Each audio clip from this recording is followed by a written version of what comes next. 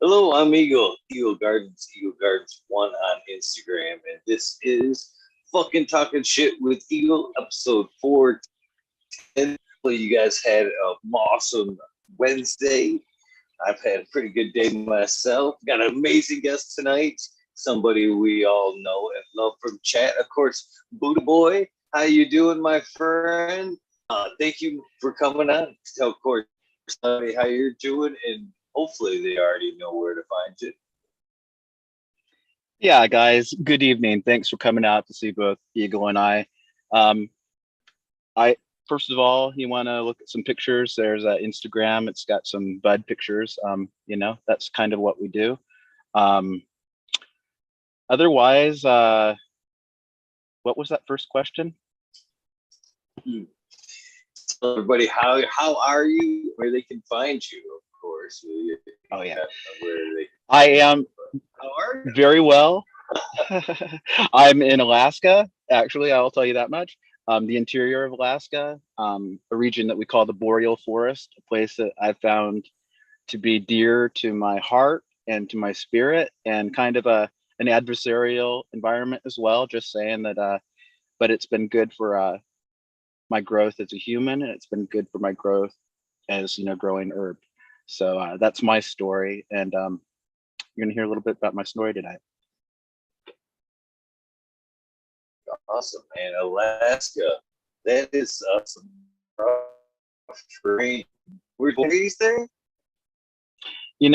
We came here. My grandmother and I was raised by my grandmother in 1976, June of 76. It's June of 2021 now. So she wanted to get away from the rat race, so to speak.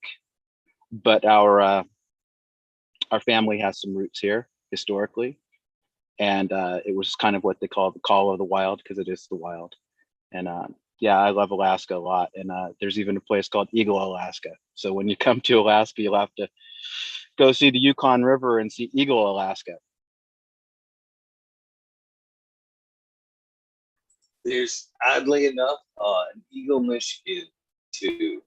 Even more oddly enough, when I decided to open up my construction company, our home improvements is actually the right title. Right, home improvements. Uh, my first house that I landed, first people that called out of the blue were from Eagle, Michigan.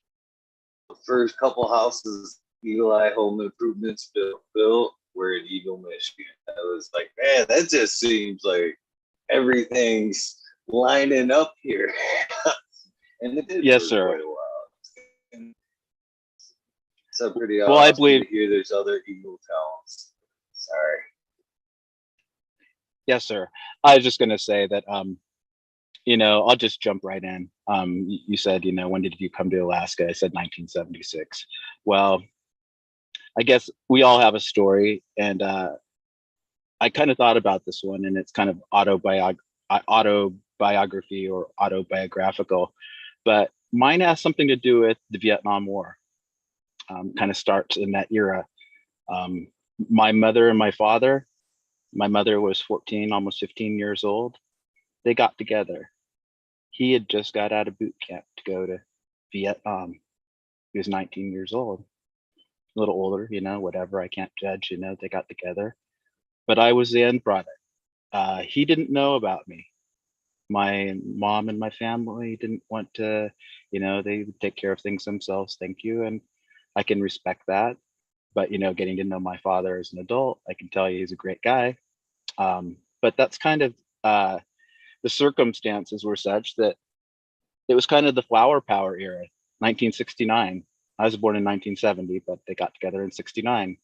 And I just have to say that, my mom, she got into a little trouble. There was a little bit of trouble to get into at the time. And she was just a fun loving girl and a nice woman to boot. But I ended up in my grandmother's care, and gratefully and luckily. And my grandmother was a very independent woman, but she was raised by her grandmother, who was full-blooded German. So we're talking going back, into the last almost 1800s, as a matter of fact. So it's a complicated story. But when we go back that far, we find one of my great grandfathers, and his name is Hans Sachs Tuxen. And he, it wasn't Tuxen, I got that wrong. But anyway, he came to Alaska during the gold rush, 1898. It was a hype for it was such that maybe 95,000 people set out for the Klondike through various means and routes, and of which one of the more successful ones was the Chillicoot Trail. You might have seen a picture of like a line of men like going just up this mountain pass carrying. Well, they had to have 1 year's worth of provisions, so they had to actually go out, stake out their stuff, hide it, secure it, and then come back and get it and go kind of relay it along. So to make long story short, only about 6,500 people who set out of the 95,000 actually got gold, struck it rich or whatever you want to call it, hit pay dirt. And my grandfather was one of them. So the war is in the family. He came back to the Puget Sound area where he bought a 160-acre homestead, of which our family's deeded back the majority of it to the county, but of which maybe there's like 6 acres or so down on the water there that we kind of call, it isn't what we call it, but it's kind of the old people's place, the people who'd lived there originally, my aunt, my uncle.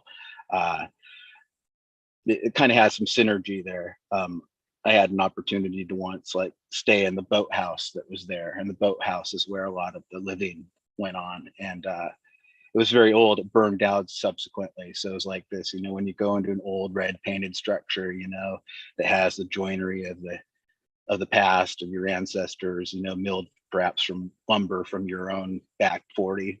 It's a good feeling. But subsequently, we have more roots in, I guess, in Alaska too. I'm just going to give this backstory and then I'll kind of relax on it. But one of my aunts, she was a nurse in Dutch Harbor, which is a little fishing village out there on the Aleutian chain. My other uncle was a merchant marine out near Kodiak, which is an island in southern area of Alaska. It's a big place. It's where they have the Kodiak brown bear. You've probably heard of them. The Alaska king Kodiak or the Alaska king crab comes from there. It's a vital industry of fishing that goes on between there, Gulf of Alaska, and the Bering Sea, and that's a part of our economy, and it's been a significant part of our heritage and whatnot. So, alas, my grandmother, coming from a little bit of a broken home of her own because Hans Sachs went back to Germany, and everybody else kind of, some things fluttered about in the family. People do what they got to do. Women sometimes have to pick up the pieces. She looked up to the idea of going to Alaska. She thought it was a plan. She was kind of a tomboy her whole life. So she went and bought, this is 1975, 76, 76. She bought a international travel 62 from the sheriff of Bakersfield. She bought a little 12 by 8 travel trailer, which is about as small of a travel trailer as you could possibly think of. 8 by 12, I think is what it was actually. She loaded me up in our possessions and we drove to Alaska. Straight up. Right up the road. Even when we got lost, we went off into Indian country and logging country there in Canada. Big adventure. But we got here in June of 76 to a town that was under siege by a boom.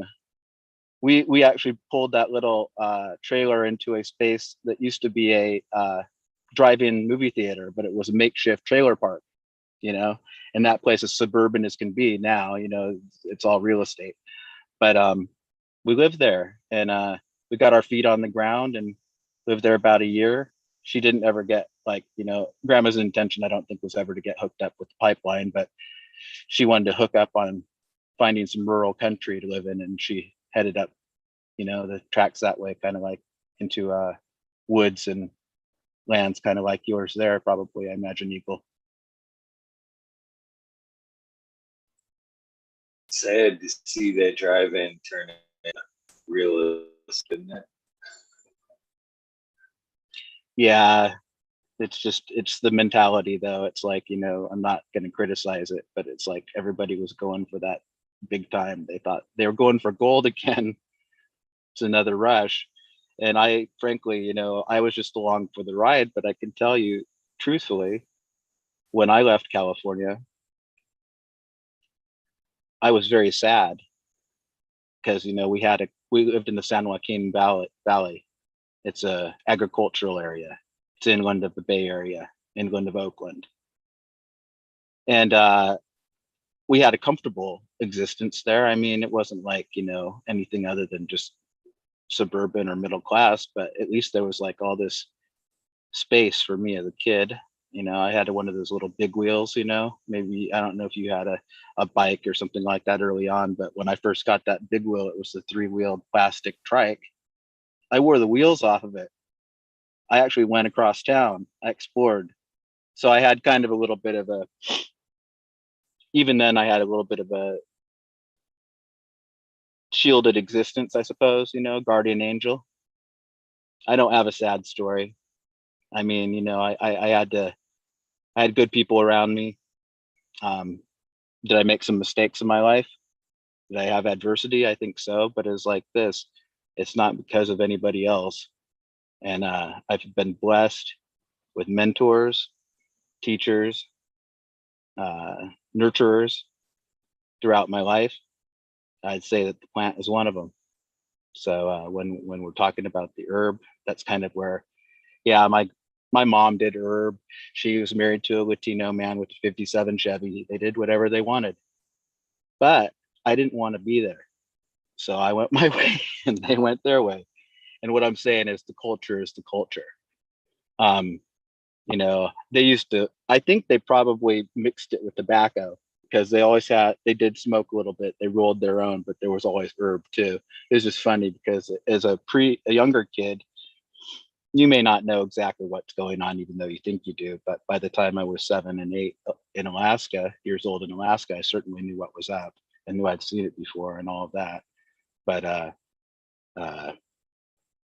yeah, maybe that's a good time to say, when was the first time you got to smoke some herb? Most definitely a good lead-in right there. That's most definitely a good lead-in. So when was the first time? And Truthfully, I'm going to say I was a deviant little kid. I did what I wanted to. And I smoked pot when I was 7 or 8. I guarantee when I was 8, but I'm pretty sure I did it when I was 7. I have a hard time differentiated between those 2 years because we lived on a creek up north of Anchorage, up in the Matanuska Valley. But it was a creek that was kind of a weekender paradise. People with airboats and jet boats and river boats would go up and down that river and go to their little cabins and once again do what they wanted to do. And one of those things was smoke some herb, because that was the era of the MTF. I knew of Matanuska Thunderfuck in 1977 in the deep heart of the Matanuska Valley easily, because it's like this. People wore shirts that said Marijuana Pickers Union, whatever, 420 Matanuska Thunderfuck. They had their own brand, they had their own culture. And it wasn't just the long hairs. It was like the river guys, the Vietnam vets, the truckers who were bringing stuff up to the North Slope, the guys who got up in Alaska from Oklahoma and just got lost and said, I like it here, So it was like this. There's always room for one and there's room for all. But the point to me is simply there were a lot of cool people and they were doing a lot of cool things. And I'll tell you, the first time I did smoke pot, I'll visit this because it's like it's a story in itself. I have a friend who he was a year or two older than me. His name was Lance, and another dude named Patrick was showing Lance his dad's hunting rifle, and it blew off about a quarter of his skull. All right, so Lance is special, right? He A, lived through this thing, and B, he wears a hockey cap, hockey helmet around to protect his skull that's not there, his little soft spot.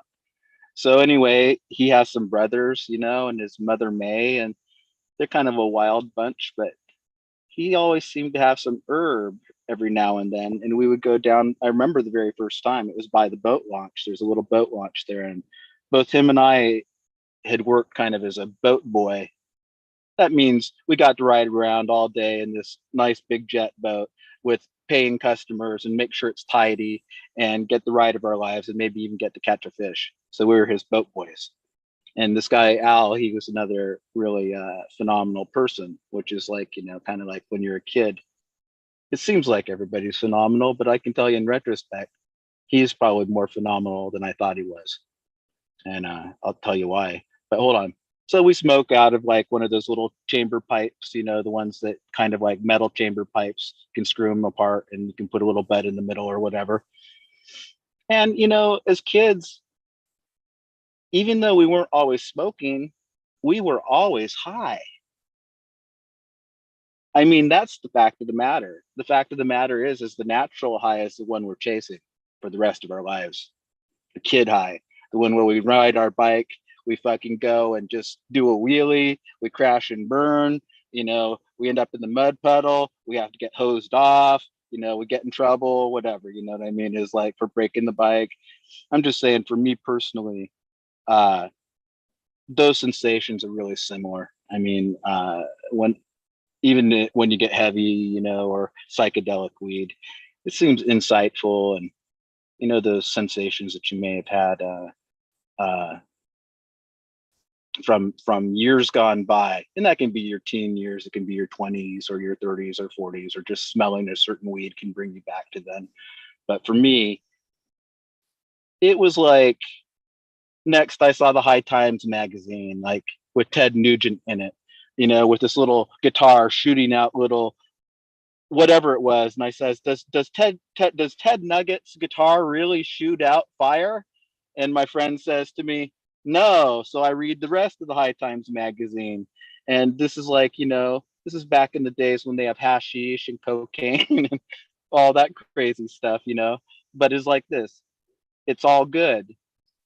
Next time I see somebody, they've got a BTO, that's Bachman Turner Overdrive album, the best of BTO, sit on its side. They've got a little pin through it. They've got a piece of hash on that pin, making a nice little smoky smoke right into a glass. And they're lifting that little jar, and they're just pulling it right into them. And it's like this, that hash was good. I'm going to let you respond with a cool remark. I miss those days, man. You're describing what sounds like an amazing day to me. Nice hash hits under the cup there. Beautiful sunny day, and some days just like that takes me back. I do miss. I do. I mean, I think you're onto something about trying to recreate that kid high there, as you called it there. Yeah, there's something to that. I think. I am, as a 50-year-old man, trying to chase that, because it's like this. I'm too young to be jaded.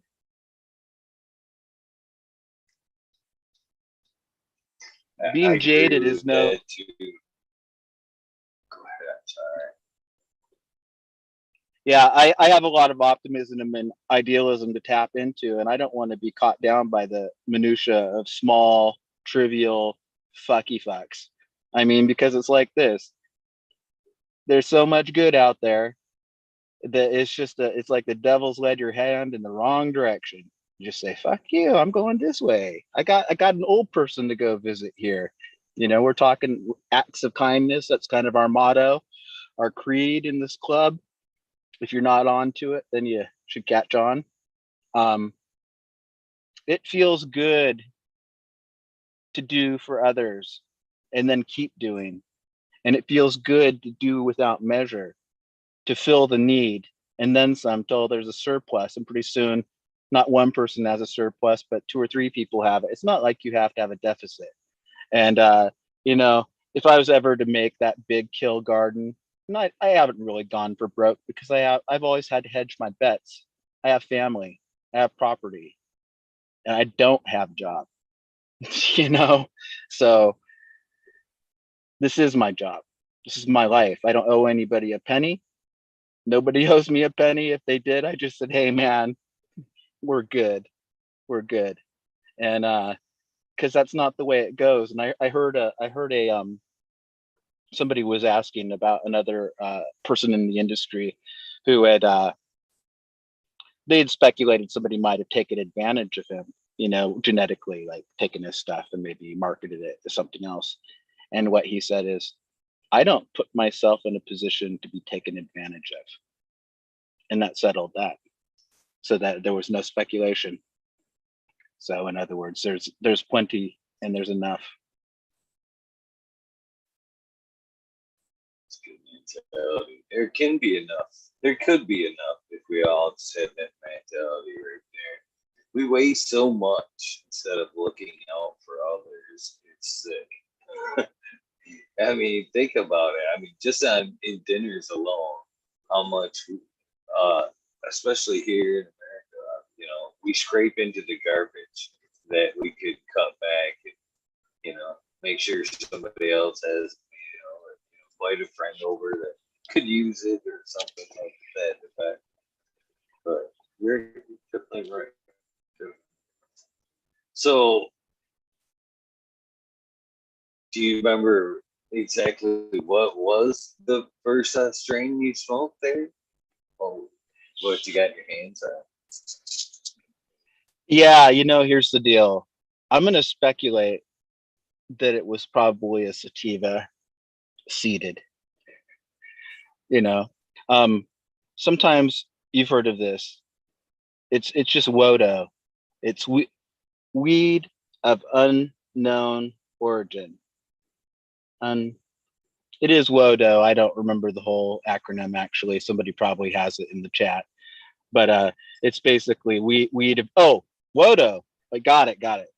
Weed of dubious origin. Nobody knows. I like the Mendo Dopes new strain kind of that hits them right about there. That what is it? None of your business. What are you smoking at? None of your business. Amen. Amen. No, here's the deal. Here, have a hit. You tell me. I think here's the deal. Yeah. There was MTF, but it wasn't all the time. I'm sure of that. I wasn't buying it as a commodity or as a score. It was kind of like stuff that floated up on the beach occasionally and ended up in my mouth, and I, pulled it in. But here's the deal. The indica revolution came along, not too long after that. So you could say like by, in Alaska, I'm sure that they were pioneers with just about a lot of these things because people were very industrious up here with that type of thing. But I say where I could identify indica nuggets, that was probably like from here, 83 or something like that, So that can't be too far from other people's experience. But the people in Alaska, since it was kind of against the law elsewhere, as in the federal government, we all felt like it was legal because in 1975, Irwin Ravin, Ravin, he had a lawsuit against the state of Alaska, and it gave us our right to smoke and possess herb and cultivate it, and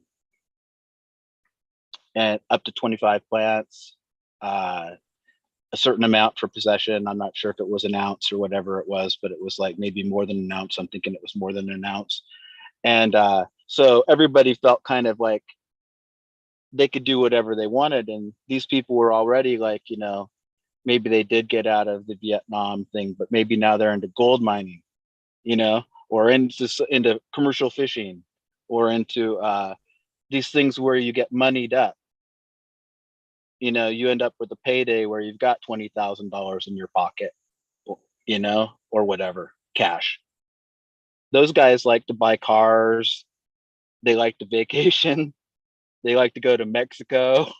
You can imagine after freezing your ass off in Alaska, wanting to go to Hawaii,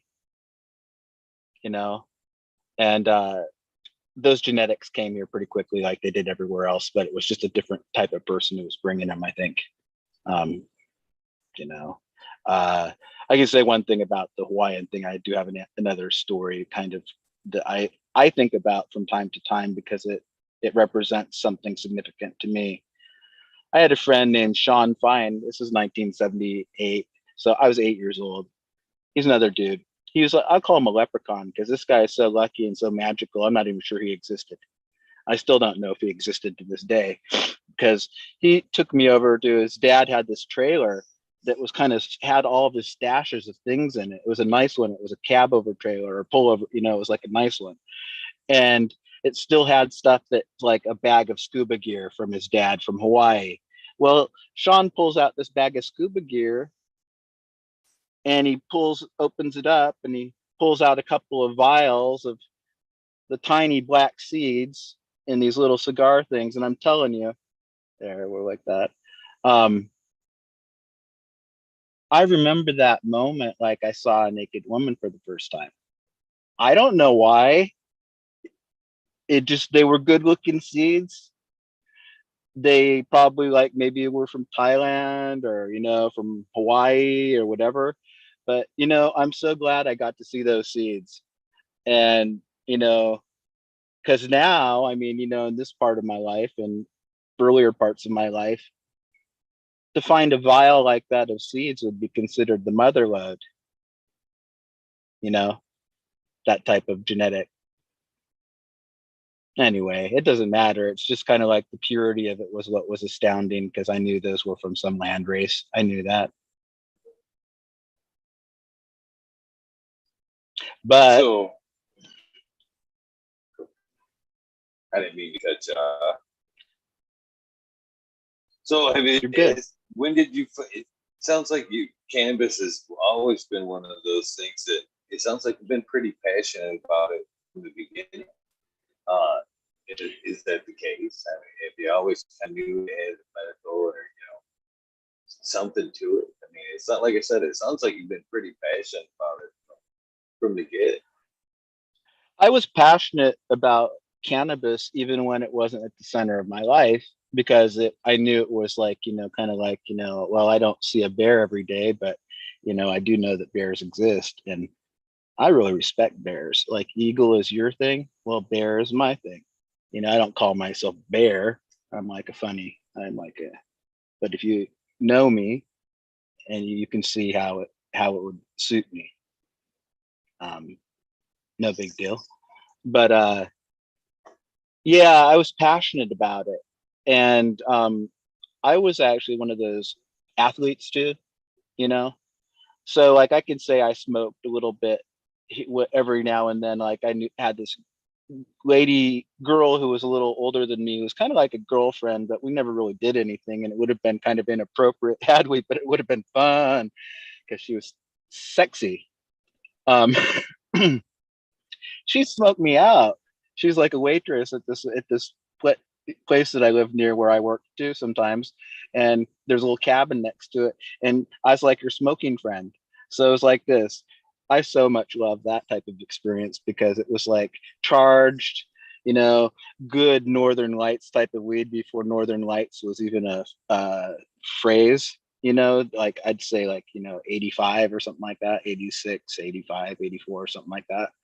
And that there were some great experiences, but I'll tell you, when I did get into the sports, that endorphins, you know, the body produces hormones and releases them that deal with the pain and things like that, but they also create euphoria and they're addictive. They're kind of like an opiate.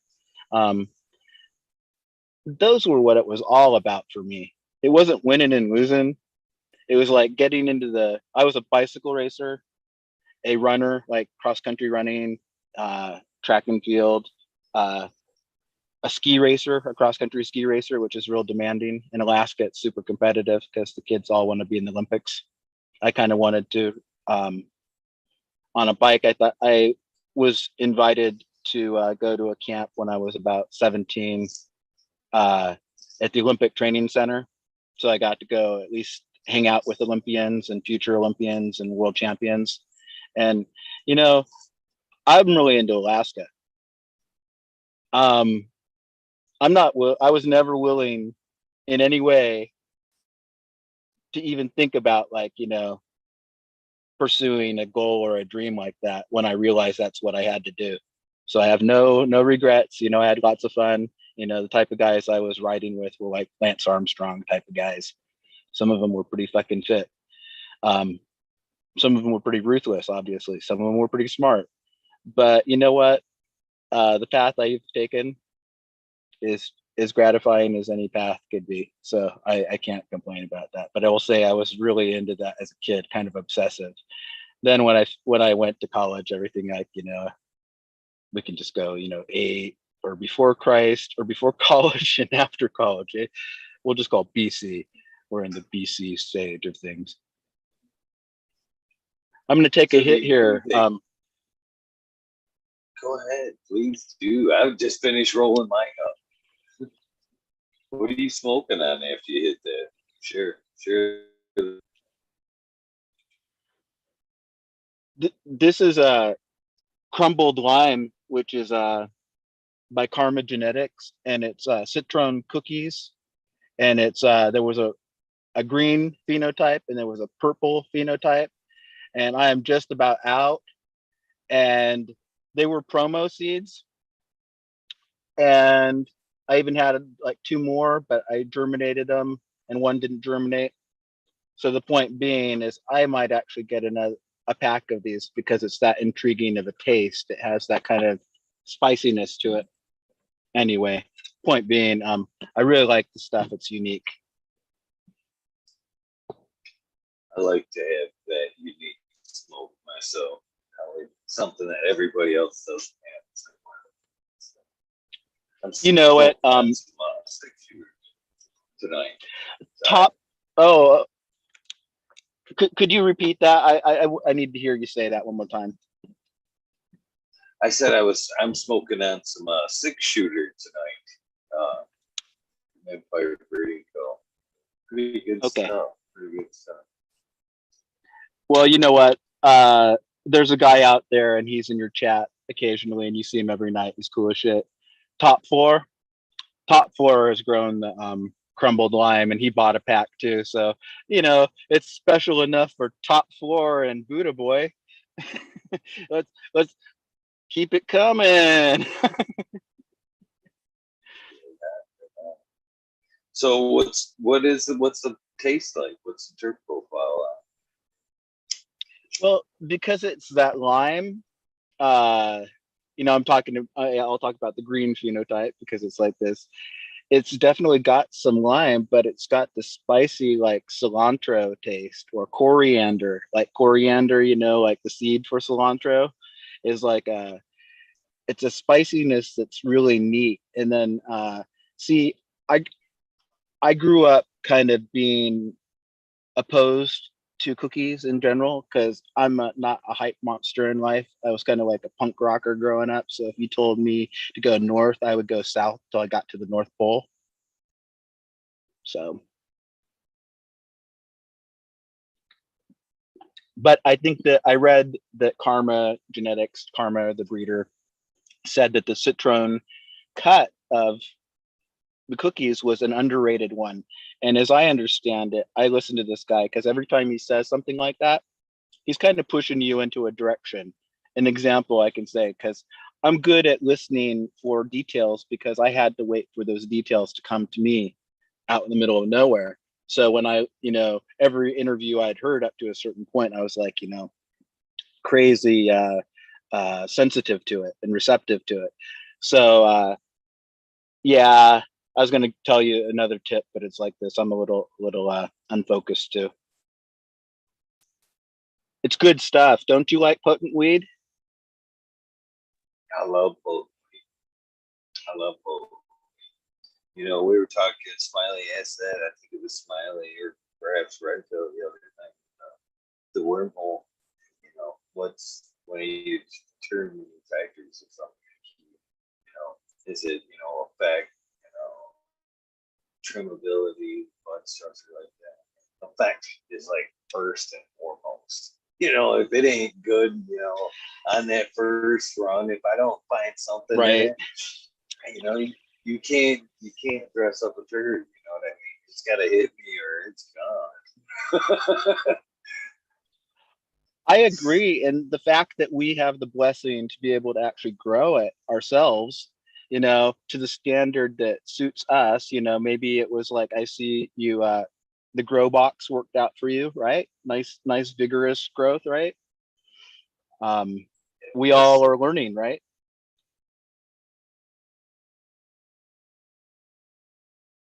A little quick on the mute button there. I love their boxes. They're doing pretty good up there on this second run over there in the minus hydro tent, and they're doing good.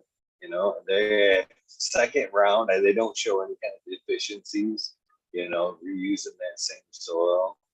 Oh, Maybe a little bit lighter of the yield, but that's kind of unfair assessment because it's not the same strain and it's under a different light. You know what I mean? It went from them boxes being under in the 10,000 watt HPS to over there and right. LEDs different strain. So but I still love the setup. Just checking in that hole. It was good enough to be honest with you. It was good enough now that right at this moment, I would say 70% of the plants are in some type of soil medium switched over GoPro. Excellent. So, something to be said there. Something to be said there. I think that's fantastic, because it's like this. You know how it is, even if you have a system, sometimes there are ups and downs, because there are so many other factors outside of your quote system. But it's like this, when you can get something that takes care of so many variables with one, medium, container, methodology, and one that makes sense, that's not bunk or boof or buku. To me, it's like, that's important because it saves you time. And, no, I know you have people who are obligated to you, for medicine as a provider and things like that. So you want to have that at your highest standard.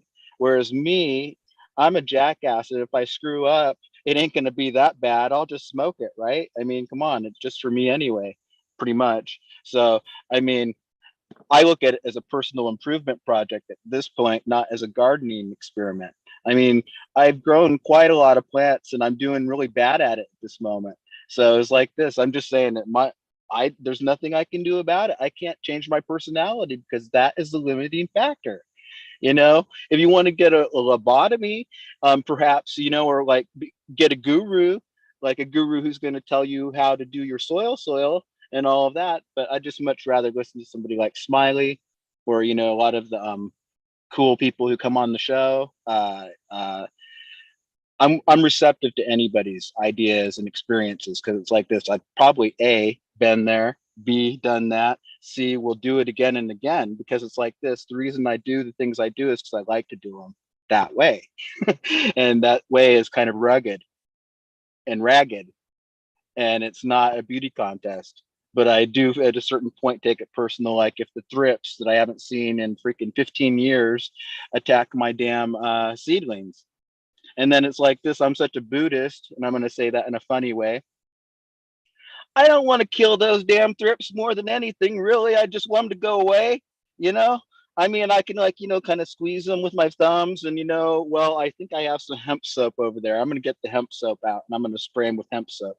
I feel like such a doo-doo, but it's like this. Those are the things that you don't ask Smiley about because you just have to find out for yourself. So I'm just saying on some things, my dears, you just got to open yourself up to perceive failure because it's all around you and it's going to take you over eventually. And here's the deal.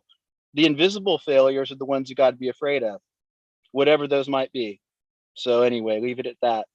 Enjoy your smoke though, and always be gracious and always be kind and always be truthful. Don't be afraid to tell the truth. If everybody told the truth, we'd be better off. There'd be no liars, right? That's right. That's right. And there's nothing wrong with it. You know, it's funny. This is not even funny. I like kind of the coincidence that I was talking about earlier about the house lining up. I was running a little late for the show there, and I was kind of scurrying to get ready, and I grabbed a shirt and I pulled it up. I looked and I was like, perfect shirt. Awesome. Perfect shirt for night. The smoking Buddha. That's really cool. Yes. Well, we've been about 6 months since we really talked, like at Christmas. And, before that, we had our good friend Modern passed away. And I'm only going to say that because I'm putting into perspective the things that happened in our year, and which was not easy for anybody because he was a cool ass dude. DOA, not Modern. I didn't, no, not Modern. I totally, listen, guys, stop. I associate the two deeply because I got to know them at the same time, both equally at the same time. And then everything else. No, Modern's a hell of a guy. He's getting his place together and he says hi to us every day and just send him money. Okay. Become an investor. But please, I'm sorry for saying that. That's embarrassing. But on honoring DOA meds, grow meds, that guy was cool as can be. And I saw some of his artwork on his site. There was it was just, how artwork can be prophetic. You kind of believe in the other worldliness of that type of vision. It looked to me like he was seeing the future, and he's a brave man. We all got it. I'm just saying this because it's like this. Hey, my mother died early in life, or she got started early and she left this planet early. My dad is still here. He's 70, 71, but he ain't going to be here forever. Me being 50, I still got kids, even babies. Basically, I've got to be here at least till I'm like 90, So, but personally, if it were up to me, probably, I'm a real simple guy. I could just, live very comfortably off the grid and all of that. And we live that type of lifestyle, but I still feel like, honestly, as a human being, that we have drive. We need drive, not necessarily ambition, but drive. And it's an instinct, and it kind of gives your life meaning sometimes.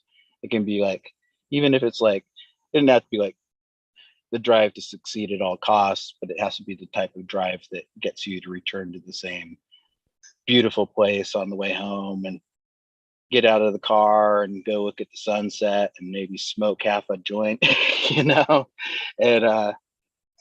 I'm just saying that those small things that don't cost, if you're totally aware of the impermanence of life, you become sensitive to the details, more sensitive. You can slow time down. You can appreciate things more. And even when you make a mistake, you can be more inclined to kind of laugh it off. Not that, you know, you don't take yourself personal. I mean, serious. I take it personal. See me? I just said that. Take yourself serious. Everybody takes themselves serious. Everybody takes it personal. Don't you think that the next time that you're an asshole, that that person on the other side doesn't take it personal? And there's no excuse for it. That goes for me too. Anyway, that's like it is. So I don't know where that come from. Sometimes I think we don't realize the impact that what we're doing in the current moment, how it will carry on in the future with some people that are involved. That's for sure. Man, I was slightly proud of myself today. I actually caught myself apologizing to some weeds. I had dragged out the weed whacker, and there, you know, there was a nice bunch, and I was like, "Oh man, I'm sorry, man." You know And what? I caught myself at the moment, and I like chuckled. I'm like, "Oh, you're doing all right." That was not a temporary moment of insanity. That was a complete moment of enlightenment.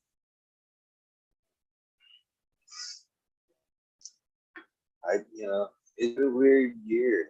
It's kind of, it's weird that the journey this year has been all of both in knowledge and spirituality. To be honest with you, how they've been intertwined.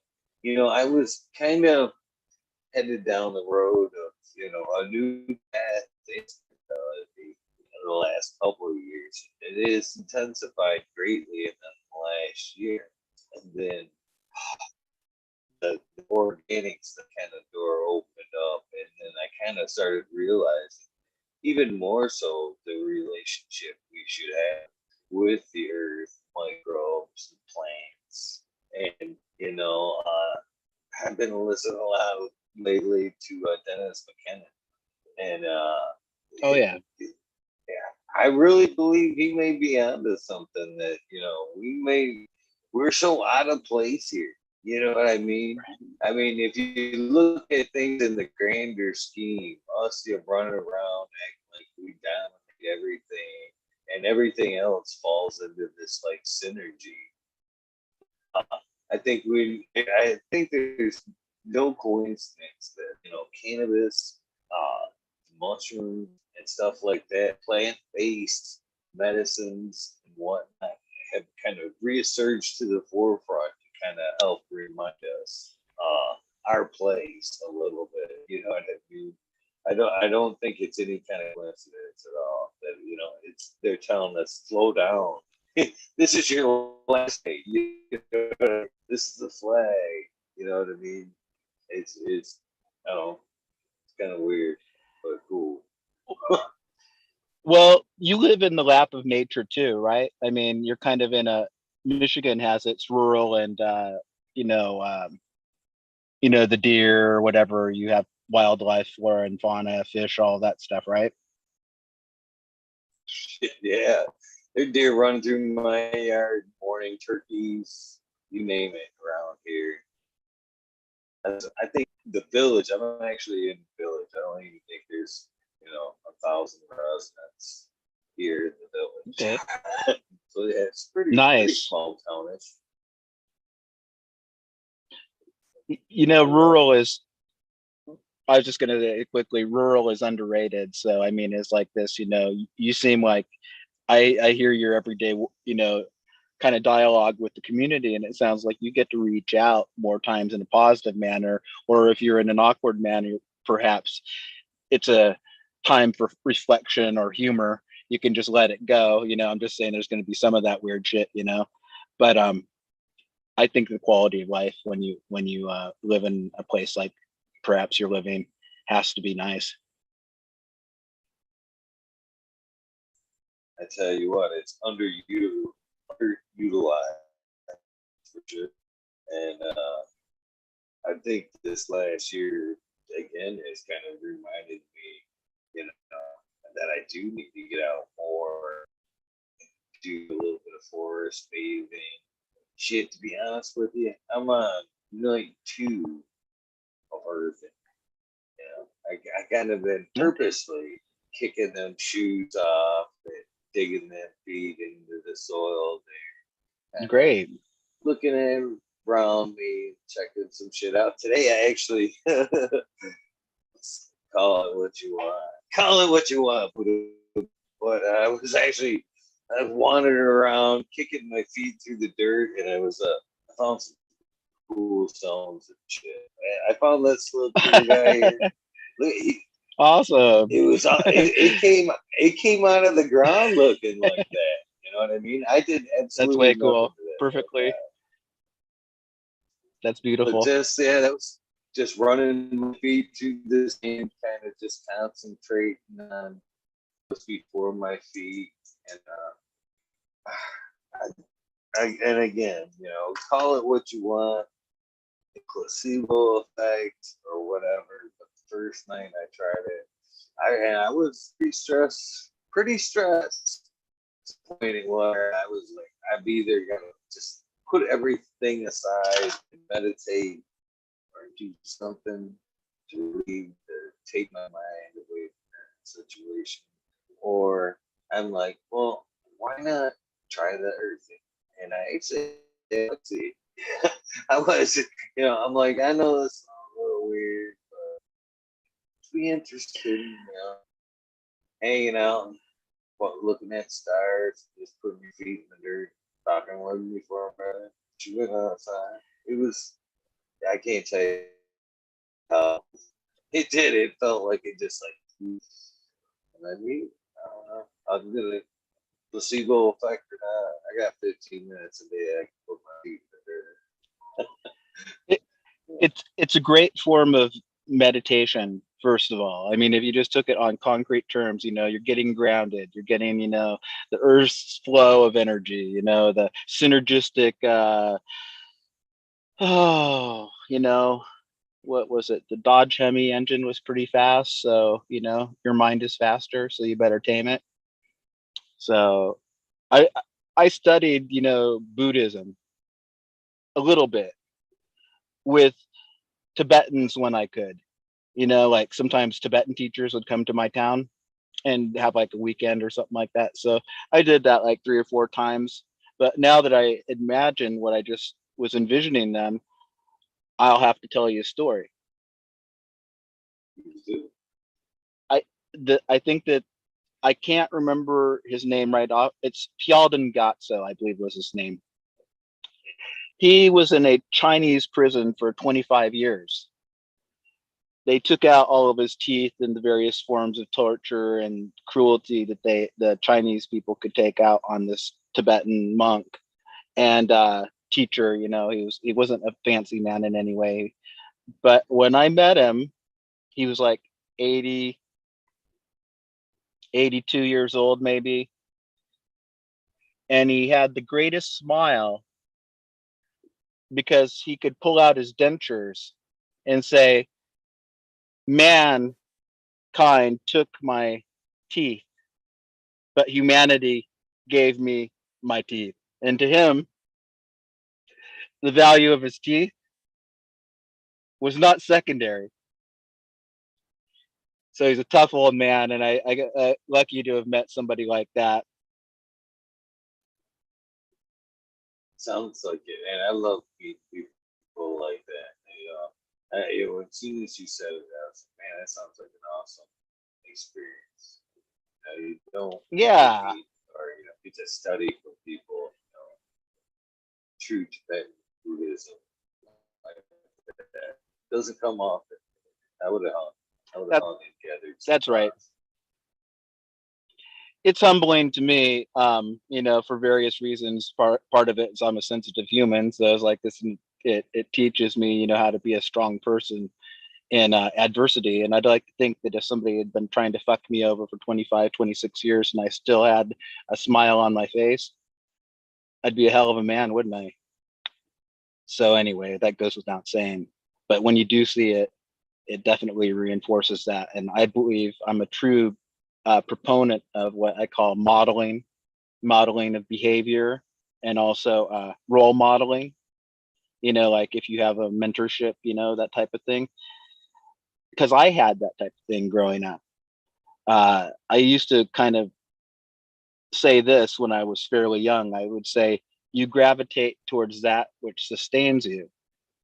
And, you know, just like our plants, you know, if we can bring it into that realm, you know, the roots shoot out, you know, the florins, they get going, the auxins, they push up, you know, you end up with this whole system, which in the end basically can't be stopped. You know, it goes through its life cycle.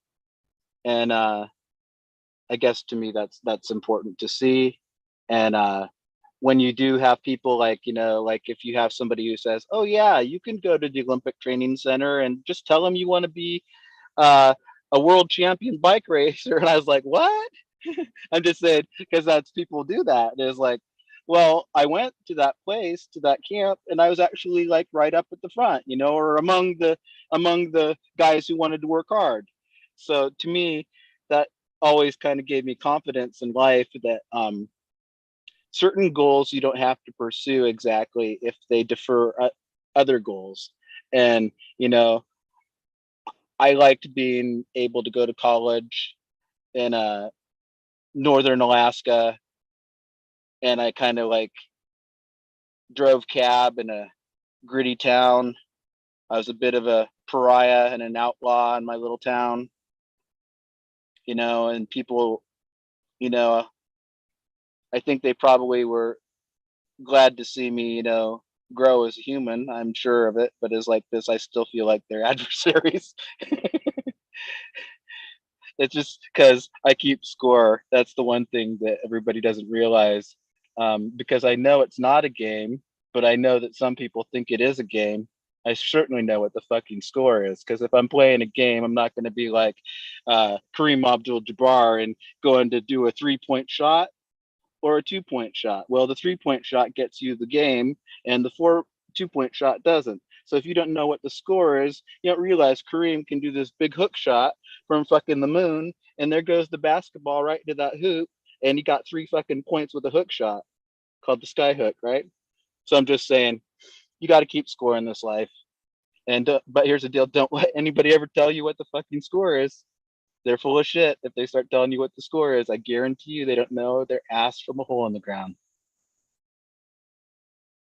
So I can't see a little bit of parallels here. So you you just had a little Buddhaboy graduate and at this point in life, right? So is this the same advice that you pass on to looking back to many, you know, is the and congratulations, by the way. You talk Oh about yeah, honoring, you look like a hell of a job. this is my fourth. This Well, is it's journey.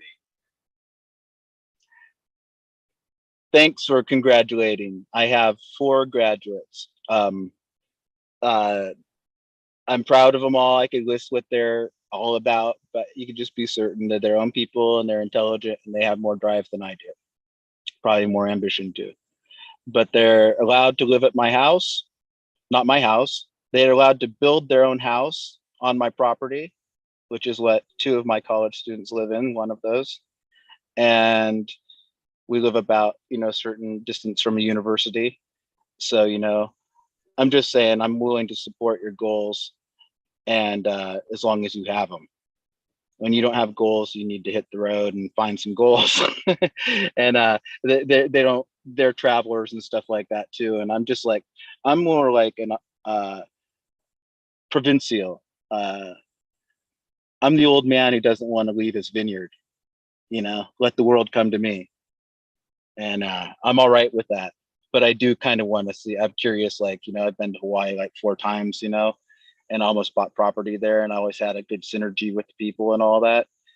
But I just don't like to make things happen. You know, when it's time, and maybe that'll be in the future, I'll be, you know, having another place that I can reside in and it would be a blessing to be able to interact with the people and the culture and the elements in such an exotic place. But that's about the only place I could imagine like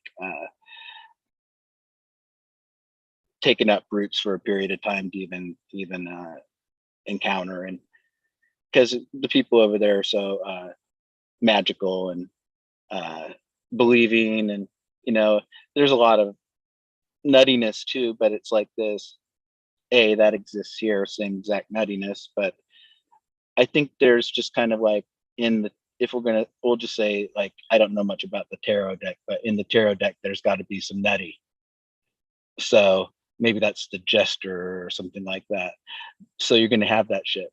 But when you hear people who like are so in touch with the elements and the land, it is transforming and it's somehow empowering. You can take that wherever you go in the world and harness it and learn from it and maybe even teach it or embody it. And that's kind of what the power places, we're kind of talking about energy a little earlier. Well, some places are, really just knockout. Imagine this, imagine we're over in Hawaii right now, and one of the people in the chat, there's some nice guys from Hawaii in the chat, took us out to, see the sunset. And when the sun goes down, like if you're looking over towards Maui from the Big Island, there's this thing that you can see, it's called the green flash. And it's just like, but you can just rarely see it. It's just this phenomenon. So I'm just saying there are things in the world that, I like nature. I guess that's what I'm all about, being an Alaskan guy.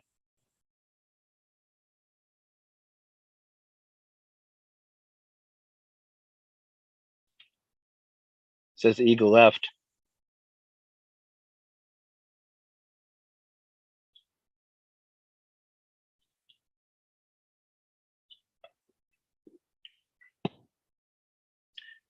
I'm going to wait here and just talk. All right. Well, guys, that would be a good time to get up and stretch the legs and take a bong hit and freaking, just chill. I'm assuming that the feed is still going.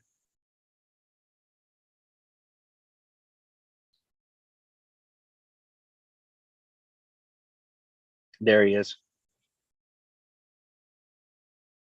All right, so it looks like Eagle's in front of his thing. And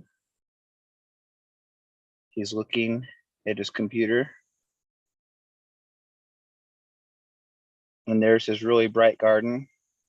Holy shit. That's brighter than the sun.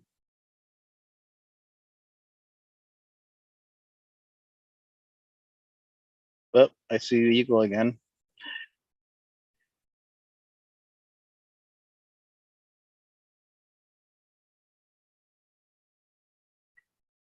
I'm not getting any audio from you.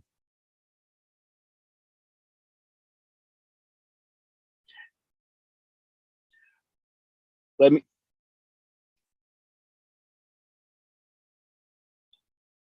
gonna get my other phone and see if I can see what's going on through the chat. I think that's what I should do.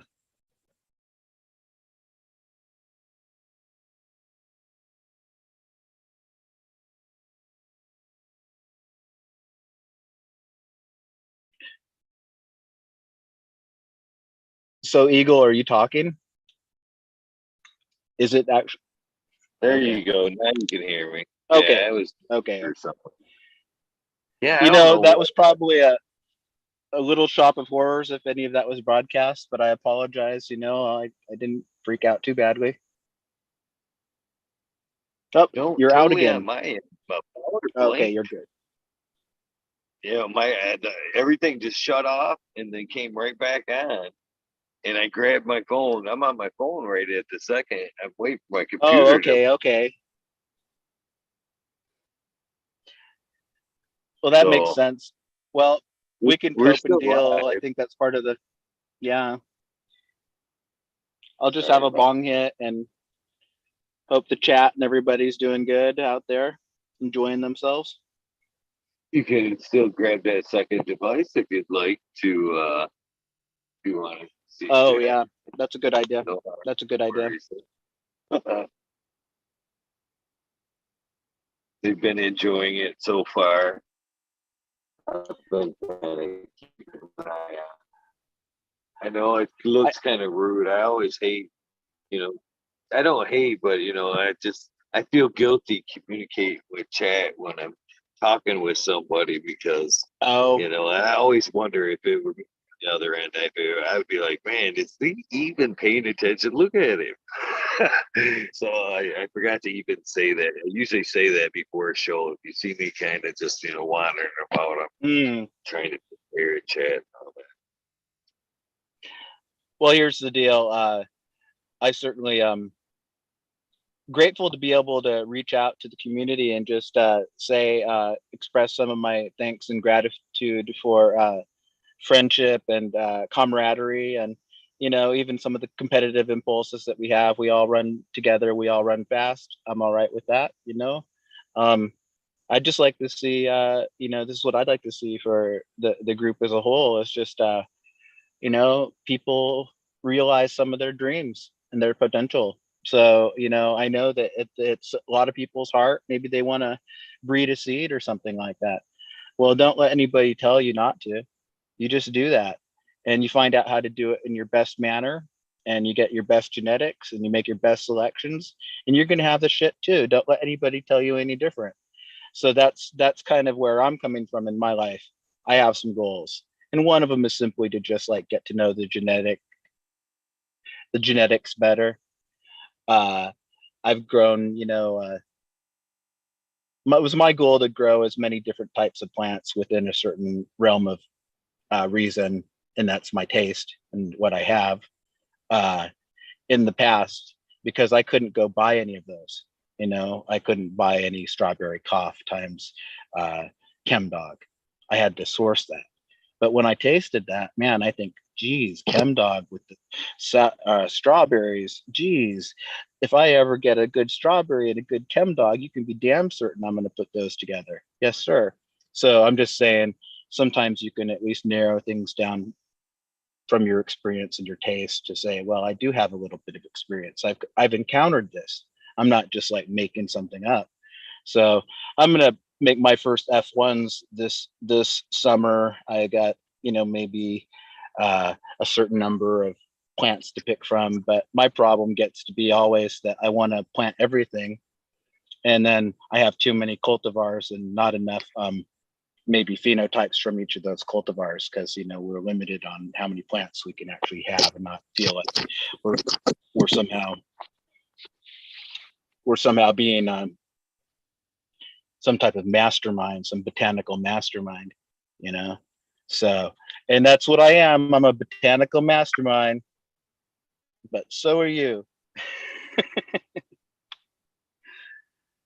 I'm just trying to encourage people to pursue whatever it is. But I think a lot of people in this group have a lot to contribute to the genetics game.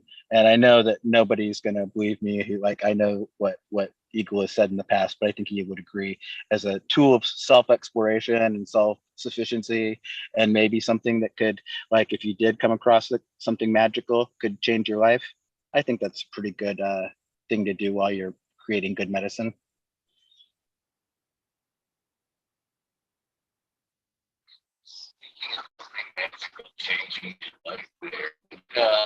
When did actually, you kind of briefly touch on it, when did growing come into the scene of things? When was the first time you grew? What was that like? Well, I'll tell you, kind of the scenario was when my $100 bill couldn't even get me a bag of weed.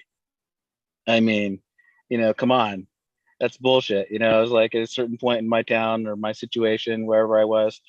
But beyond that, I'd been exposed to growing here and there. And I even say that one of my best influences grew the Northern Lights 5 by Hayes, and I got to smoke that regularly and observe the culture of the grow room, year in and year out with him. But that's not really growing. So I ended up one summer helping this man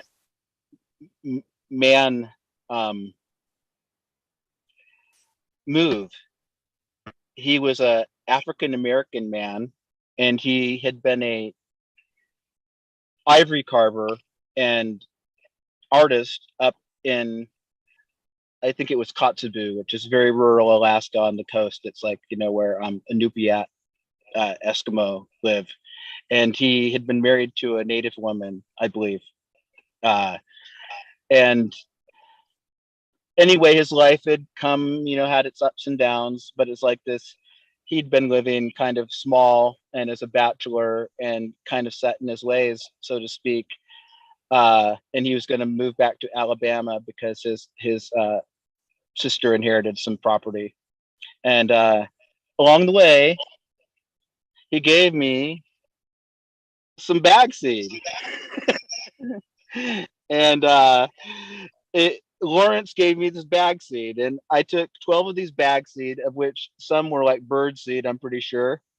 But I put them in 12 little containers and all of this. And I was working seasonally in a place out in another part of Alaska. So I told my friend to water these little seedlings. And of course he didn't water them. And I was gone maybe 13 days, but there was this one plant, this one seedling that somehow mysteriously, amazingly was alive. And I grew that out with a CFL. I budded it under a CFL. I mean, I got like 40 grams of shit that had so much fertilizer in it that it practically sparkled. It burned black. It was really bad. I mean, it was really bad. And, but I did get things underway. And actually, no, it's hard to think. I think I grew another seed from that another time, and that plant produced 80 grams. And that was an epic plant for me. I was like, man, I just produced an 80-gram plant off of that bag seed. But soon, not too long after then, I'm looking through the damn high times, and I know, like, I'm begging people for bag seed. I'm like, man, I'm going to open this program where if you give me your bag seed, I'll give you some other bag seed. So we'll have like a little cooperative here. So you just get me your bag seed. That wasn't going to happen. So I saw seeds for sale. And when I saw seeds for sale, I knew like you could get the Dutch seeds back in the early 90s, but I didn't know you could get stuff. So that became like, that might have been 13 years, something like that. I haven't really counted in the sense of that, but it's been going solid since, and pretty much 24/7 if I've got a plant. A couple of times I've messed up, so I didn't even have stuff in the bedroom, but that happens. But in that time though, I hesitate to say my experience with cultivars because I actually have a broad range. I just don't. It's not that I don't want to talk about it. It's kind of like everybody has a broad range of experience with cultivars. But there's a million I haven't tried, especially of the kind of, we're going to say, trendy variety, and that's not in any way really saying anything bad about them, because the plant is not bad, first of all, and second of all, there's some amazing stuff that's being produced today that was not being produced in the past, and there's amazing stuff from the past that's not being produced now. Humbly speaking, I think I have the skills to learn to grow most of it. Not saying like I have 120 days under my belt, but I've done 100-day plants, and I've done, I kind of may be a little picky, like I will say this. When I do come across a breeder that I like, like you guys all got along with Subcool, you had simpatico and relationships with them, business dealings as well. I like to run gear of the same person after I get their trust, or I see eye to eye with kind of the style. I feel like I'm learning something from this. And so I would say like company like Rare Dankness, they're a really great company. Everybody knows it, Ghost Train, all of that stuff. That Leroy, all that stuff. But maybe I did like 8 or 9 of their cultivars.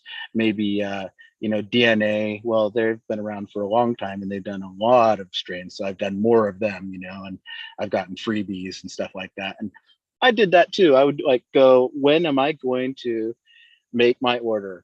It's when I'm going to get the best promos offered at me. And so I'd go for the time when I'd get, like, for $225 I scored 60 seeds, or for $325 I got 70 seeds, because somebody threw in a full pack, or whatever. But, or maybe a mix. I'm just saying, I learned to play that game, and I'm kind of glad I did, but it was no substitute for the culture, I guess. So where I'm from, everybody still keeps to themselves. Unless you want to do something commercial, you want something to do, like, you want to play the game, you're not going to go talking to them, and you're not going to be talking to them like that and about that, because you probably know more about it than they do. So if you're the man, then be a man. What I mean is, do your homework. I've been doing my homework for 15 years about genetics, the genetics that are available, not, genetic, not the genetics. And I think you owe it to yourself, or one would owe it to themselves, to know what's out there before they just jumped in. And like I say, no, I haven't tried wedding cake, but I've tried ChemDog. I can find these things that are, within these things that I know what they are. And when I try it, I'll be like, I even gave my son a wedding cake seed because it was a feminized seed, and I don't want to grow it. Anyway, I'm just saying that we make our choices. I try to think of things as this way. Right now, I look at my grow. I call it a lifelong pheno hunt. Lifelong pheno hunter. I'm looking for that one that sticks out in my life, that's like my wife, who wanted to marry me 24 years later. We're together still. That's just one. You can maybe have a couple, if you want. You could even marry sisters, for all I care. But it's going to come with its own implications. So I feel like I've seen some of the crosses that people in our community are making. Smiley, Dow, a number of people. I really respect the fact that they're doing it, they're establishing lines, they're trying to do the right thing, they're learning, they're sharing. I mean, that to me has integrity. And it's like this: I've had enough marginal success at certain things in life to know that if you do your homework, and you do work hard, and you do have a dream, a realistic one, I'm just saying, there's a place for you at the table. You may not, sell everything you've ever created, but you'll come up with a place at the table. And I think that's cool. That's all I'm saying. So I'm supporting the community, and I'm a little impressed with what I've seen so far. The willingness within our amateur or hobbyist group to share with one another, when people in professional communities have a difficult time doing that themselves. So that's just what I think. Yeah, I appreciate you being. I appreciate you throwing your head in tonight more than you know. Especially, it has helped me get a little time to get things back rolling.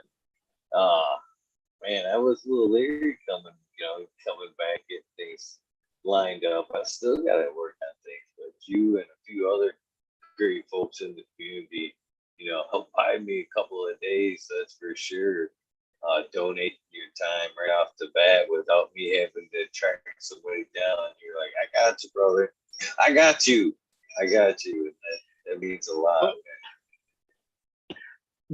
The main thing I'm going to say in response to that is, it's a good time. I'm like everybody else. I have my ups and downs. But my life would be less if I didn't have people in this community to either react to positively or react to negatively. It don't matter. But it's like this. I hope, for my goodness sake, that it's a positive thing, because I think about things for years. And thirdly, I just try to keep it humble. It's not a pissing contest, you know. I mean, nobody can walk in anybody else's shoes. It's hard to understand that, you know, the guy who's an a-hole, that he's in pain or whatever. I'm just saying, you know, we're all in pain, first of all, but it's like, it's hard to understand what the impetus is. But, you know that even the people who you have a hard time getting along with, occasionally you do find ways to communicate and have common ground. And I do think that this cannabis community heals a lot of those barriers or obstructions. And because it's a psychoactive drug, it is also a psychotherapeutic drug. And, you know, the medical community addresses a lot of things, but they have a hard time saying, you know, this is going to help you with your depression. I'm just saying, it seems like it's a no-brainer. You know, people smoke weed and they feel a little better. Sometimes they feel a lot better. Sometimes they just go clean their room. You know, that's just, you know, whatever it takes. But I'm just saying that it's all medicinal. That's a good way to keep it humble. You know, you look at people who are in need in this, you know, people who can't breathe, the children, all that stuff. I have a couple of subscribers who work with those kids and stuff. And, you know, when I see somebody smiling and they got their arm over the guy next to them, and, you know, you can see what a difference it's making to them, it makes me want to create some medicine, even if it's just for my family or for my lady I know whose cancer is in remission. You know, I can give her some THC dope every once in a while, but it's like this, I'd like to give her some real stuff that makes her, you know, live longer. So anyway, that's what I think about that. And I think that in our community, though, the people like Johnny Caniseed, you know, he's come into this game, you know, fairly recently, but he does the work of 10 brothers, 10 men, as far as his productivity and his willingness to contribute and his flexibility. I'm just saying that, to me, people like that make a difference in my world. So the challenge is to A, how can I make a difference in other people's world? B, how can we be respectful in this community and not be over flooded by who cares? I'm, you know, I would mention certain political events, but I'm gonna not even mention it, just to make this a free experience of that. Our relationship transcends politics. That's all I'm trying to say. And that goes for all of us and all points of view. And it's like this, you don't have to be on one side or the other, honestly. Just be respectful, and don't force your views on other people. It's not nice. So what are you doing? I am fixing to roll up another one of these 6-shooter joints and hang out with a great guy from the community.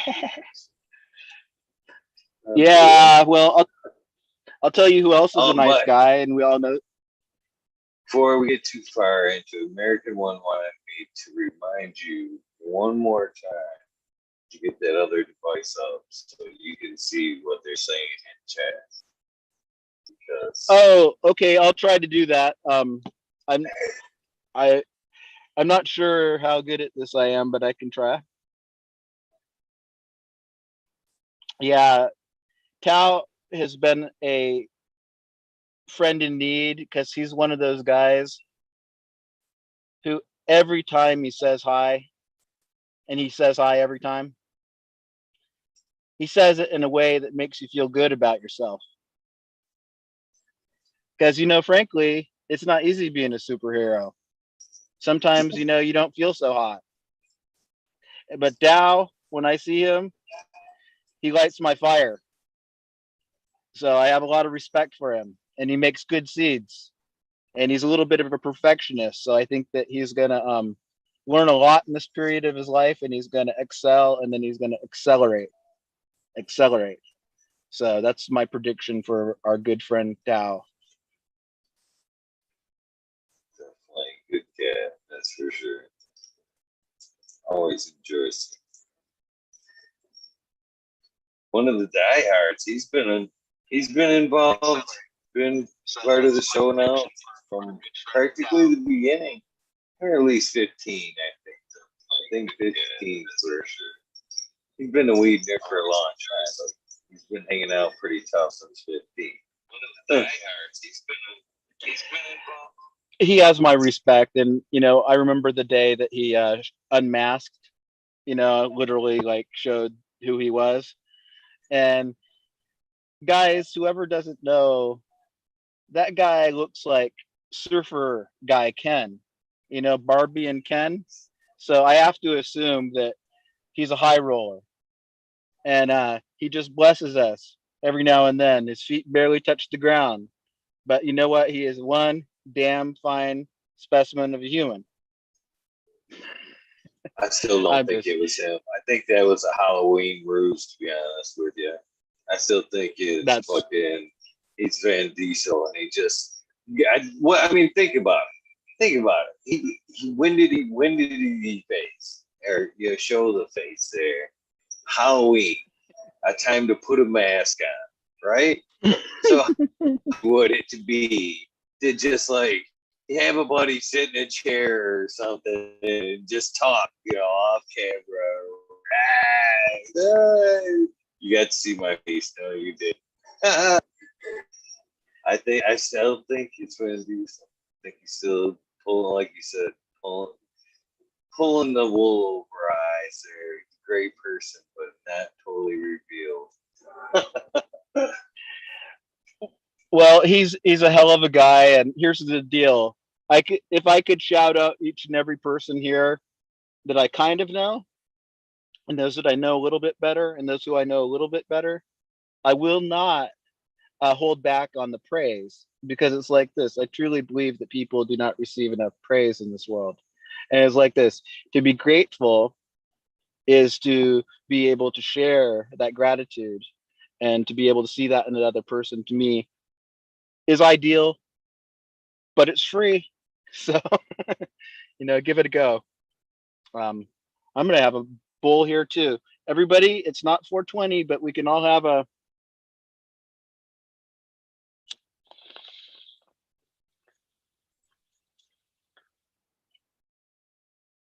Cheers, Buddha. Right on.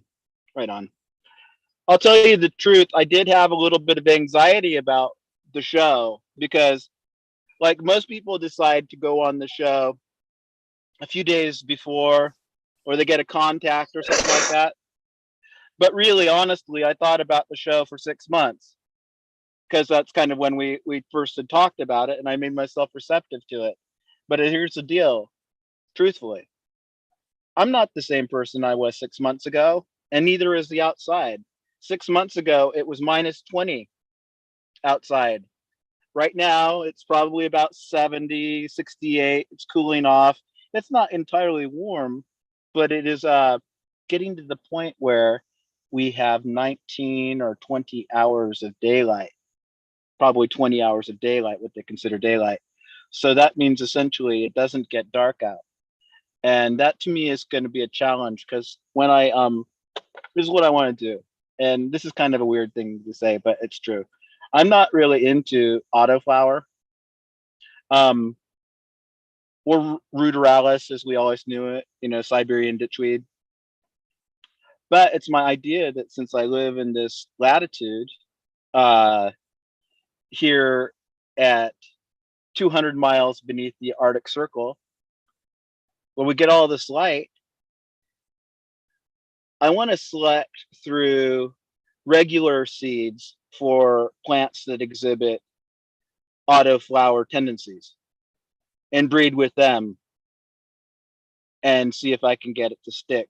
Because I kind of like the old regs, and I don't know. I think it exists in the genetic too on that level. So if anybody has any ideas about that, let me know, because I'll be studying this for the next 30 years.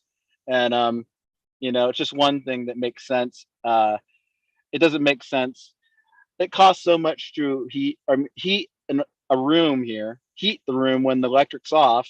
I mean, when the lights are off. It's just I pay a lot of money to grow weed. I mean, everybody does, but I'm just saying, I didn't get rich. Hey, I didn't get rich. um, just to talk in a way that's respectful. I see there may be other Alaskans out there. Hey, hats off to all Alaskans. If there's any Alaskans, yo, we're all keep to ourselves, and but they're great people, and the genetics up here, I think, in the woodwork, so to speak, are really amazing. It's not just Matanuska Thunderfuck, or there are versions of blueberry. There's all the stuff, regional versions of a lot of things that have existed for a long time, hash plants, things like that, old school. Sometimes everybody remembers like what we called tange. Tange was this tangerine, skunky little weed that you guys probably smoked too, but it didn't really get you that high. So it's kind of funny, but you'd wait for that tange. Or, when I was younger, I thought that there was a Northern Lights blueberry, like it was a big strain, but it was probably just a cross. I didn't really understand that. I was like, oh yeah, the Northern Lights blueberry, that's a cool strain. So I'm just saying, there's when I worked in the cab business, everybody knows a plant named Elvis. There's a Elvis plant. Well, Elvis was the stuff that killed Elvis. Everybody probably smoked something like that. Well, anyway, that stuff made a guy, his rent. That's what that stuff did. That stuff made a guy his rent. So what I call that era, and what I've called the style of attitude, is subsistence growing. And what that consists of, first of all, is paying your electric bill. Okay. And then secondly, maybe getting your kids some shoes. And then thirdly, putting some food on the table that isn't limited in, its nutritional value and things like that. And paying for oil, heating oil. Heating oil was $4.35 a gallon for a while there. It's not hard to have a electric bill over $500 if you're not watching it. So I'm just saying, that's a lot of money to come up with cash and carry. I don't owe anybody anything. I don't put anything on the credit card. I'm just saying, there's, if you saw, we build here, we're building another structure. We just did some dirt work. Well, you know where that came from? That came from our stimulus money. I finished a house with the stimulus money. That's what I'll say at the end of the summer. Couldn't have done it without it. So I'm grateful, because I'm not going to go to no bank. It'll take 10 years to build this house for all I care, but it's ours. We pay our taxes, property tax, things like that. But all I'm talking about is the facts of life, of self-sufficiency. So when you have weed in your life, it's subsistence grow. It has to pay its way, either spiritually or, whatever. It's gotta have it's not just, and here's the deal. If you have any interest in genetic potential or anything like that, or doing any pheno hunts, I suggest you don't count your plants, because there's something called the exponential growth model, and you take 2 clones this time, and dot dot dot, and then you got 20 different cultivars already, and then you don't know how many are male or female, and dot dot dot, and there's even there's what I mean. It just goes on and on and on. So I weigh out all of those things, kind of like a risk assessment or a an impact statement when I do anything. Why, you may ask? Well, because I've got a little bit on the line and all of it is mine.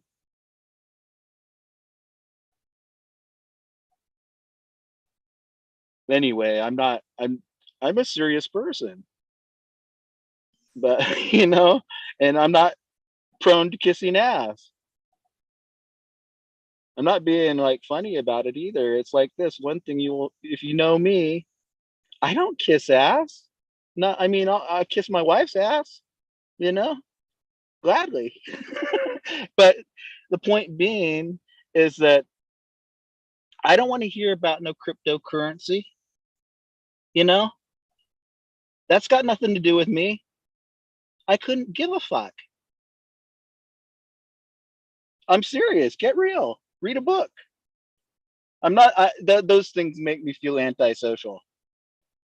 Those attitudes, those insecurities that you can feel in life. So I do have strong defenses towards them. But it's like this. It's not that I just say that be careful, because it's like this. Freedom is not something that you want to gamble with. And freedom is not just a jingo. I'm just saying, it's not a phrase. Freedom is living without fear.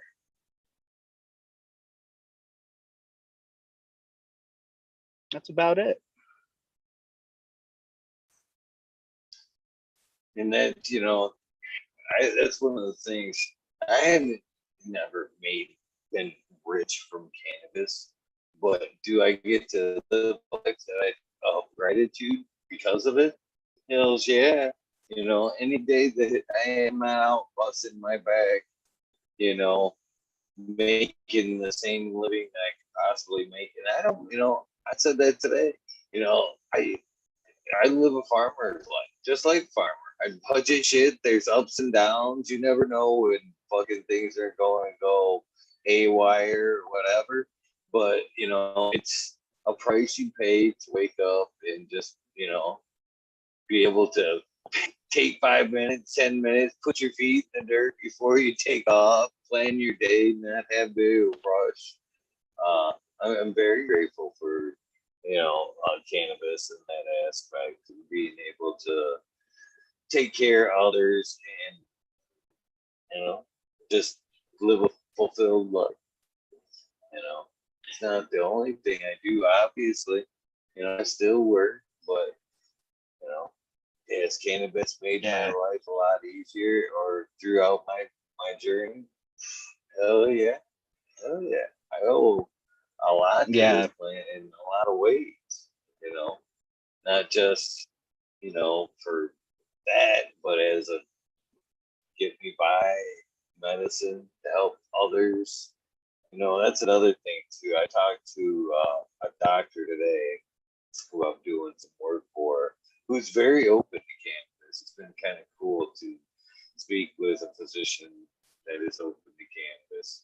But that's the thing. I was arguing that it's a great medicine and it helps out people on so many levels. I will fight and argue for it as long as I can. And she sat there and listened and smiled and was very open to everything I had to say and was very agreeing. And that's the thing. That's actually the second doctor that I've come across lately that has been just bright-eyed, bushy-tailed about the whole subject of cannabis. So awesome. That is so good to hear. And here's the deal. I will tell you the truth of the matter. I always felt like the herb that I grew and has always been grown with the intention of being medical marijuana, medicinal. And I haven't had the privilege or the honor to be able to, work in a capacity in which I could distribute such medicines. It's not that they don't exist, but I think that the best thing to do is to since, a um I do know a lady who is, like I said, recovered from cancer, and it's been, maybe 6 months since I actually hooked her up with an ounce. Well, here's the deal. I've got these tiny little buds, the smallest buds I ever grew in my life, because I had this plant that I got all the. Okay, here's some news. First of all, tell everybody. You can over fertilize with organics, just in case you didn't know. Of course, you know that. You guys have never done such a thing. Well, I had some lockout on these little things, and here's the deal. I had too much stock, so I kind of kept pushing stuff back. And well, anyway, I had these things for over 6 months. And it was like, before, I was trying to bring them back, so they get into a nice vegetative state. And two of the plants from that little group, and this is no surprise in any way, it was like, dude, I would just give up life if I'd gone through that.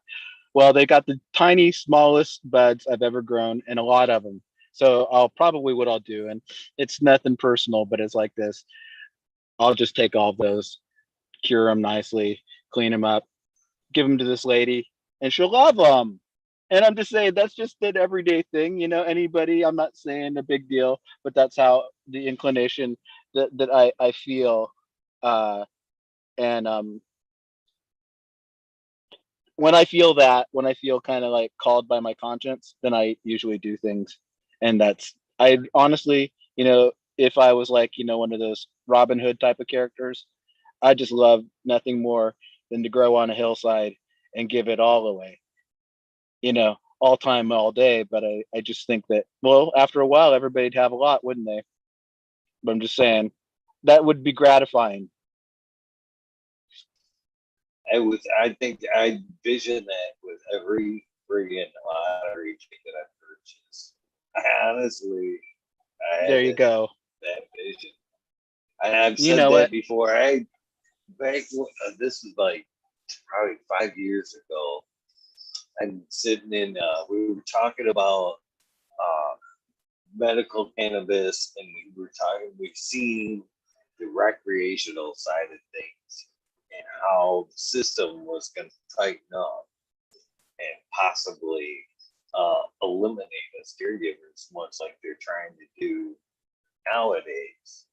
And he was like, "Man, I think I'm gonna jump now." Oh Business man. is good. I'm grateful. I made my money. I think it could be possibly a time to tap out. I'm like, really? Really? He's like, what would you do? I'm like, dude, if I could come across the cash, I would put up a greenhouse and I would grow as much shit as I could, and I would give away all of it. And I seriously would. If I could just live the same shit I do right now and fucking be Yes, able to sir. do that on a daily basis, and do what I want, done. Done. You know Right. what I mean? Uh, and happily, Well, happily, I would. well, there's a tradition in Southeast Alaska, and what we're going to call it, we'll say there are several Southeast Alaskan indigenous tribes, but we'll just say the Tlingit or the Haida. They're the further north group of. They're the kind who do the carvings and things like that. And what they do is traditionally there was a potlatch, and a potlatch was a giving away. It was a gifting ceremony. It was where the chief or whomever it was, but I think it was usually an on somebody of high position. At least it was a status thing to do this. They gave away cedar box blankets, certain blankets that were beaded. They gave away canoe. They gave away this. They gave away that. And basically, the person who gave the most was the most honorable man. So when you had a potlatch, it was a big deal. It was a redistribution of wealth, a lot of things. I don't know all about it, but as like this, I am aware of it. And they do have, parties like that. Party, actually, even in other tribal distinctions throughout Alaska, where in honor or memorial of a elder or a youth or somebody who passed, certain ceremonies and activities take place. It may be simply having a dance and some bingo at the bingo hall, and with other community events, but it is a formal, sometimes a grieving process, sometimes, all of that. So I've never asked this question. What has had the greatest impact on it? Would it be cannabis community cultivation or use? Well, for a long time, I think I was, kind of just a stoner, but it wasn't. I was just a stoner. I was this madman who drove a taxi cab at 100 miles an hour across town, 225 miles each night, and didn't get his ass beat up by bikers, things like that. So, in other words, whatever kind of energy it takes to keep you moving through the fog, you just go with it. And I wasn't a substance abuser, per se, so a little bit of weed and a little bit of caffeine and my natural disposition towards adrenaline and hypomania was such that, it was just a perfect fit. And, the very first times, of course, I've had access to some wonderful weed, that healed me, that helped, keen my senses, perk my perception, heal my mind, and allow me to move forward. But the way I look at it is it's kind of like what they used to call something like hunter's magic. The primal ideas. You said you studied McKenna a little bit and these things. Well, the point is, maybe in the past they took the mushroom. Maybe in the past, they took the tobacco. Maybe in the past they took the whole the soma, or there's all these great words for this nectar of the gods that we're looking for in consciousness. In the Bible, I think that there's Chris Bennett. He's the guy who talks about the history of cannabis, and he calls it cannabosum. That's the ancient oil, the healing herb, that could have been imbibed by priests in their little tents, prayer tents, kind of like get their head in there and just kind of like, oh boy. So the point being is that the spiritual aspect, now that we work through the whole question, I think the spiritual aspect of cannabis is what attracted me to it, because I don't have to go entirely crazy. I don't have to go to a monastery. I can just go to my home and grow the best herb that I have and get in tune. And it turns you on to things like reggae music. Everybody can be like, oh yeah, Bob Marley, Buffalo Soldier. Yeah, man. Well, here's the deal. It's a huge culture. There's history. There's an affinity for spirit. There's a righteous living. If you're into like, ITEL lifestyle, being vegan, or, there's ideology, Pan-Africanism, going back to Africa. I'm just saying even cannabis has its set of mythologies. And, they're finding that, of course, Buddhism, they find the monk's little chalice and it has the hashish in it, the temple ball, and they try it, how many thousand years later, a long time ago. And then they say, shit, this shit is good. This is hash. And, you think, well, that Buddhist monk might've just liked that hash. And then there's bong, the drink in India, that's the yogurt like with the cannabis in it, and people drink a whole bunch of it, to the point where they can. I heard this. I'm actually repeating this. This is actually somebody else's line of thought, but they said they drink it so often, or a certain amount, and then they put them in a cave till they have a vision, from this cannabis drink.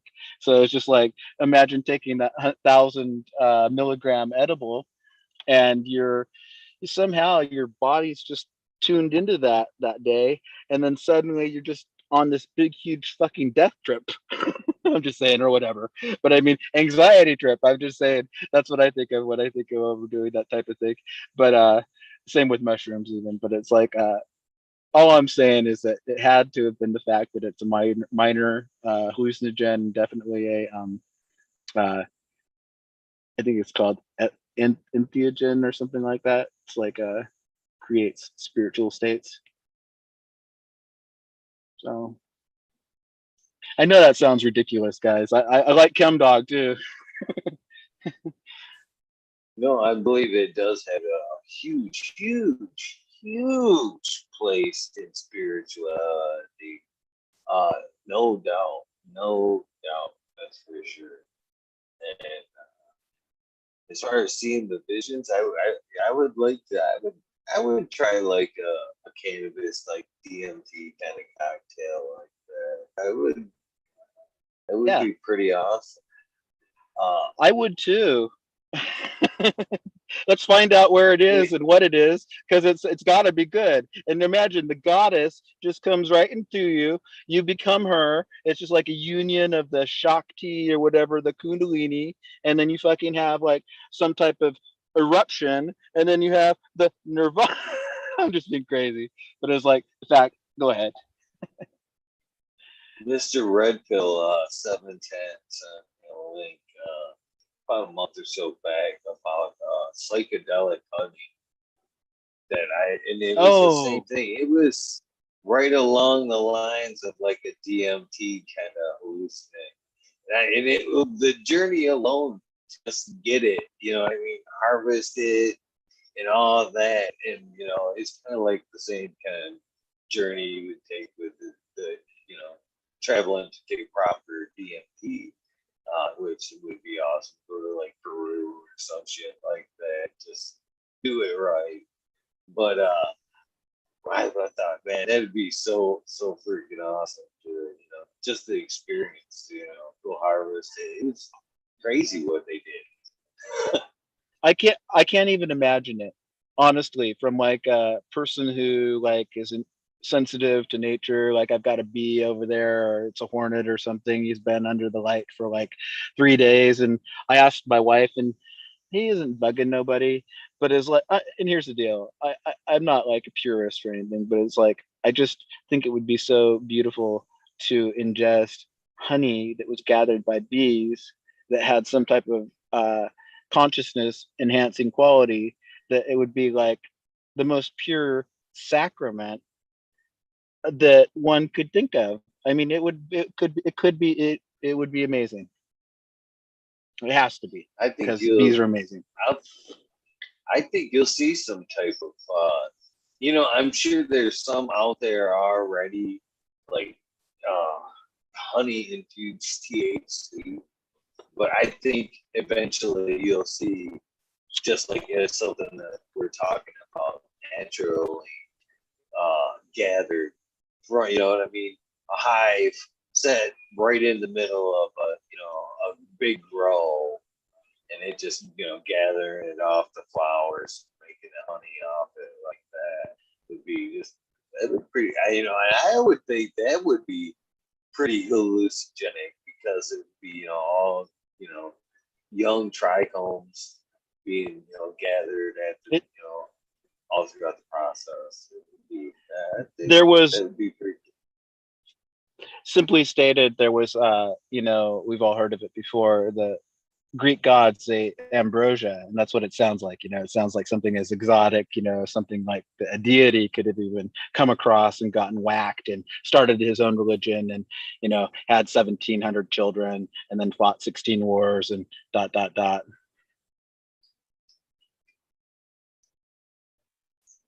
But that's pretty funny. Well, I guess that one of my favorite people out there, and somebody who I actually think has influenced me a bit on this stage of my life from our community, and this is going to be odd.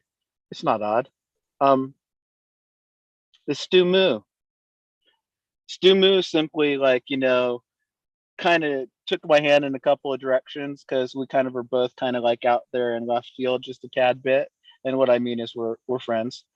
And he got me to start my Instagram, and which is fun for me because I like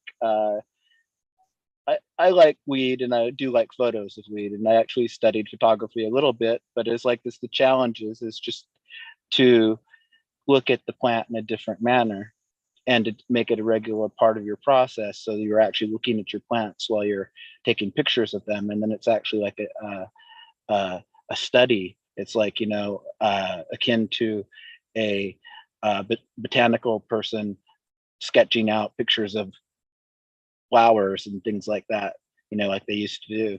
So I really enjoy that. And then secondly was just simply the Discord, uh, which I've gotten to participate with Lemon Hoko's group periodically. And you know, you've got to step outside of your comfort zone, whatever that may be. And if you feel like one step is too many, well, we're not talking baby steps like that one movie, but we're talking about then just make a half a step. I'm just saying, because that step is so essential to your personal growth that you don't even know what's going to come back at you, but you've got to feel that it's worth participating, and that the active process of participating, uh, it can be transformative. I'm just saying it helped me a little bit, because if you're on your own too much, too often, at certain times of your life, you can be a little isolated. And, you know, if you're one who's used to kind of like, you know, being in control of things in your world and your situation, then who are you going to answer to? So you got to answer to somebody. So why not answer to some nice people? Hold yourself accountable. If you do make an ass of yourself, just go back and iron it out. Time heals. This is virtual, but it's not virtual reality. I'm just saying that everybody here is willing to give everybody else a second chance. You can't say all you're doing is you're doing words in here, but it's like this: words have consequences. So that's what I studied in school. I studied English, that's writing, and literature, and philosophy, and I liked Eastern philosophy. So after 10 years of going to college for a 4-year degree, I did get a degree in English from my state school, and I paid off my student loan too.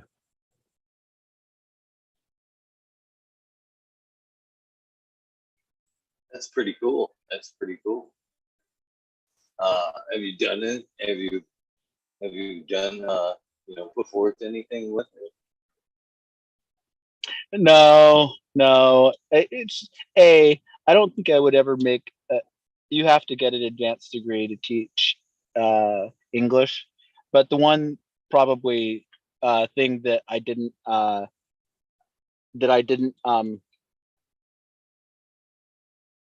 on. Oh, thank you. They're over there. I I was having somebody whisper at me, and I couldn't figure out what they were saying. And the fact is that I just got handed a flute pipe. I mean, like a not a flute pipe, but like a like bird flute. And I'd love to just be able to blow your mind and just play this bird flute, like, you know, like a guy on ayahuasca. But that guy ain't me.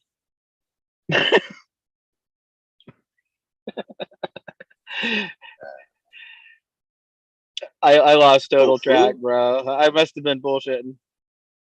Yeah, that is a cool flute. Cool. See, I, I do get to be the possessor of exotic instruments and things like that, because I think at one time I managed and kind of theoretically owned a kind of a hippie store, you know, like alpaca sweaters, you know, hemp stuff, little drums, things like that.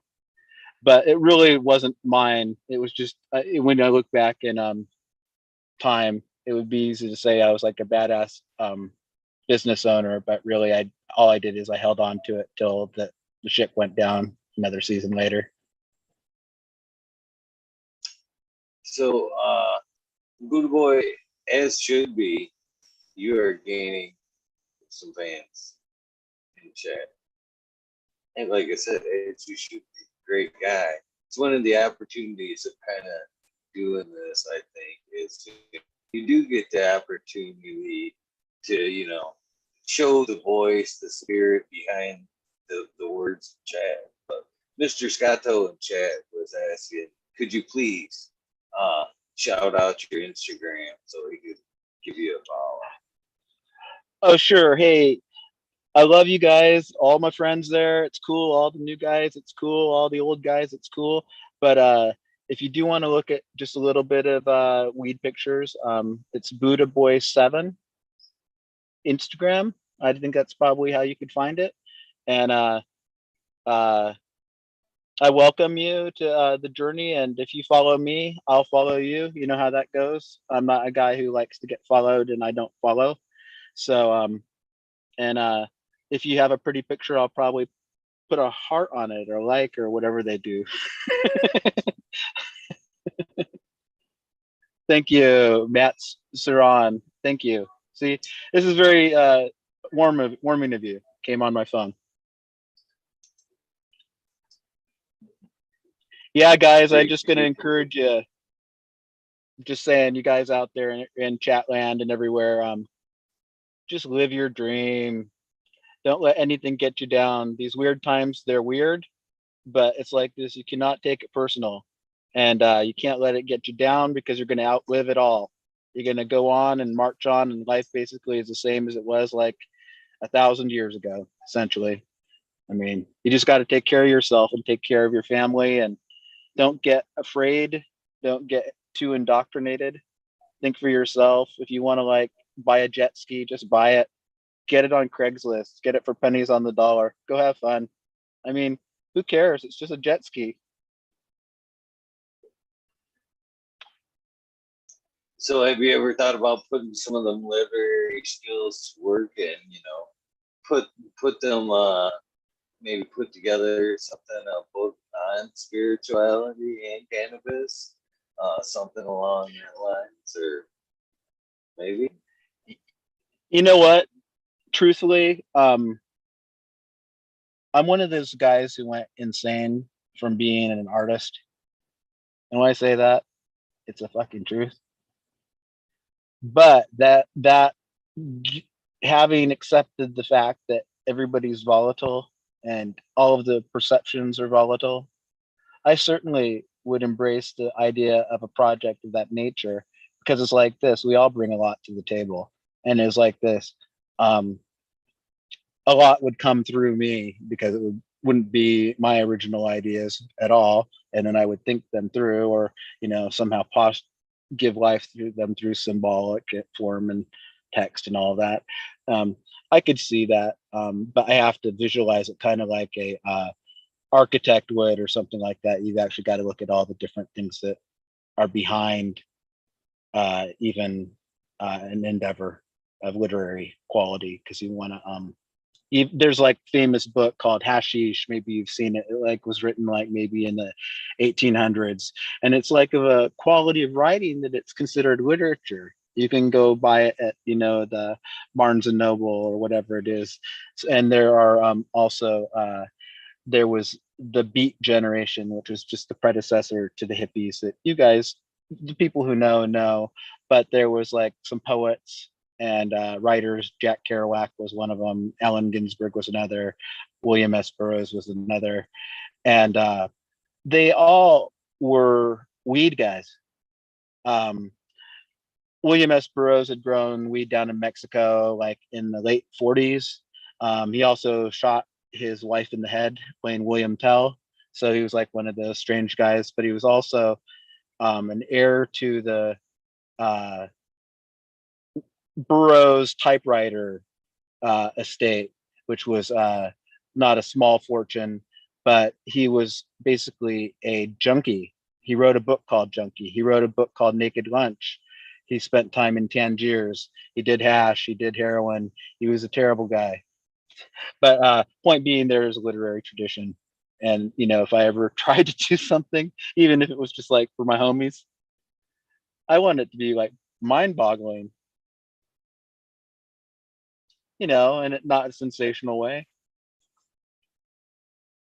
It sounds like you've got a well crafted idea of it all already. To be honest with you. It could be, but the point is we've been all given gifts. I'm not saying this like a preacher. I'm just saying this is the truth.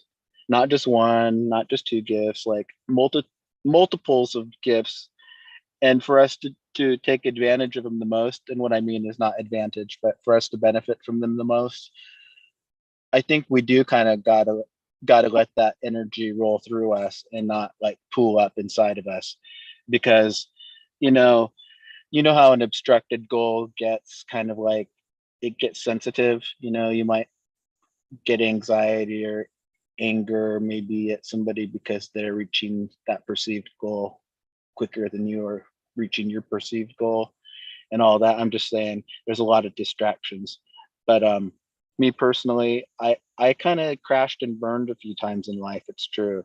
I'm not going to say that I haven't, and I could just say simply, without being too patronizing, that if I can get through something, there is a chance that you could. I'm not saying that, maybe, that to me is an important aspect of this whole trip, is healing. Um, I always said I'm a healer, not a dealer. And it's just the way it is. You can be a healer with your hands, the massage therapists, people who have the beautiful ability to, touch people and to take away their anxieties. But, you don't always have, we all have different gifts. I'm just saying, some people don't even, you're a singer. Maybe you just go out and sing a little bit at the open mic night or something like that, somewhere where they have something like that. I'm just saying. Or if your girlfriend does it, you just go encourage her to do it, because it's like this. If you keep that stuff inside, A, it can harm you, and B, the impetus doesn't go away.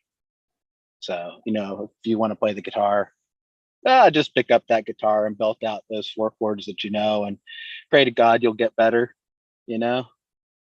I'll do the same. I tell you what, I've been a lame-o on the guitar for a long time because I didn't like the way I sounded. I didn't like the music I made when I played the guitar. I wanted to sound like, da da da da da da, and I didn't sound like that. But I tell you what, it doesn't keep you from playing, fucking Michael Rose, your boat ashore. Everybody can do it. My kids can do it. Yeah, the key is just getting out there, and starting the dream. That's the thing. I think a lot of people you talk about, being able to do things. I think people are limited. They find it new and they think, this is it. But you don't, by not trying new things, stepping outside the box, you never know.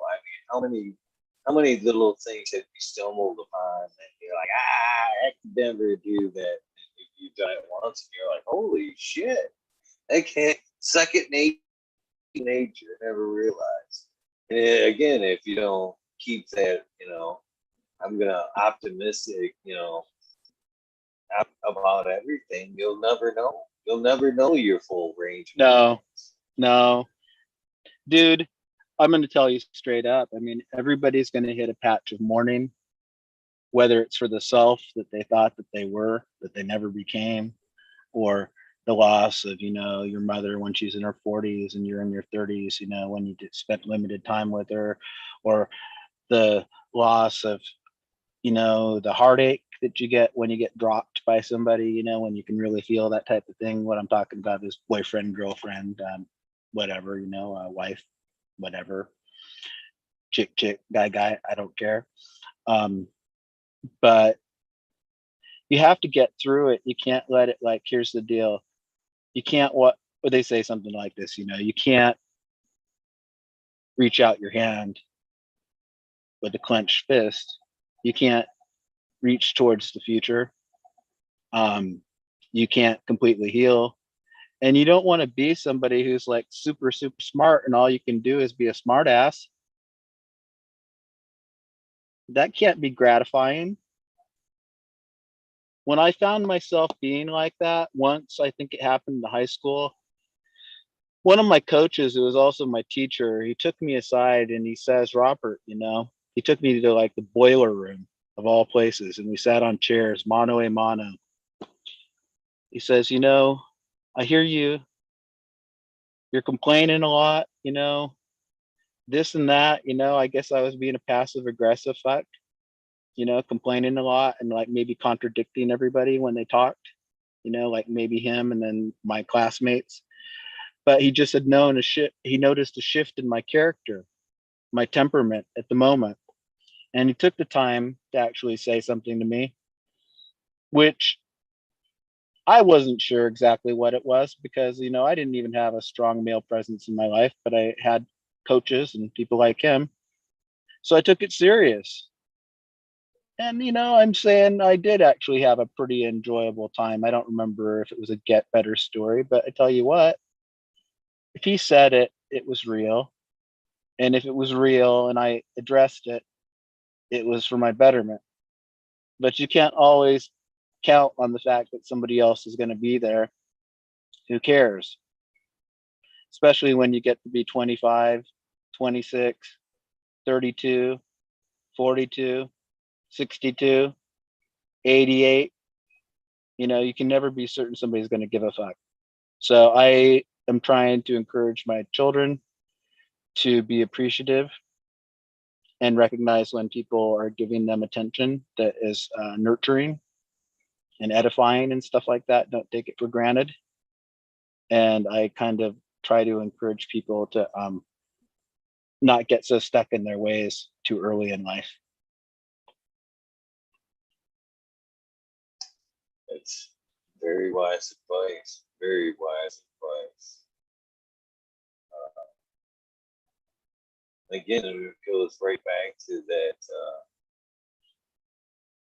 never always wanting to be a kid mentality. I think, it's very important. So important, in fact. And then that's again maybe why we are chasing cannabis. Hopefully that is. But we lose that vision when we're kids. And I think that's when a lot of people, the dream dies for a lot of people. They're not able to, goals, back to the goals, not actually able to see that end game that keeps pulling us along. Man, that's I'm not afraid to admit when I've made a mistake and whatnot. Hopefully, somebody can learn from the mistakes that I've made or whatever. But man, the weight of goals. I've always had goals.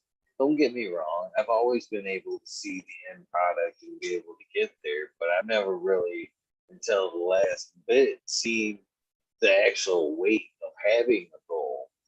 Like you said, I thought that was really cool what you said about keeping. You're welcome in my house as long as you've got a goal or goals, because that childhood mentality. Once that vision is the vision. That once that's lost, when you're not able to create the end game, the goal, whatever, you're fucking drifting in life. You're lucky to get through anywhere. Anything. You have no room to bitch about anything Right. you get or whatnot. It's without any goals, flat out. I mean, you have to see the end game. And once you've seen that end game, as crazy as it may be, good or bad, and hopefully it's good, because once you see it, it's gonna draw you on one way or another. So make it as positive and whatever great as you can make it, because it will draw you along. But you have to see it. And I think a lot of people lose that early on, that childhood mentality. And maybe that is what some of us are chasing. But some of us that is still a kid at heart and still can do it, keep them to goals fast. I mean, don't be afraid to make them. It's never too late to make a new goal and keep that, and that's it's not too late and it should be done. Not ever done learning. You know what I mean? We should be setting new goals that knew something that we're passionate about, that's dragging our ass out of bed, that you're happy to do. And it's very Amen. important. Amen. I think that, I mean, come on, you're on to something. I'd like to know one thing. Did you have a bicycle when you were a child? Absolutely. Absolutely. Lots of good times blood on bicycles.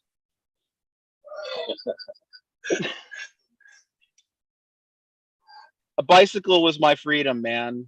I like somehow I synergized with it, like the Schwinn Stingray bike frame. It was modified to be a BMX style bike because I got it secondhand or third hand. The whole story there that would blow your mind, but I could tell you a few stories, but they're always sentimental characters who are generous. And old man named Testamina Tom. There was a ferry in the Alaska ferry system called the Testamina, and he worked as maybe an engineer on that boat, but he always drank Heineken. And one day he was just going to give me $20 bill. He says, "You go spend this on whatever."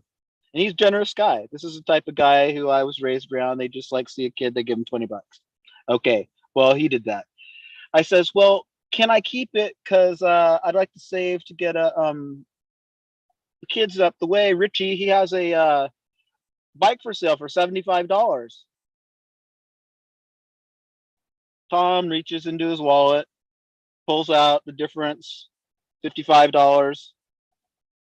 We go somehow over, buy this old beat up, freaking chopped up little Stingray bicycle with mongoose moto mags that had been knocked out, so it was just star shaped, but they'd been filed down by some crafty little guy. I think they were probably originally magnesium, and it had girls like upright Stingray type of handlebars or that type, and maybe some type of small saddle, not the banana seat. But long story short, I rode that bicycle to, there was a stock car racetrack near where I lived, about 4 miles from it. And I would bike there on the weekends, and I started seeing stock car races and hanging with kids who were from out of town and seeing these cool mini stock sprint cars, super stocks, bomber class. It was all in the 70s. People kind of just, oh, I'm going to go build a race car track in this place because it might be the next capital of Alaska. Well, it never became the next capital of Alaska, but what happened was that racetrack was there for 25 years going, So anyway, that's that. But I got the bike. It got me out, even in the middle of nowhere. And then, somehow I got involved in endurance type of sports, and bikes were part of that, triathlon ideas of that type of thing. You see these bikes and they exist, so you just go get one. And again, I'd like to point out the fact I'm pretty sure that I've actually read the story somewhat correctly. Cannabis did not hinder that at all. Correct. I'll tell you something. I'm going to tell you something. Mountain bikers, particularly, love to fucking smoke, like surfers. I mean, mountain bikers have been busted for some of the biggest hauls of weed in their bike things. Like world champions have been taken for $1 million, down for smuggling. So I'm just saying, mountain bikers, maybe they're like snowboarders or downhill skiers or anybody, surfers, people who like the chief. All I'm saying is that I'm getting excited, I guess. Yeah, it's real good for you. And I think it's actually really good for your mellowing you out, for not being like a freak about it, egocentric person, and just to go out and actually relax and chill. And, as an adult, like I did a 40-mile ultra marathon. One year I didn't finish it. I only got like 28 miles into it. Well, the next year I came back and I finished it, and I got 4th place overall. So I'm just saying, and that was in my 40s. So I'm saying if you, and that's definitely smoking along the way. But I'm not saying I'm a super person because of it, but it's fun to go for long runs, really long runs in the hills or in the woods, and to be able to smoke high grade weed that you grew yourself, that's organic. You know, it's kind of like makes you feel bionic.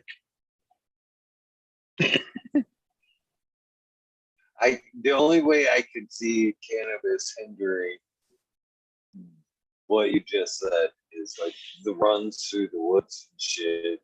Yeah, the only way, and again, kind of stonerish thought here, but not in a physical aspect hindering you. Like, Mm, hey, that's fucking beautiful. I can stop, stop yeah, it man, to enjoy the definitely. moment, not That's right. necessarily ruin the physical ability of it all. Mountain climbers use weed quite often. It kind of as long as you can keep your focus, you know, keep your harness on correctly and stuff like that. Somehow they find it to be. I think it probably is like so relaxing, almost like a sleep state, because it's like this. Those guys don't sleep that well. You know, they end up in little ice caves and stuff like that, windy. But I've known quite a few of those guys who do that kind of thing. It would be pretty crazy right there. I like a good adrenaline rush, but man, nothing like I've never been.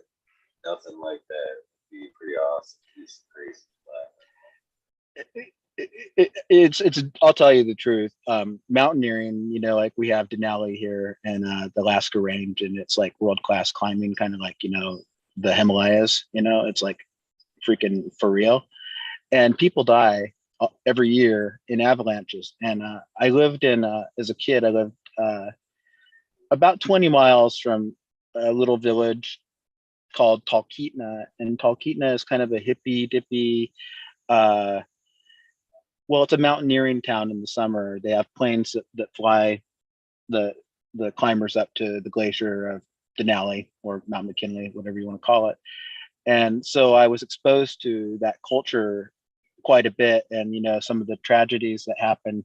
You're not really you're aware of the numbers, you know, like example, like, you know, uh, a bunch of Korean men, they got caught on a shoot, and like, you know, all of them went down it and they died, you know. And I think they call that like the China Express or something like that. It's not, you know, they have strange sense of humor about it, but it's like this. A lot of some seasons are more tragic than others, and not all of them are, you know, all about that. But all I'm saying is that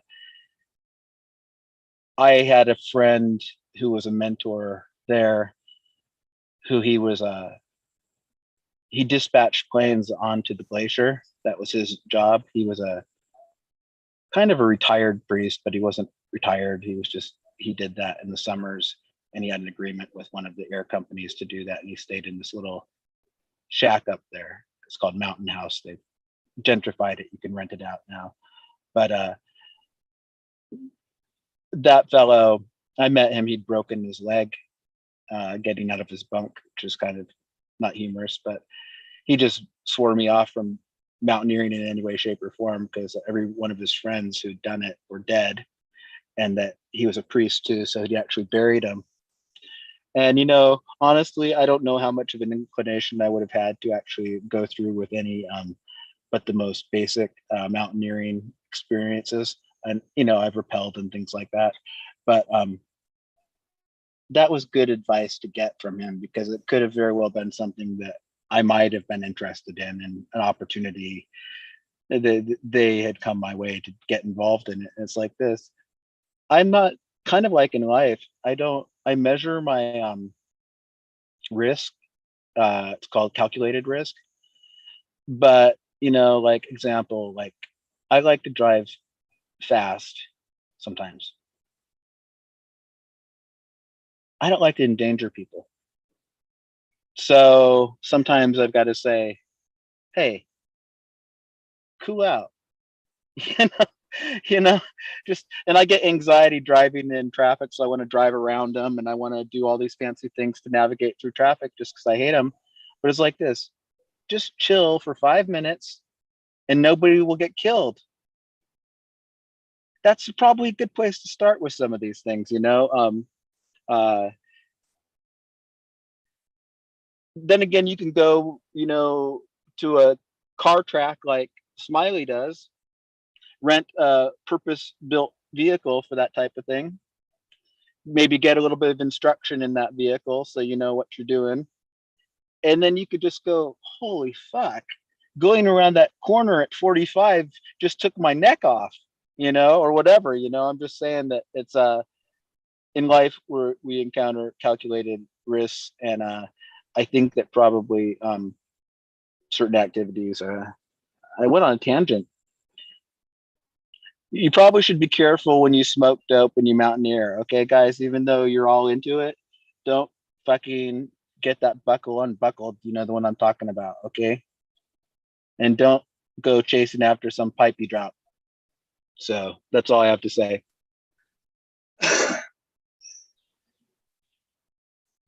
Yeah, I don't know. I definitely partake. Um, I I'm one of those stoners, you know, in the movie there, half baked. Like cannabis makes everything better. I'm kind of guilty of cannabis makes everything better. It does, right? I mean, here's the deal. I know that you've mentioned Clubhouse, okay, guys. Some people have this wacky Clubhouse thing where you can go talk, you have an avatar for yourself, you got the room. Well, I ended up in this one that was like the Canna Coven. And the first thing I do, I know what a coven is and I know what a Canna Coven is. First thing I do is I walk into there, so to speak. And of course, I'm only one guy and 9 women, and they're all witches. And they're wondering what I'm about because I'm certainly not a fucking warlock. And they were talking about all that funny stuff and, you know, cannabis and sex.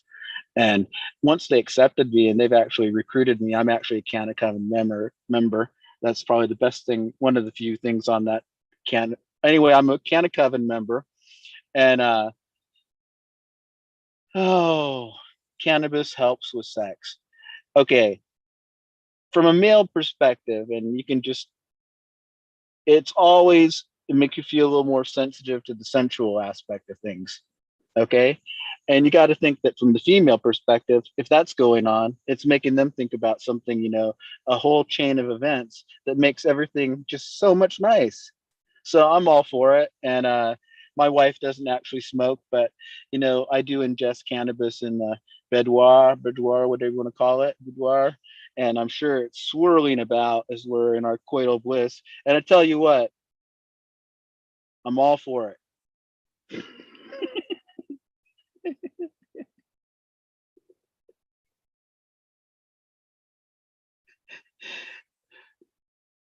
It's true.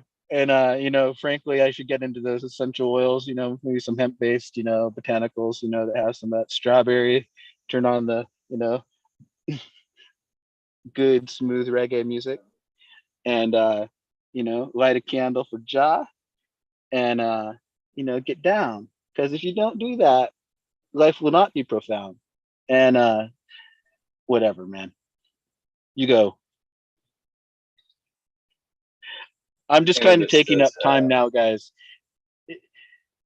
Um, another thing is gosh, you know, if it's so medicinal and everybody's so receptive to these different cannabis concoctions and CBD and CBG and all this stuff and all the different ways to take it and everything and to apply it, I think that it's so we should take advantage of that time maybe. And you know, if we do know somebody who needs a certain thing that, you know, maybe hand balm or something like that, CBD or something like that, and it really helps, you think it's reputable, maybe it's a good time to introduce that to them because it's like this, they may be more receptive after all this weird shit of COVID and all that. I wasn't going to say COVID, but I mean, you could help somebody who may be isolated and present another alternative to whatever medicine that they're um you know what I'm saying?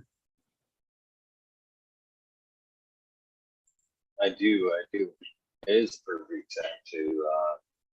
And again, that was one of the things that I was talking about with the doctor there today was, you know, using cannabis to get people off of stronger drugs.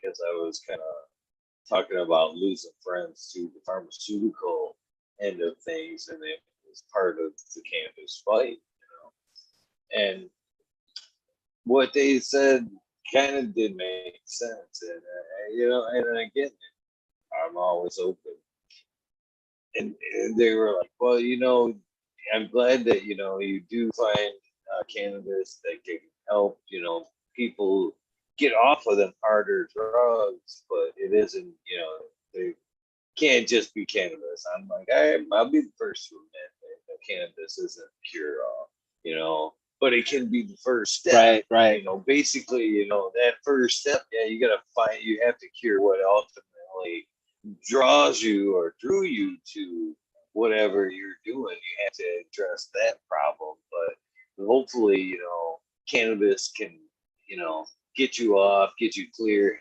and help you address that problem. And if you want to keep cannabis in your life for other reasons after that point, well, there's still lots of uses, that's for sure.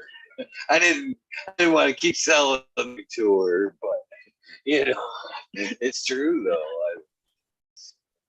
Yeah, for Definitely 3 years. Go ahead. I guess that's what I'll just say it quickly. For 3 years, I was a certified nurse's aide, and I had one client, and he was a quadriplegic man. And that's, all four, but he was highly functioning. So I helped him with his, personal care and his physical exercise, range of motion type of thing. But I also drove him to classes at the community college there. And he was also on the Governor's Council for Disabilities. And that's like a political organization that's like works with the governor. So I'm just saying he was high functioning fellow. And I was lucky to be along for the ride, but we were a good fit because were just a real good fit. And I worked 3 days, another lady worked 2, so it was hardly any time at all. But he subsequently passed away. But it's like this. He would have been the type of person who may have benefited from that type of, like maybe some of the stuff for spasticity and, maybe liniments for like prevention of bed sores or things like that. I'm just saying that there's a lot with other, applications. I'm just saying. So I saw that way back then, and that was actually one of the better jobs of my life. But you think that people in that situation, his situation was such that he had a wife who was capable of obtaining anything for him that he needed. And because he worked with Voc Rehab as a counselor there, as a intern, he had access to equipment that other people would not have. But people who can't get equipment can sometimes get those medicines. I'm just saying, you may not be able to afford, range of motion equipment or something like that, but you can maybe somebody could afford, a small 7-ounce bottle of whatever. And I guess I have to learn more about that, and A, call on my own experiences, but B, be willing to research other people's conditions. And sometimes that's uncomfortable for people who are healthy and maybe they're sensitive and maybe a little squeamish, but when you see that these things help people and the type of suffering that they're going through, it makes your own quest for medicine or better weed or a better ratio of CBD to THC or whatever the heck it is that is your thing. It makes it that much more meaningful. And sometimes maybe seeking out, maybe rather than getting that genetic that may be of a weaker type of reputation, maybe seek out that one that has a medical reputation or one that has a more professional reputation, because it's pretty serious business. You may have to share that with somebody who's in need, and maybe they need quality medicine. They don't just need medicine. I'm just saying, and there may be nobody to provide it, or somebody taking advantage of them somehow. Maybe somebody steals their meds. I mean, come on, man, that would suck. But things happen. So I'm actually kind of like, as we talk through this, and Eagle educates me a little bit about his experience, and I think about my own. At the heart of all this that we're talking about is kind of like what can we do to do better for communities. And one of them, I think personally, is just, even if personally I felt like if I had like 4 or 5 people who were, on my little cell phone contacts type of thing that I could drop a present by every now and then, that would definitely, and I just need to achieve that because they're there and all I got to do is ask, but it's just whatever it takes to make you feel better for what you can do. I think these days, that's a lot. Huge aging population, get some old person high. They all smoked weed before. Look at how old they are. Oh, that's one thing that I've actually loved about the cannabis push here in Michigan is to see some of the older folks smoke cannabis or talk about, that's how we're gonna get the real history. To be honest with you, we've been fed this fucking uh, classroom textbook bullshit about cannabis all these years, how it was bad, blah blah blah. But it isn't until we get to actually, uh, some of these older folks are now rediscovering cannabis or whatever. We're gonna be able to sesh with them and learn some of the, cannabis history that precedes, Right. the 60s, and shit like that, we know we've heard about, but, That's right. I'd like to hear the older stories. Yeah, I just like the black and white photos that I love. Oh yeah, I always the take like jazz an old people. movie. Yeah. Just saying, the jazz people, all of those rockers, I mean, Rastas, punk rockers, everybody loves weed, man. But yeah, you got a point. It would be nice to be able to get more older people in here, and maybe we can encourage the chat if they know of somebody who's a little older, who'd like to come on and only share for like, a short period of time within context of, maybe having their friend be there with them. That would be cool to get. What I mean is like people who are like, aged and who have a story to tell. That would be amazing. It's like not that well, Indra, who was in chat. Indra. I love I Oh, love hearing Indra stories. oh Amelia, yeah. I love Indra, that's what Mila. I'm talking about. Those stories. Yeah, They make man. me, You, when you I hear their stories, I feel so small in my journey. I really do. I'm like, oh man, it just feels, that fire that I need to get out there. As he always says, there's still time. There's still time. He's absolutely right. well, Never Indra feel. is a good example of a spiritual man. He was in war. He was wounded and on the battlefield, so to speak. Uh, he dedicated himself to medicine of healing a pediatric unit in India somewhere. You all know the story, but I'm just summarizing it. And then on through his own personal explorations, probably with whatever type of uh, cannabis was going on there, he was involved in it.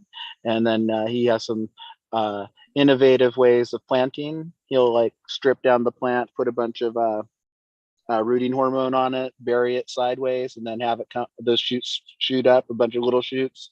He talks of that. His BHO process. He is the grandfather of BHO, as far as anybody knows it, and he makes good temple balls. And I remember and know all of this from his days on Hash Church, and of course, that was kind of like the seminal days of that show. But it was dynamic because there was a lot of kind of new ideas coming up at that time, and then to hear the older perspective was nice, the older statesman, so to speak. So um, he's somebody who is undervalued, I think, and underappreciated. I really do. I hate to say that.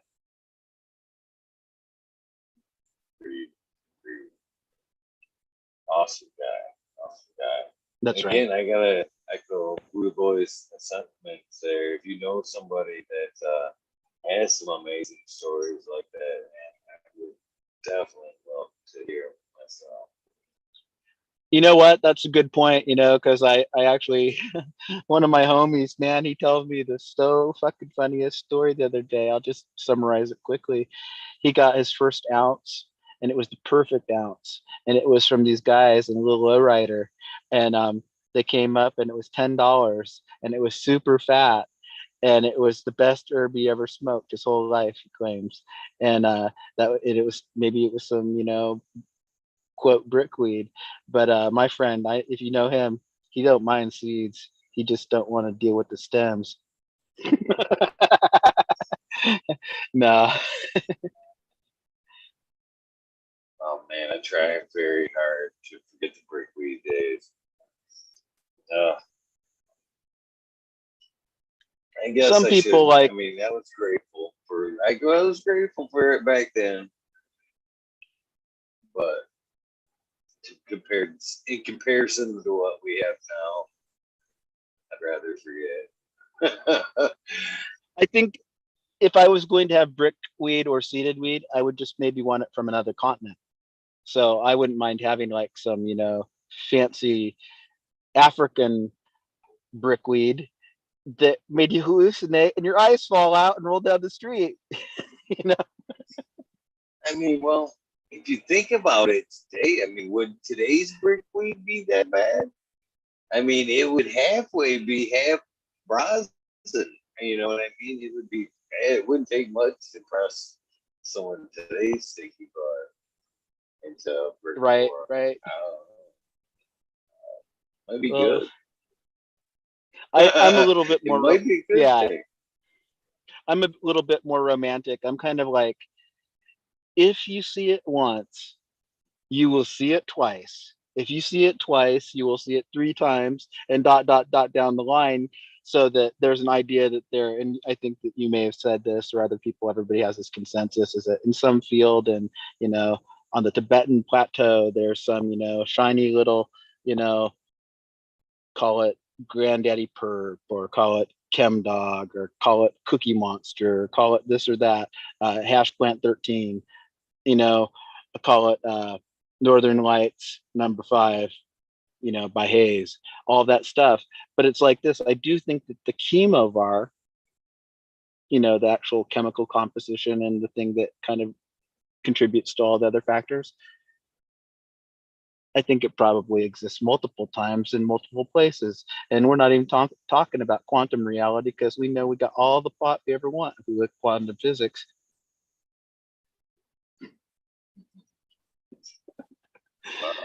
Hopefully that is true. Hopefully that is true. That we have all the pot that we ever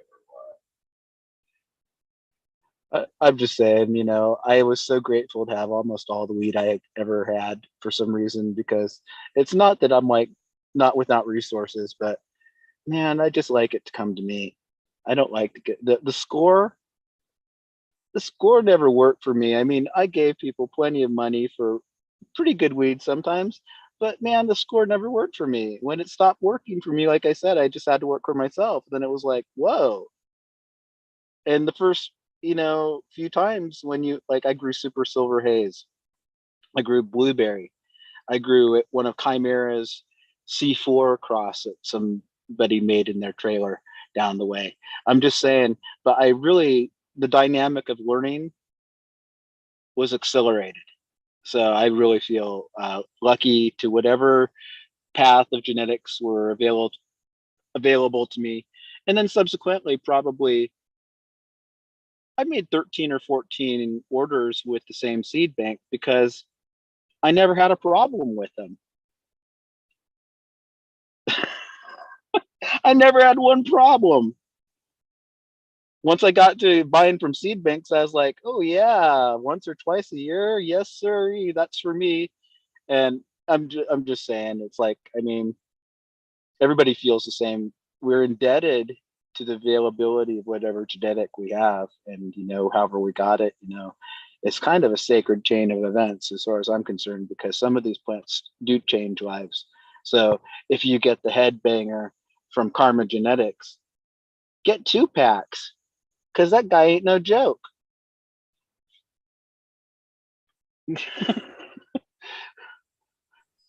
But with that being said, and with because it isn't the same path to get seeds. You know what I mean? It isn't that oh they here they made it through shipping. You know what I mean? Uh, that whole thing, man. I don't know how many orders added to across overseas seed banks. Wondering if they were coming through customs or not. My mail That's still right. gets fucking red checks. I'm not one of my anything I ever got in the mail ever got checks in it until I ordered seeds.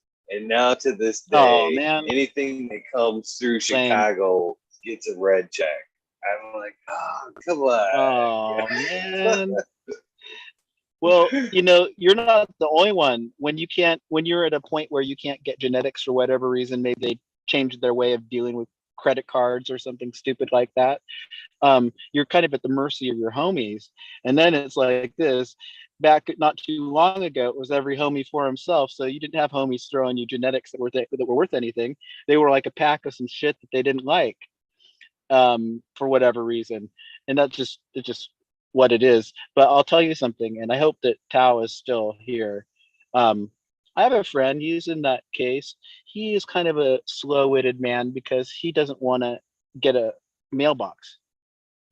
So he's at the mercy of maybe a friend every now and then will let him do an order through them. But that he doesn't have any friends like that right now. But I did give him 4 Godiva seeds. I gave him 4 blueberry cheesecake seeds, I think. And then I gave him 4. Well, anyway, you get the idea. I gave him some seeds that were given to me that I had enough. I didn't give him everything. I ended up giving them 12 seeds. But you know what? I know one thing. This guy will make the best of those 12 seeds in any possible way. And if there's any way that they're going to grow great stuff, he's going to grow some great stuff. So and he's freed of that spell, whatever he was under. And now he can make a set.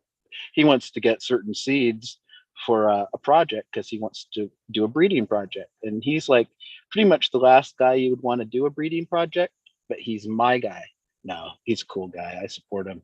I'm glad to see what he's doing, and he's a homie. But honestly, with my friends, I kind of keep them at arm's distance. They can, come over for dinner, but I don't. My space is my space, and my thing is my thing. Every once in a while, I'll show them some plants, but it's not very often because I don't want people going in my grow room for culture reasons. I'm just saying you don't want to have his bugs become your bugs in any way, shape, or form. And a lot of people get around, so this is just basic stuff that people probably know already. But don't get me wrong, there's certain people, if they're your trusted people, certainly, but it's not really my style. It's kind of a place where I do my work. Really glad that you got the seeds though from our friend who bred them. So I'm just saying. Definitely amazing stuff there. I remember when I popped some Amy Aces the first time, and then when I started, working with the Michigan Bros Grow Show there, I passed them on because every time we met up, we'd pass some seeds.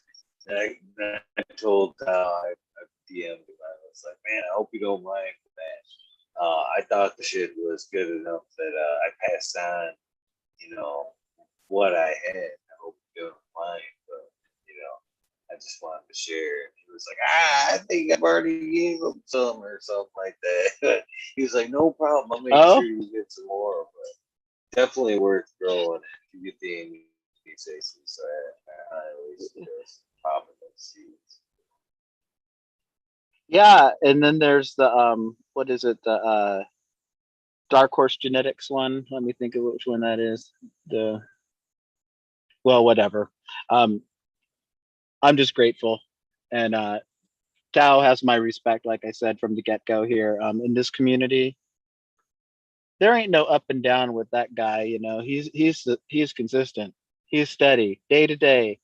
The Dow you see yesterday is the Dow you see tomorrow. You know, but here's one thing I want to tell you: if you know him in any way, he still needs a hug. So give him a hug. He's a real big huggable guy.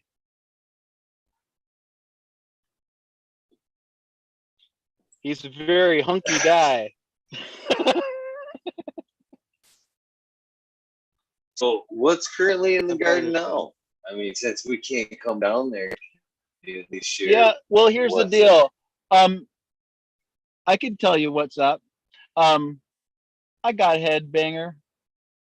I got some chocolate tie. Got Somali Ghost Train. I've got one of Smiley's, which is, I call it High Mac. It's the high, what is it? Well, I call it High Mac, but it's a cross. Two by a friend, Elka, who certain people know in this community. One called Black Lights by Hashplant 88. And then those are actually two. And then one from Smiley that he gave me. He gave me some seeds from 801 Genetics, and it's called Malasada, which is a Girl Scout cookie purple tie crippy cross. And then well, Skullcap, Star Killer, Strawberry Starburst. That's from Rasta Jeff. Those ones weren't germinating too good, but I hope I got two there because I really want to try that. And then Star Killer. And I think that's about it. There may be, actually, there are a few others. But the point being is it's summertime. I can actually throw out more population of diverse plants, just of genetics, more genetics out there, because I kind of felt oppressed somehow. I wanna actually find some things that are worth. I've found lots of keepers in life, but I want to keep something. I want to keep something, at least enough to get to know it as a father or a mother, and see what happens. Even if that's just an F1, you know. But to me, that's a really big deal, and I want it to be good. I don't want it to be bad. So I've got all these things here that, and a lot of them are in. They are all in regular seed form. So you end up with these males, and every time you get a male, it's kind of a dilemma because it's never the right time. And boy, you don't want that thing to go off, and that's not really the one. You sure wish you had a female from that select those two plants, you know, that you put out, but you got two males and you just killed them both off. Now you think about buying a pack of them. I'm just saying, it's all part of the process. And you may say, what is the process? Well, I'm not quite sure, but it's what I've been doing for 13 years. I don't know, it feels like I've been doing it 15 years, but I've been doing it less, but I've been doing it more than 12. So I don't keep track. I should have done it a lot more, and I should have done it a lot earlier. That's all I can tell you guys. I came to organics kind of, midway, so at least I came that direction, but I didn't. I'm still learning lessons. It goes in waves because I sometimes make mistakes. Sometimes I just drive blindly in the fog. And I mean, you can see my IG. I can grow a bud, but I cannot grow fucking a huge room of them. Not at this point. My attention span is bad. My resources are always thin, so I kind of like underplant most of the time. And then when I overplant, I just have too much stock, and then things start going to fuck. I mean, I don't know why I'm even saying this. No, you don't have to say it. But, I don't myself. I try to grow. A friend of mine hit me the other day, and I was like, I think I might have grown too much. My simple answer to that was, There's never too much. There's never too much. There's always something to do. The garden, I think, and I'd like to hear what you have to say about this, is a reflection of not only my mind, but my heart. It's not an ego trip. You know, I've had beautiful things and nobody saw one of them. You know what I mean? And the price I got for it was the same as somebody who like gave them Cocoa Puffs, you know, like the cereal. But art, does your passion kind of like the energy of the moon sometimes go in a little bit of a cycle, you know, where maybe the garden, maybe for those couple months where you were kind of in the trenches, you know, whatever it was, you felt like you had both of your hands tied, it suffered? Oh, definitely, definitely, without a doubt. Without a doubt, I've been quite adamant about saying that lately about garden in general now is better than it's been in a long time because I had some shit go on, a few years ago, and it staggered the garden, a lot. Not to where it wasn't in its full glory, but it definitely had hindered things. And then Sub Gold, when he passed, and threw another big wrench into it. You know, uh, it was hard. Even to this day, man. I got shit you guys don't see. There's still posters that he gave me that are signed. Shit like that. Books he gave it me. Fucking at the garden at that time was almost all shit he had gave me. It was hard, so it definitely, Right. even today, problems, like problems definitely impact your heart and whatnot. Yeah, without a doubt. Just saying, we have to sometimes work around our, encumbrance or sometimes we are our own encumbrance. I'm just saying, if you live the life, we all live the life. All right. First of all, respect. All right. All the people in chat, we're just talking, but it's like this: respect. How you live your life is how you want to live your life. And I respect that. And you just grow some more weed and enjoy it and get some good genetics. It's all about the genetics. That's all I can say is it has to be about the genetics. If it's not about the genetics, I'm not interested. So anyway, yeah, man, we each have little crosses to kind of hold, but we don't need to hold a grudge.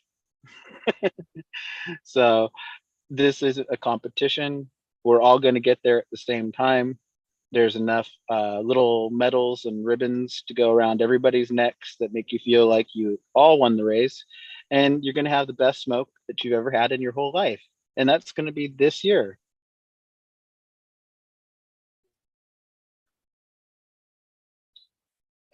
I hope that every smoke, every round, and I always hope every round that I grow is the best smoke.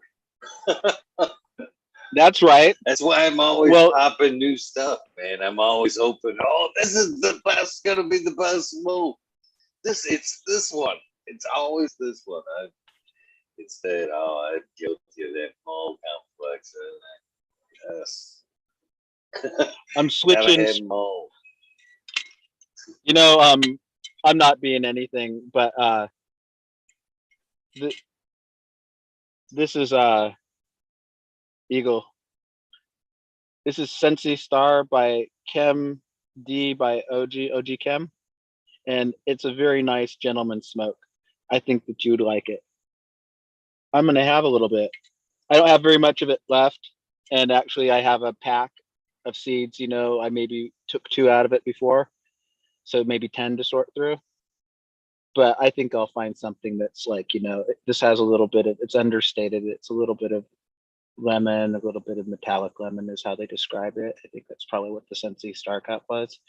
But when I hear the old names, like I remember looking at High Times Mag when they had the Scheherazade, a bunch of different strains from Paradise Seeds at the same time. and including Sensi Star. And I remember thinking that every one of them was so beautiful because this High Times magazine, the pictures were like like centerfold of a ladies' journal. Is really beautiful stuff. And I never came across any of that shit in my whole life to fucking smoke. I mean, I don't know how I would have had to go to Holland and maybe go down to Paradise Seeds and say, "Hey man, I need some of those seeds." But when I came across this cross from a company that I felt comfortable and awesome about, oh man, I was real happy. So I'm just like, when I get something like that, it kind of feels a niche. And what I call this is gentleman's weed. Kind of like the Dutch guy must have a little pouch of his little gentleman's weed here, and hopefully he doesn't put it in with his gentleman's tobacco. And then, you know what I'm saying.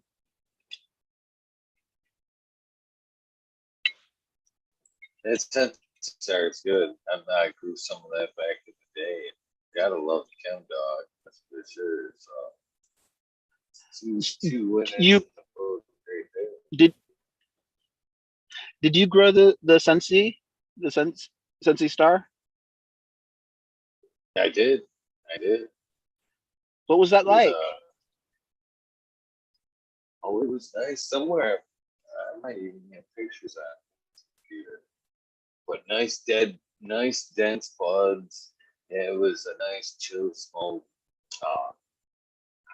Can't remember exactly the church profile on it, but very pretty, dense, super dense flower, and some of the best pictures I've ever taken of my cannabis actually were Oh, Sensi Star, critical Sensi Star.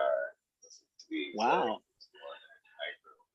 It had good structure, oh yeah, obviously. oh yeah. Yeah, mine did too. It was very beautiful. The big leaves and everything. I think that might be the Sensi Star thing. Um, I'm gonna, you know, here's the deal. I'm not going to be able to go back in time, but some of the guys out there, they have some awesome genetics. So if I ever get any, what they call vintage uh, Sensi Star, I think that's probably worth like hoarding or doing something with because you wouldn't want to just sit on that. I've still got a Sensi Star seeds. I know I've still got Oh, Sensi Stars. You want some? gosh, we'll talk offline sometime. I mean, I have interest too, like anybody else. They're not very many really, but it's like this. What I do like is when I experience one particular thing to try something that's in that vein. So like I've done all of the kosher crosses. I've grown almost all of them. I'm just saying, and there's quite a few of them. You know, uh, I don't know. It's just when you're used to something, you want ghost train haze. I grew. They have a dark ghost train, and they've got a Somali ghost train, and I tried those, of course. So you learn something about the plant. You learn something about the mother, or whoever it is that they have in common. It's kind of like I think it's part of the research. You learn something different. How it combines with grape ape, you know. Yeah, someday I hope to dive deep into the breeding side of things. But right now, as far as that kind of thing goes, got my plate pretty full with all the cannabis stuff that that I like to do. I'm gonna save that to a more like when things start to go a little on the low. You know what I mean? You have to keep something back, keep the interest going. Yeah, I'm going to bring up one moment in my history. This is going to be like a flash from the genetics talk to one symbol. When I got married 24 years ago, whatever it was, about 24 years ago, my wife was like kind of like a country girl, but she was like kind of, raised in a shielded existence. She didn't smoke. She read the Bible all the time, things like that, you know? And out of respect, I thought, this respect and love that I was going to show to her, I just said, you know what? I'm not going to smoke weed. She didn't tell me to. She says you can or you can't.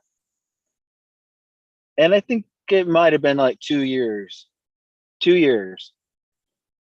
And we go to the movie theater with my friend John, kind of a 3-person date kind of. He's like my dumbass friend. He doesn't have a wife. He was at the time anyway. But he has this little one hitter, and it's like it has this primo in it. And I just kind of break down and I just have a hit of that. And then I go to the theater. And I like reek like dope. I really do. It's funny. It's like, I mean, I know that when you reek like dope, somehow you can't smell it. It's really weird. It's like everybody else can smell the fact that you got fucking an ounce of the dank under your armpit, but it's like this, you can't. You think you smell just normal and nobody can smell it. Well, long story short, I started smoking pot and she'd never minded and she never really cared all along. I did do something like that in my life. I don't regret it. I had nice moments of clarity and intimacy and getting to know my wife. Probably I didn't need to be in a fog because everybody has baggage. You gotta like fucking, sometimes deal with it. But otherwise, when my mother passed away, um, early, she was early to have me, 15 when she had me. Maybe I didn't ever do the math, but maybe 43 when she died. So that's early by my standard because I'm 50 now. Well, I knew for a fact that she had some weed in her cabinet. I went straight to this little cabinet there. I pulled out this little ivory hand carved pipe that was about the size of this pipe here, maybe a little smaller. And I took this really awesome indoor bed grown by some guy down the street in his garage that knew my mom, but I didn't know who she was. And she was living with my grandma. It's one of those things where, everybody sticks together. Well, anyway, so I grieved a little bit by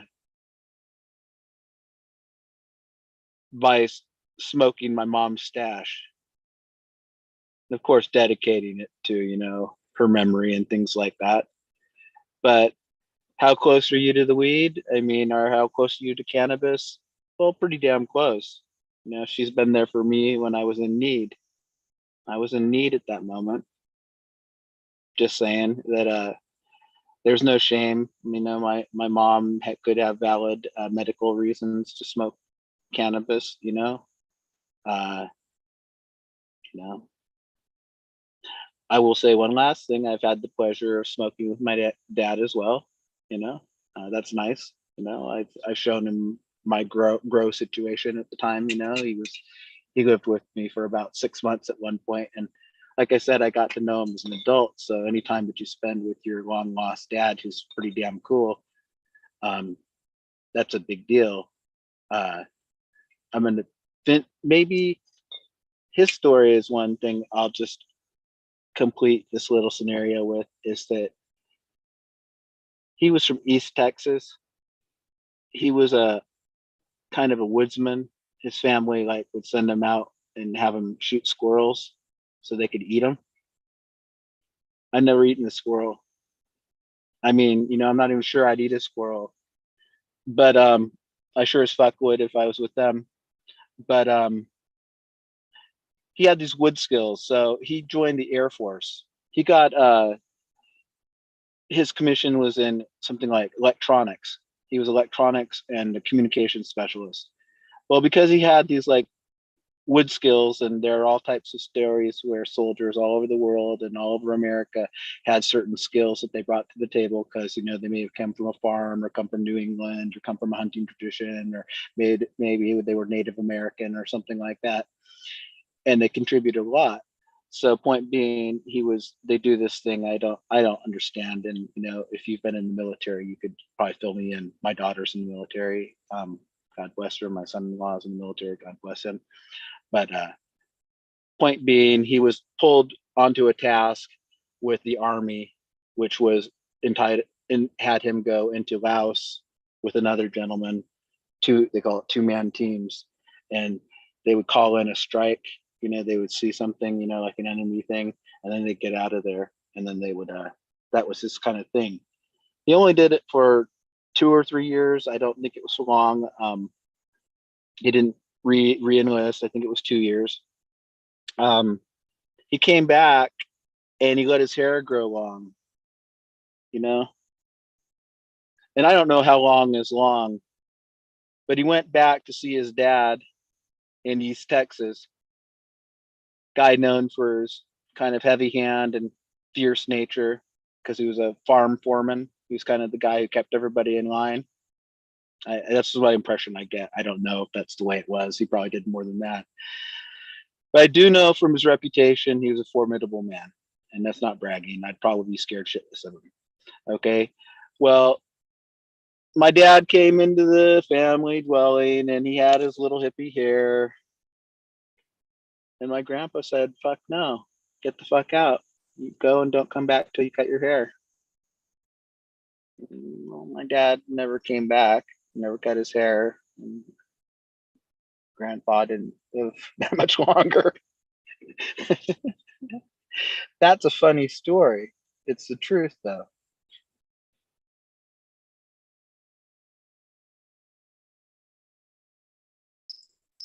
Stand up for what you believe in, I guess. It's just the way people are in my family. That's like you take a militant stance, you demand respect, and if nobody comes to shake your hand, then you're just on your own. We respect each other's decisions. We don't hold you to our value system. We don't want you to be a wimp. I'm just saying I respect my dad's battle as 71, knowing he's on the decline. I just know one thing, he's a smart fellow. He's a smart guy. He's really got a good wit. He's got a loving heart. He identifies with his Native American heritage. I just found out I'm 26% Native American, which actually, through the thing, I knew I had it on whatever, through whatever, but I'd never really, whatever. And it's not that I'm not sensitive, and it's not that I've never been to a powwow or anything like that, because I have and all that stuff. But it's like this. Somebody told me in one of the chats, and I'm not sure that it's true, but I think it is. 26% is significant because it means that you go back about 200 years at least. And that just gave me a little bit of perspective, that not only did my grandmother who suffered, or whatever, but that these people, I'm just going to say this, I'm shouting out Native America because it's like this very inspiring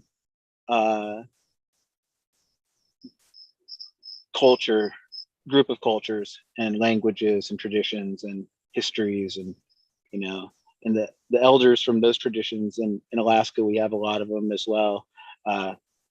They are so rich, and it's like this, they tell stories about the environment and about creation and about the way we should act, and they have moral traditions and ethics and things like that, and codes. And I just think that this may be one of those times where we could learn a little bit from other cultures and be more humble to learning from them, because maybe they know about the plant medicines, maybe they know about the healing rituals, maybe they know about those things that all of our ancestors, no matter what race or what tradition or whatever you want to call it, ethnicity or culture, every single one of them has healers and plant medicine. So to me, that's kind of the no-brainer, and to say cannabis is a part of that, that's also a no-brainer.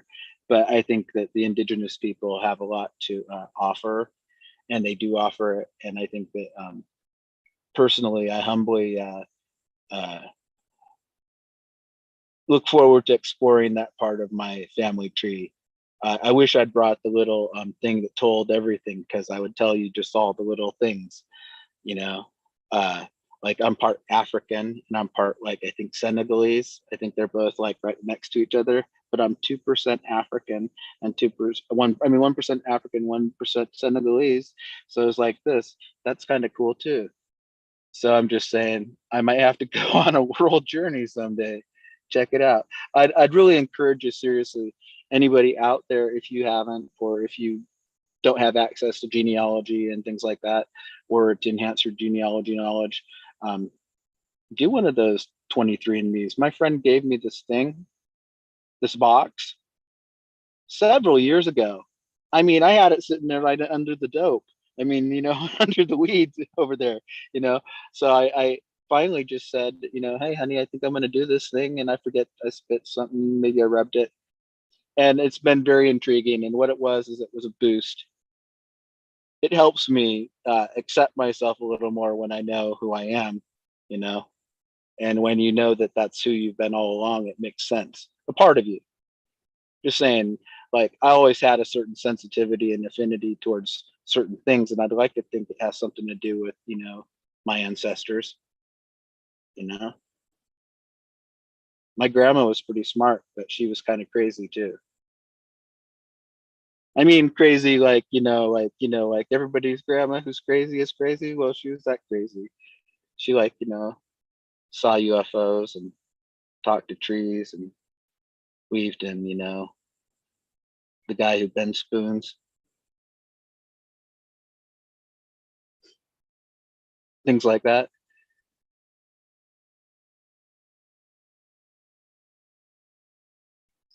Some of that stuff I don't think is all too crazy, to be honest with you. And talking to the trees and all that. I don't know, man. I don't really. I, I got to give her a lot of credit. Truly, I was raised by this, like, middle-aged old woman who'd had a lot of loss in her life, and she's kind of wanting a second chance, and she kind of got it with me. And my grandmother was nothing but tolerant and supportive. And here's the deal: she had no problem, with anything, maybe some, when you get to be an adult, sometimes you actually have more problems than you had when you were younger. I don't know how that could possibly be, but it is the case. But I'm saying with her, as she got older, I just had to respect her decisions with how she was going to live her life, and really ultimately how she was going to die. And she got a shitty end of the stick. I could go on about it, but it's like this: we're all free agents. Just, you got to support those who are close to you more. But some households are such that it's not that we don't, like, care, but when somebody makes a decision, we got to respect that decision. It can be painful, and there can be consequences of that type of thing. So I'm just saying, for me personally, uh,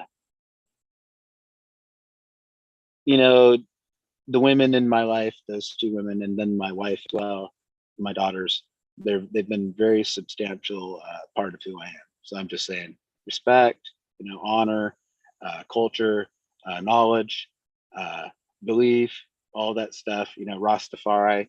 You know, be real, but you got to honor your freaking father and mother.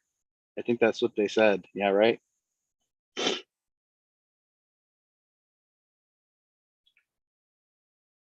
That they did. That they did.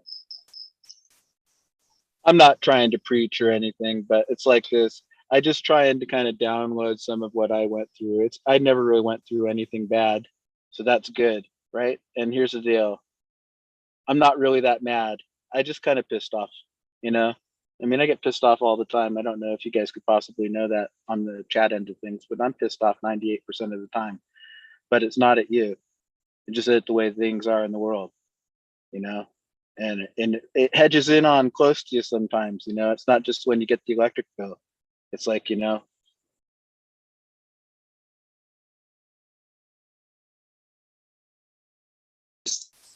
I say pissed off or passionate. It's two different looks there. I think it sounds more passionate than just Yeah, truthfully, honestly, it's like this. I'll tell you the truth. I don't like hurting people. You don't know how many fights that I've walked away from or averted or like had to be bigger than life to stop the fucking pain that was being threatened towards me. But it wasn't through violence. And I was a cab driver. I didn't carry a gun, you know. I had friends who, had, you know, some people end up on the wrong side of the stick. It just happens. So I'm just saying the highest way I could possibly think of and the most respectful thing is to contemplate concepts of nonviolence, like as presented by Gandhi, um, as presented by Martin Luther King, uh, in kind of the model of political protest and things like that, because these things are things that we may be confronted with. If you run with a certain type of crowd, you're going to be confronted with this regularly. So it's an inspiring thing when you realize what certain people have gone through in the not too recent past. So I'm not being prophetic or doomsdayer, but I think that the highest knowledge that I've come across, I have a pretty broad education on certain things. It's not very deep, but it's broad.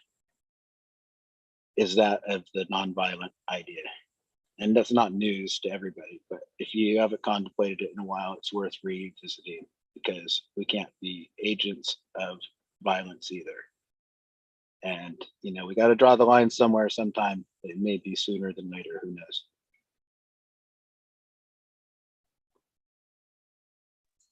Yeah, I agree. The brutal or violent mentality isn't going to get us anywhere, and that's the vibration that's holding us back now from moving forward to the next realm of knowledge. That's what even if the alien thing is somewhat true, and don't get me wrong, don't get me wrong. I'm a believer that there's something out there. Don't get me wrong. I'm not that stupid because I've said for years that you think that like we're the smartest thing out of all that. That would be sad to think that. You know what I mean? Just like wow, that's it. We're at the top of the heap. It's kind of scary to think that. But so if there is some truth that they are, close or making contact, it's kind of almost inspiring in the fact that must mean we're one of two things. Either we're about ready to fuck some shit up and they've got to intervene. Beam me up, Scotty. Or right. We're close to that time of a higher state of thinking, a higher vibe, and they're willing to start communicating because they can see we're moving towards the right path. So it's one or the other. Hopefully they can see we're on the right path and not they've got to intervene because we're fixing to fuck up. Because that's the scenario that I don't think any of us want to see. I don't know if there was that kind of like figure in your life of my grandmother kind of was like a little bit pathetic, but it was uncomfortable because the way she spoke of things was like startling and kind of like you didn't know whether to take her serious if you were, but she had normal friends. She was she was a Mormon woman. But I just say hats off to her because she basically had this philosophy that was like thumbing its nose at the whole everything because she was like she had a classical education. She wasn't stupid. So, and she valued that. And I have to say honestly, my closest link to the universe is her, not my mom. because I was raised by her, and it's like this. Her intelligence was kind of like our intelligence, even though it wasn't mine. I wasn't going to subscribe to her wacky ideas. But you know how close you live when you're with somebody. You just your brains are similar. I'm not saying that they're identical, and it could be scary certain implications of that. But I mean, as a father, as a spouse, things like that, you can see that. How about you, Eagle? You feel that way? Yeah, I used to think that at one point, but lately I have no fucking clue. I couldn't finish that thought if I wanted to. Fucking dramatic. You know what? Forget about it. We're going to talk another time, right? You know,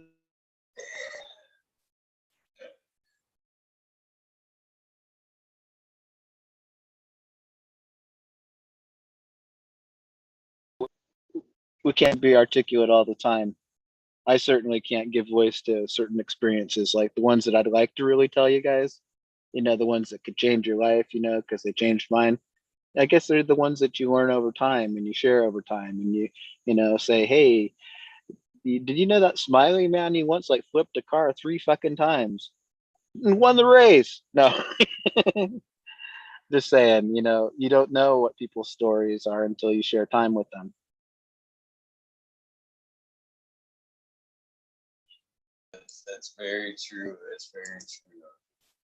I'm surprised I've divulged as much of mine over the last year as I have. Yeah. I'm pretty amazed that you actually, you know, do you remember how it's been? And you can tell me if it's wrong, but every 100th show is kind of its own little hurdle. I don't know if that's the case, but it seems like that is the case. And the fact It that you've is the like cleared, case. it seems like as you've cleared these hurdles, or you get towards the hurdles, uh, it is a little bit of like one of those, you know, Greek labyrinth type of things, or a bit of a rite of passage where you get put in that labyrinth, you know, to find not only yourself but other people in your relationship to them, even if you know, fucking a, it's all too much, man. I don't want 2,000 followers. I don't want this or that, you know. I'm just saying, but when you do end up with that, there's a little bit of responsibility in the sense that this group of people, it's kind of like the entity in itself. And you know that. I mean, you know more about it than me. It's just that would be a bit much for me because I would feel like I have to answer to this, you know, because I know like your garden. I'm so glad you had this weekend to yourself and got your stuff kind of in row and maybe weren't working on the projects, you know, the contracting projects. Um, I'm like so glad to see that you have the positive and freed up energy that you felt a lot of pressure. And I don't like to see you go and do that kind of pressure personally. So, because I have pressures of my own in my own life. I know what it's like, and it's like this. Sometimes it's difficult. That's all I'm saying. Sometimes it's more difficult than people would recognize, and that goes in their life too. I mean, plain and simple. Everybody has what I usually do when I get immersed into something is I just go in so deep, and then eventually I get a little burned out. I have to say, because it's like this, you know, I still have this part of me that needs to kind of like turn the clock back a little bit, maybe, you know, listen to some music or watch something silly on YouTube that's not cannabis related. I'm just saying things like that, or go ride my bicycle, you know, I'm just saying, uh, drive my car sensible speed, you know, but go for a nice car drive. And, but if you don't do the forest bathing, you were saying that, do you get to do that? Yeah. And that's something I'm looking to do more of this year. I was actually talking to Lexi about that. You know, her and her sister were out walking in the woods. And I'm like, man, that's pretty awesome. You know, if you could just take the feet off, you know, the shoes off and combine the earthing with a little bit of the forest bathing there, you're killing two birds at one stone there. And yeah, it's something I'm very open to. very open to doing. And it's crazy that I don't do more of it. You know, I'm surrounded by all these beautiful pine trees, you know, just natural beauty, and I don't just wander off like I should. You know, I mean, it's kind of back to that earthing thing. We get used to certain patterns, you know, comfortable shoes, you know, rubber soles, our shoes never hitting the ground, cars taking us everywhere. It's funny, I actually just in the same kind of thing, you know. Rap song I was listening to the other day with Mark and Afro Man. He was like, man, before I got rich, I didn't drive, so I was always skinny. Now I'm fucking rich and shit, and I'm fucking packing it on because now I'm always right. You know, we're guilty of, you know, as we get old, trying to take the easy route, or what's quicker, this and that. You know, I need to stop driving through these woods, taking time to, taking a minute to do a little on foot. You know, stop and enjoy it a little bit more. Totally guilty. Yeah, I'm with you on that thought. I am with you on that thought. I'll tell you the truth. I could ascribe a certain amount of healing for the time that I've been able to spend on a certain forest trail system near a farmland, in a bird refuge. You know, when I go there, I always feel just calmed and quieted and restored and all those things that you can imagine.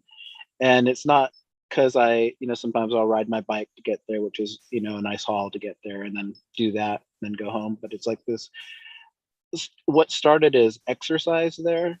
I would just do like light running because I wasn't in good enough shape to do heavy running, and flat area is a good place to kind of work on your technique. If you're a runner, you can kind of work on your stride and things like that. Even if you're not in great shape, you can, get into shape and then also run correctly.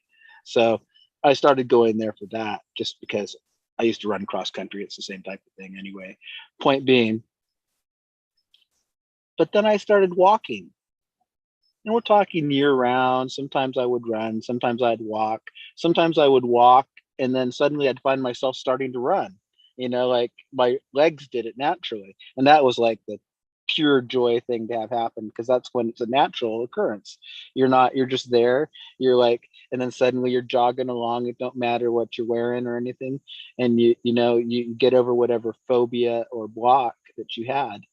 Well, over time, I've learned to appreciate the walk and sometimes the jog, or sometimes even the run or the ski or whatever in that particular area. But every single time, and there's a boardwalk there, and there's some wetlands, and swans come there, sandhill cranes come there, geese come there, frogs are in the pond. All moose are in the area.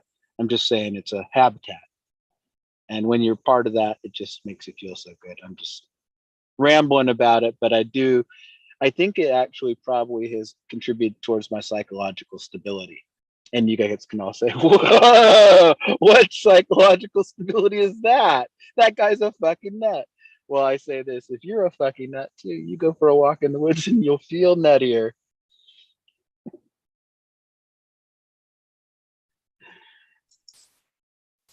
I'm actually as far as the feeling nuttier part of it, I can possibly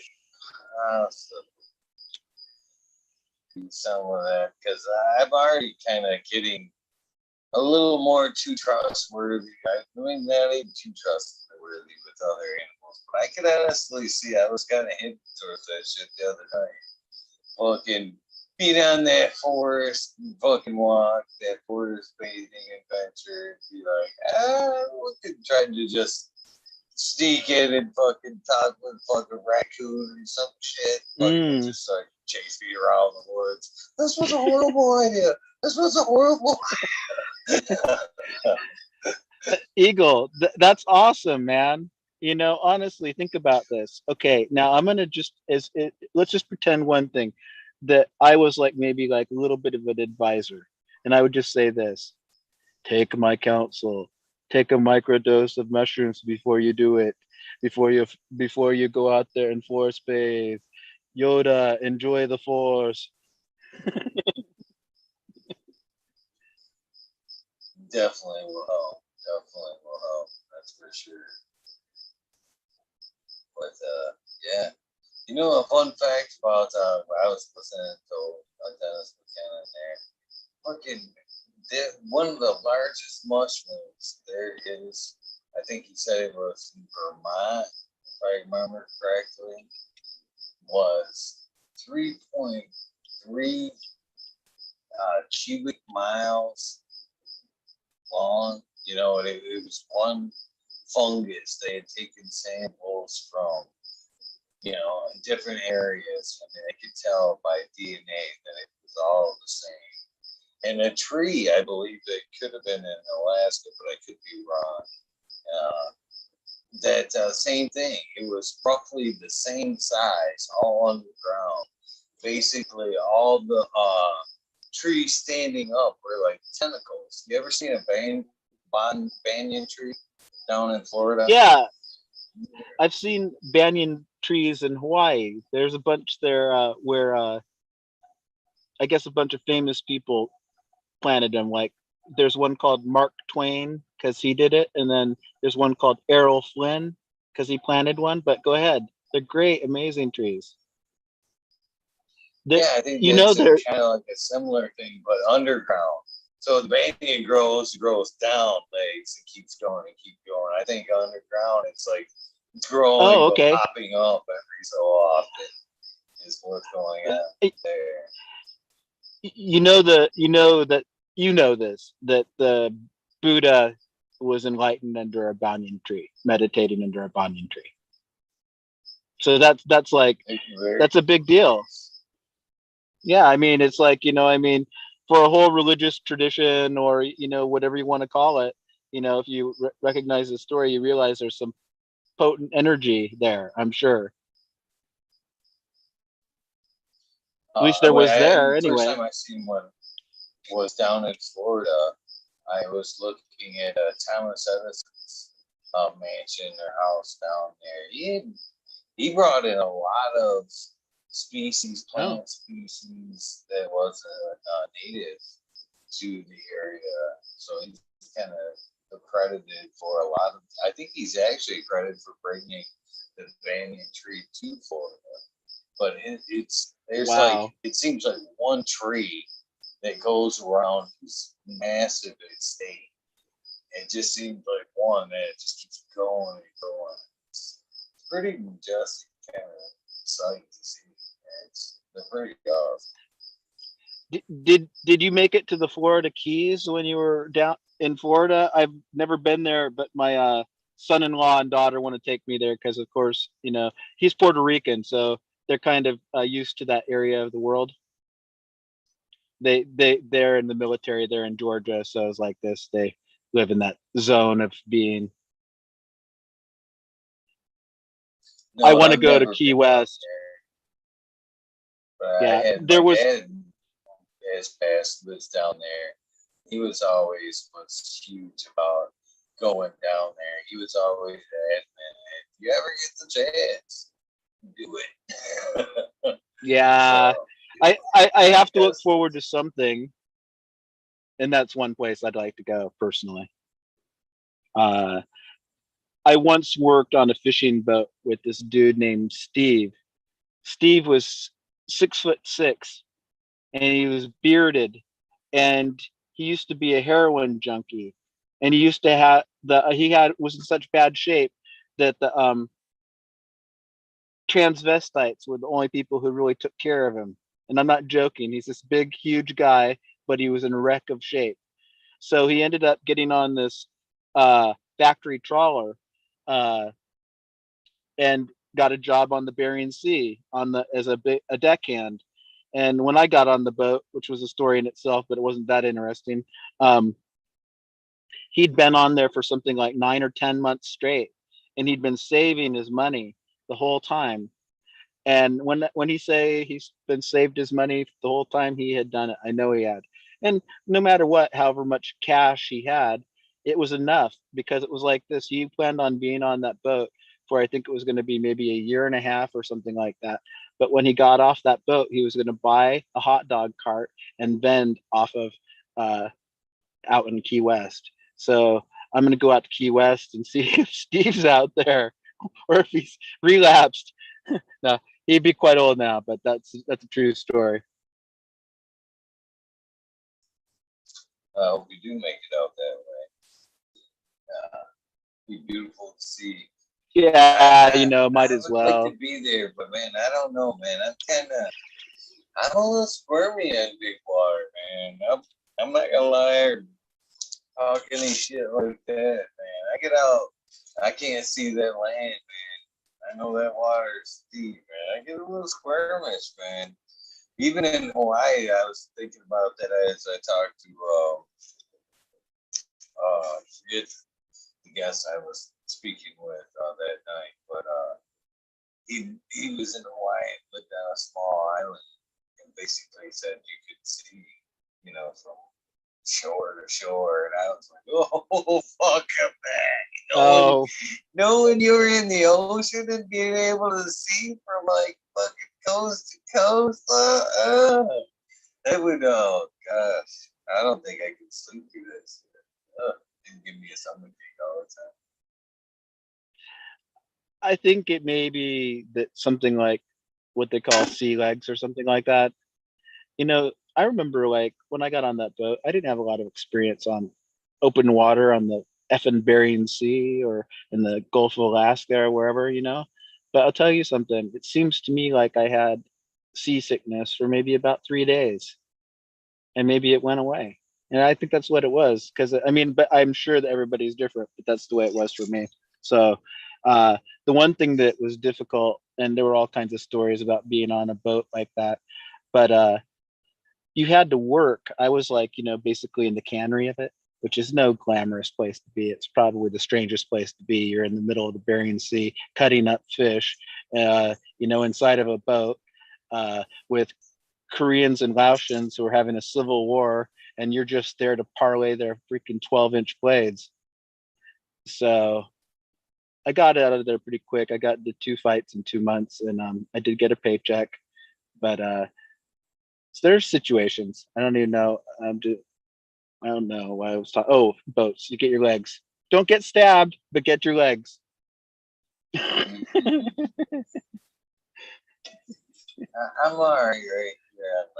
I'm good right here. In fact, I actually not even like big water, because the biggest water I've ever been in. I haven't been that far in, and I was very nervous. Was the Gulf of Mexico. Nervous as shit. Nervous as shit in that water. In a smaller boat for sure, which didn't help anything. But I'm not even that cool, like swimming in that kind of water. You know what I mean? There's nothing. I ain't swimming in the ocean. I go fucking pool. If I want to go swimming in that kind of, I'm going to the pool. I don't want to swim with fucking jellyfish or nothing like that. But at one point here in Michigan, I had a buddy of mine who was like a crew member, and sometimes in sailing, it's all about weight. It can be good or bad. Same cat would I'd always hear him bitch about like just weekend trips. People going on the boat. What do you take? Oh yeah. What do you take? You don't need that shit. That's extra weight. Let's just stay here. So in this case, he was doing the Bacardi Cup here in Michigan, and some of the crew members, for one reason or another, couldn't make it. So he actually, basically, he outright told me, he's like, "You want to be in it?" I'm like, "1, I'm not good on the water. 2, I don't know shit about sailing." He's like, "Don't need to. All I need is the body, the weight. All you need to do is move where I fucking tell you to move, and be, you know what I mean?" That was it, Oh, man. wow. Just kind of like and shit. I'm like, but that day, thank goodness, man, we got out. Well, good, bad. I'm still on the fence on that. But slowest Bacardi race ever. Fucking no wind. It was like, and I ended up drinking, man. And fucking passing out on the fucking bow of the boat. That's how slow of a race it was. And I had to be down in Naples, Florida the fucking next day. And and part of the drinking was just, kind of because I wasn't comfortable in big water. And man, I passed out on that fucking front of that boat. And by the time I was purple, I was fucking purple, man. I'd never been that color. I was so dark by the time I made it down, to Florida the next day. People and you down there were like, "Hey, where the fuck have you been?" You know what I mean? You been to Saturday, man? What's up, man? But yeah, it was. Ooh, yeah, I actually wasn't even right like that for a couple of days, being cooked in the sun like that. Oh, not good. That's amazing, Eagle. I'll just say once in Hawaii, I was riding a bicycle with a tank top on, probably no sunscreen. Maybe I just gotten there all like pale, pasty white from Alaska, and me being Mr. Alaska guy. Maybe I don't want to put no lotion on my skin for sunscreen. And I look over at my shoulders and I see blisters coming up on them. All these micro blisters, all over the back of, well, whatever it is, that muscle on the other side of your bicep, that shoulder one. That's where I still got freckles all over that thing from each of the little blisters. I think it's like if I get cancer, I'll probably get it in my arm. I'm not worried about that, but I do tell you I experienced some severe sunburn, but a lot of people do in Hawaii and equatorial areas because the intensity of the sun is more, at those latitudes. Like example, like Corpus Christi, I was there visiting a friend, and I'll be damned if I didn't have any sunglasses. And then I tried to go to a dollar store to get some sunglasses, and I tell you what, I wish I had some nice sunglasses when I was down there because I could feel the damn sun cooking my corneas or retinas or all the above.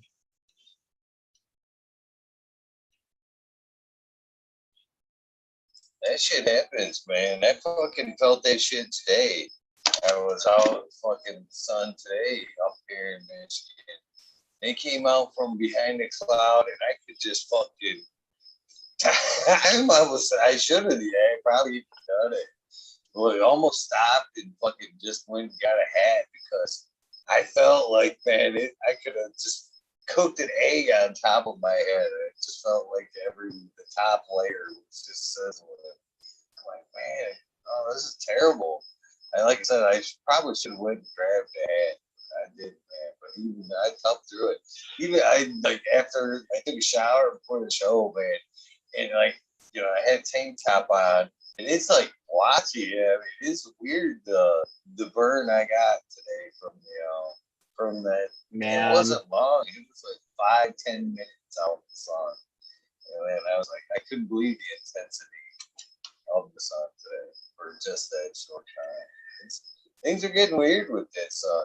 I talk to people like, I remember when the hot part of the day would be like around noonish.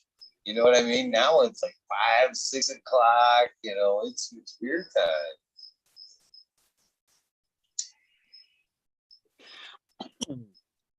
I coughed. I got off. Yeah, man, the fucking sun is there's something up with it. I think it's the atmosphere, whatever you want to call it, like maybe there's, the nasty things they're doing with chemtrails, who knows? I'm just saying it could be phenomenon. I'm not a scientist. I could just talk in the most general terms, and even if I studied it up, I would just be saying other people's words. So you know what I'm talking about, though. You're the one who brought it up. It's real. Just what you said. You can feel it.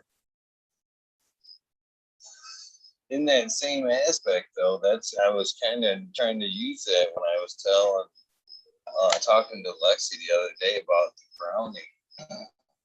the aurora that we see, from time to time, from the discharge from the magnetic sphere there, from the intake of the cosmic energy there, we're no different from that. The only difference is we're not, because of this you and all that, we're not able to discharge that energy into the back to the earth, into the aura there, because of that. I said, I told her every so often, just like the earth there, we need to discharge all that incoming bullshit. I told her, I told her, I said, look at it. Just look at our house in general. You got how many cell phones beaming through the house at one time? Every fucking TV, every little gadget putting out a signal, trying to catch that Wi-Fi, Yeah. the Wi-Fi itself. I mean, you're being bathed in energy all the time. You're just like that. You're catching it, and every so often, you need to put your feet in the ground and just disperse all that shitty energy that you have picked up. And I don't know, like I said, in a short time, I'm becoming a quicker and quicker believer in discharging that energy. I agree 1,000% with you. I'm just gonna say the cell phones, all that. Finally, I succumbed. Like I was fucking fuck your goddamn cell phone. I haven't had a microwave oven my whole fucking life, and I'm fucking 50 years old. So get that fucker out of here, you know. Um, Whatever. But one thing I'll just say, now that we have all this great technology at our fingertips and some places where we don't need it, um, be respectful of maybe certain facts, like your Wi-Fi thing shouldn't be next to your head, that you shouldn't keep talking on your phone after it's heated up, that you should use headless or wireless or whatever it is when you're using this phone, because we just don't know. I mean, it could be just harmless, in which case I hope it is Fuck just them. harmless. Wouldn't that be cool? Just like you said, though, man, I've been thinking about that lately, and I'm about ready to switch. I've always hated because the headset. You know what I mean? Especially with the bald head, because they stick out. Okay, You know what yeah. I mean? You can tell I'm wearing a headset. You know what I mean? Yeah, funny. It sticks out. That's why I kind of switched to these. But man, was talking to Lexi about the grounding and shit and all that. I'm thinking, and yeah, I got a fucking earbud in my ear probably about 12, 14 Yeah. hours a fucking day. That can't be any good for anything. And then you want to hear a weird correlation I've kind of noticed too, is we've had problems with the internet here for a long, long time. I've watched the show. You've heard me bitch about that a lot. Sure. I think actually tonight that I've seen a couple notices on my end of weird internet bullshit. I'm not so sure it is, but I noticed one. I made a weird mental note the other day, and we know that the one, because we have two providers here. One I use for this, and one we use for the house, and it is fucked up forever. That's the original one that was fucked up. And every night at the same time, it goes out. And Lame. they even had the fucking time down every day at 9:02. Every day at 9:02, you could be watching a movie, and it goes buffer, buffer, buffer, buffer, and Lame. what the fuck? So this is the weird thing. I'm thinking. I can't say it's it. I can't say it's it, but I'm not ruling it out either. I'm sitting here and I preempted my tenants because they come around. They come on So I open the tents, and I'm sitting right here, and I hear the click of the box there, and everything fires up, and I happen to look down. It's 9:02. So Oh, I'm okay. starting to wonder if there's maybe some type of frequency coming off the ballasts that may be fucking with the Wi-Fi or something to that effect. Maybe they're on the same leg, and there's, because they, it does that hertz feeds back into the That's system right. if not properly Not, ground. So I'm wondering maybe they're on the same leg or something like that. Maybe, I don't know. it wouldn't surprise me, Eagle. Kind of like I've run many of the different ballasts that we've run over the years. From magnetic through many different electronic ballasts, and definitely some of them have interference. Or like if you're gonna do like a video, say you're gonna go do your little short for Instagram. If you're doing it in a room with a magnetic ballast, you're gonna have little lines through it, and they're gonna be like strange colored lines even. So it's like, I mean, interference has happened. What is it called? RF interference? I don't know what that means, but that they used to talk about that. I think That just most of the radio frequency. okay. RF. I think that most of the modern stuff probably has troubleshooted that, because like I just got some 315s for the first time with that ceramic metal halide, and those things don't seem to put out any type of visual uh, interference on any level, and they're quiet and everybody knows what they do. I just got some and I'm happy to have them. I'm gonna get some more. That's how much. See, I'm moving like I guess probably 5 or 7 years behind the times, but it's okay. I'll catch up. Hey, I still got this 4K behind me running, and I'm still,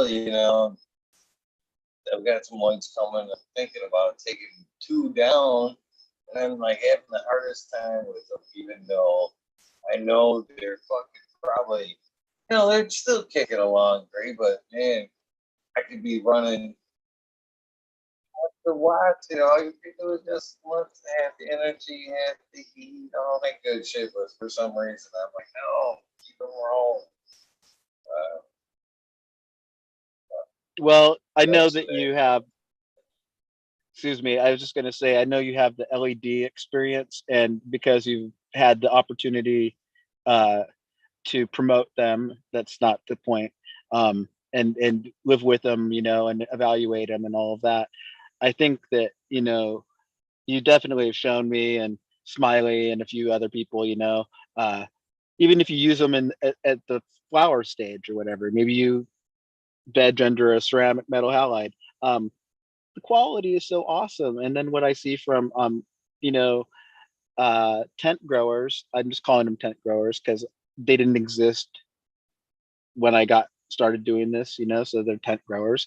Um, they have amazingly well lit beautiful flowers, I'm just saying, with these LED fixtures that aren't generating as much heat, and it makes total sense. And I don't think that like the price point on some of even the lesser of those is very good, i.e. the Mars Hydro. I think you were running some of those.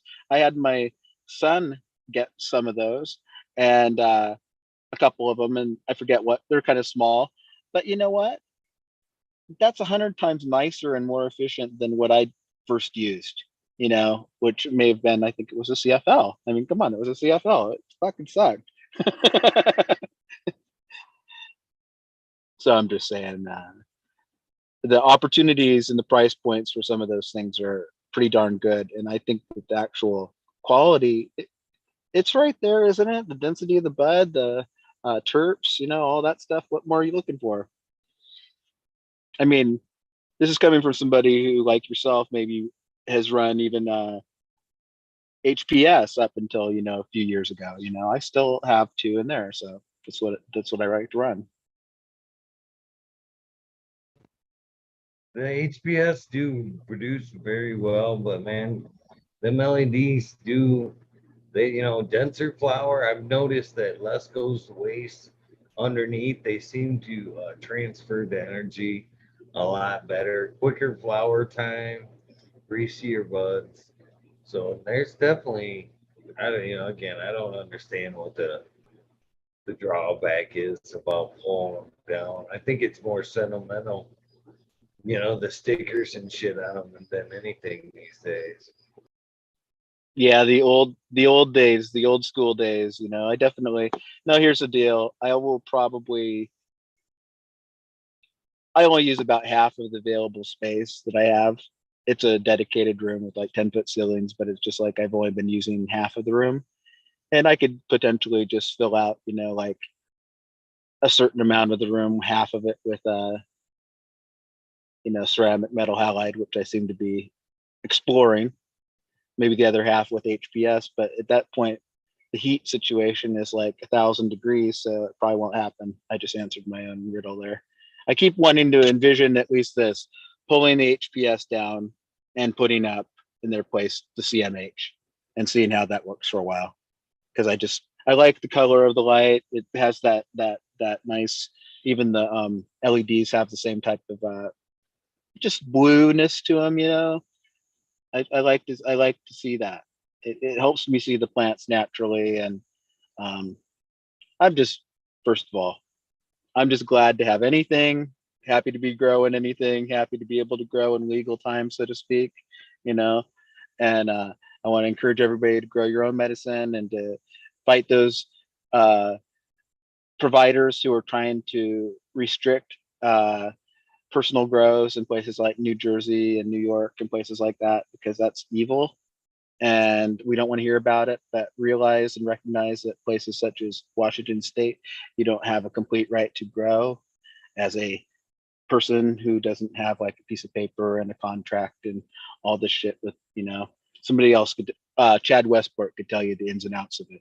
But I'm just saying there's various ways of writing laws, and certain interests, who have lobbyists and things like that, who end up getting these ticky tacky, fucked up things for the home grower and the medicine grower and the self grower, or and what I would call the subsistence grower, you know, and that goes for anybody anyway. I'm just saying, don't restrict that. Don't let them do it.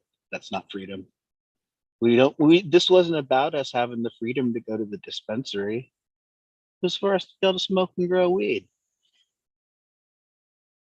So I'm not down on the dispensary, but for me, that model doesn't work because it's no different than any other one where you have to pony up the $100 bill every week at least. And when you're only making $400 a fucking week, that's a lot of money. Is that That right? was the reason I got into fucking growing, was to save that There you cash. go. It was then I was buying zips back then and bitching about it. Nowadays, you can fucking spend that the same amount of money, and you're not coming home with zips. That's for sure. You're fucking coming home with grams, and fuck that. Yeah. Oh man, it's painful. Every time I go in there, man, it's like, oh, well, it's just painful. It's just painful. I don't even do it anymore. If I Yeah, go in, it's yeah, for an extract, rosin, something I don't do myself that I like to, I still enjoy once in a while, but there you I go. just don't want to mess. And I think that sometimes they almost view me as a little bit of rude about it because I maybe I am. They'll be like, "We've got this lovely flower. I do that. I do that. I'm here for this. Come on over here. I want Right, some right. extract. I'm sure you've got some fine flower way overpriced that I don't want to pay for. But Well, yeah, and here's the deal. At that point, it becomes a specialty shop. And you probably will be getting something of a higher grade because the guy who's making that fucking concentrate or hash or whatever is somebody who would rather be an artisan. You know what I mean? Who is an artisan at heart because he has all the experience to do it. And he can modulate and operate and also do it at scale. Those are all skills that I don't have. Okay. I might say I have them, or I might, aspire to have them or acquire them, but it's a skill set. So I'm just saying, you go there for a certain product occasionally, and of course they are the assholes when they're trying to like sell you something that's not good and something that might. I'm not assuming this is the case there, but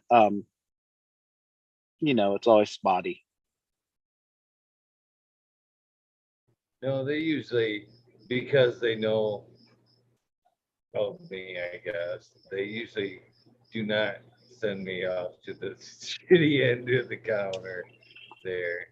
They usually treat me pretty good when I'm in there. I gotta give them some props.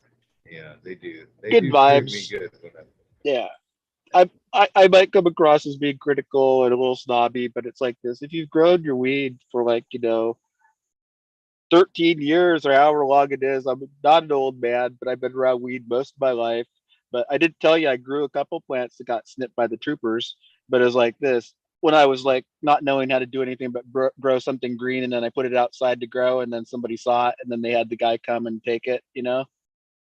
That wasn't really like getting in trouble with the fuzz, but it kind of like didn't reinforce my desire to do that particular thing in that place at that time.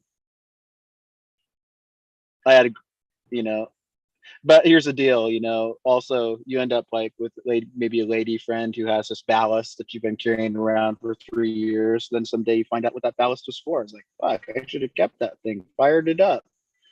you know She'd always talk about these colas that were like 10-inch colas. Yeah, I was like, good for you. Anyway. I've been guilty of passing seeds at the dispensary. Seriously, like kind of like right behind somebody going, "Yo, you can grow that. I've got some seeds." and stick and stickers. That's awesome. Here you go. We'll help you. You know what? We'll If you help can you. do that, and you'll have to excuse my interruption, but if I could do that, like, if I ever do create any quality seeds of any quantity, it would feel very good to hook up locals who don't have the genetics or the wherewithal to source them. And, it wouldn't really cost me very much to do that. That's another thing that's kind of like the gift that keeps giving, you know, but selected seeds, from top quality, best F1s you could do. And you get the practice of A, doing it, B, you got people out there who kind of like does things kind of like, a cooperative, because anybody who makes a little bit of bread just feeds their face. So you can't really say that's like taking any of your action. Just saying, if we were to put it into those terms. But you can have that guy over for dinner, once a week, and if he does need those seeds, those Dow seeds, well, he got some damn good seeds because he got that Bruce Banner too. So it's like this, 4 of those Bruce Banner seeds, by Cheesequake. So I have faith in that. See, Dow feels beat up because that has shown some unstable characteristics, but I think that growers have unstable characteristics, and I have faith that what may come may come. But I think that sounds like a good one. Did you do the Bruce Banner? No, he didn't pass that one to me. I've done the other 3, but I have not done that one. So that one was blueberry. Cow, hint, hint. Said you'd pass them. There he is right there too. I don't have a monitor, but it's like this. I trust you when you say he's there. Don't let him apologize for the strain. First of all, the characteristics that a seed exhibits are outside of your control when they're testers. I bet you 50 cents that those are good seeds. I'm just saying, I've come across freaky things in a 10-pack all the time.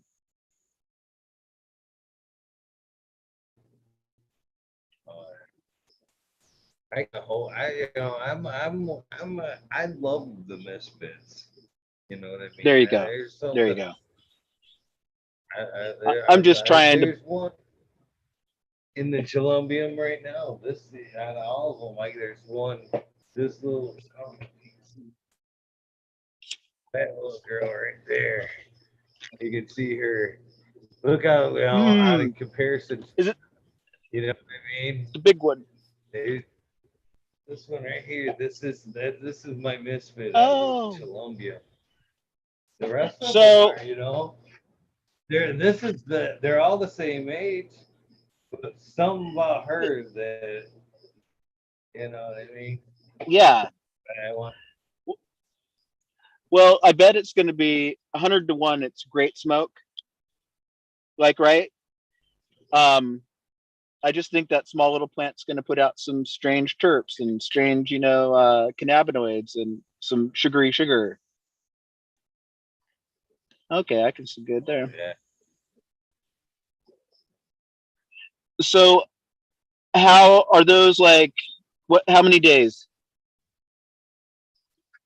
Oh, I I don't know. I'd have to get out the book. I want to say around 45. Okay, that's all you Maybe got. in that. That's good enough for me. So they've been Yeah, I budding think for a it's just while. They're building. no. These are Oh, from I see. I seeds. see. I can't see that for some reason. I don't know why I can't see it. Yeah, these I'm are getting to be getting old. these right here. Like, yeah, this is what I call the on deck or the warm up area. You know, Okay. they I was out of it. I'm just gonna confer. I was out of it. I could see like little like re-veg buds that were about maybe like day 30 of re-veg or something like that. That wasn't what I was thinking though. I mean that's what I was seeing. no, not even none of these have been flowered. Back there, back under in that one tent back there, them are flowered. These are all in flower. The bigger girls are in flower. These are That makes total sense. Yeah, it's kind of like maybe I ingested some cannabis and then I got stoned and then I talked about all these things with Eagle and then I started talking shit with Eagle too. Like. that's like veg right behind me. That's into. So basically, a little further over there is like cloning and seeds Oh, right there. that's cool. Usually where you find right now that and that this area will be expanding here quick. So Nice. basically 1 gallons and then there'll be threes. And then there's actually another light that you can't see up there that if I need to Oh, okay. can drop for Okay. like another state. But then they usually go from like 3 gallons up in here to this like on deck area where they'll like sit in under a Okay. 24, but now they're getting slowly adjusted to the HPS, for like a week or Yeah, so. yeah. They push the roots out, get used to the different light, and then bam, they'll go into the next phase. Use out. So you've been kind of doing revolving type of harvest, perpetual harvest type of thing forever, right? Isn't that your kind of, not that you have a modus, but part of your thing? Yeah. And you're lucky to have a certain number that you can, if that's, a workable thing. Uh, that's nice to see. It looks like you're not in over your head. It looks like each of your workstations are, kind of tailored to your needs. You being a little bit of a carpenter, you can kind of tailor and work with the space that you're in. I think that's pretty cool. Yeah, yeah. This is actually part of a U. It actually goes Oh, around. that's Uh, awesome, man. there's 4K here, and then there's still the LEDs back the other side here. Uh, yeah, actually it's a 72 plant or count grow. Not that I utilize all 72, but Right. I Yeah, I hear you. I think it's just it shows what you can do though. It's like, or a person can do a humble size grow, I would say, not to say anything about your thing, but you're not going beyond yourself, and yet it's getting a lot of good medicine out there, and you have your personal too. And I think it's kind of like you're closer to doing right than I would consider myself, but it's like this. I'm taking care of myself, and that counts for something. I'd like to see, and I've always been a big advocate for the perpetual. You know, even on a small scale, you can offer yourself a little bit better of a variety. Even here in Michigan, Yes, I yes, no card, nothing. 12 plants. If you stagger that in a yeah, 4-4-4, you're harvesting yes, four every month. sure, You got fresh medicine, and yep. you're never overwhelmed. That's No, no, I could I always have done. I did it a lot too. It matches my style. When I have enough stock and healthy enough rotation, that's what I do, because it's like this.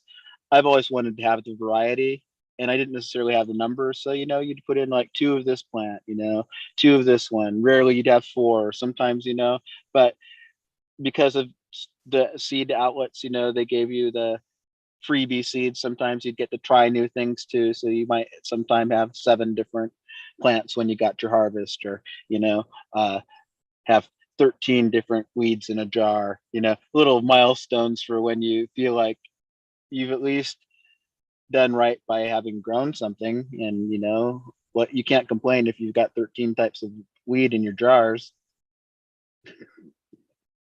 no, you can't complain at all. And again, like you said, delegating the perpetual. If I were trying to do this on a monocrop, come to the end there would be, a Oh, harvest right. I would never get. It's you gotta keep things manageable, like you say, and the way things are set up now, it's perfect for a one-man team, a one-man team Yeah. like myself. Well, I think a lot of people, we have an audience of people here who have a lot of different interests and whatnot, but some people might be coming to it, say, in their retirement or something like that.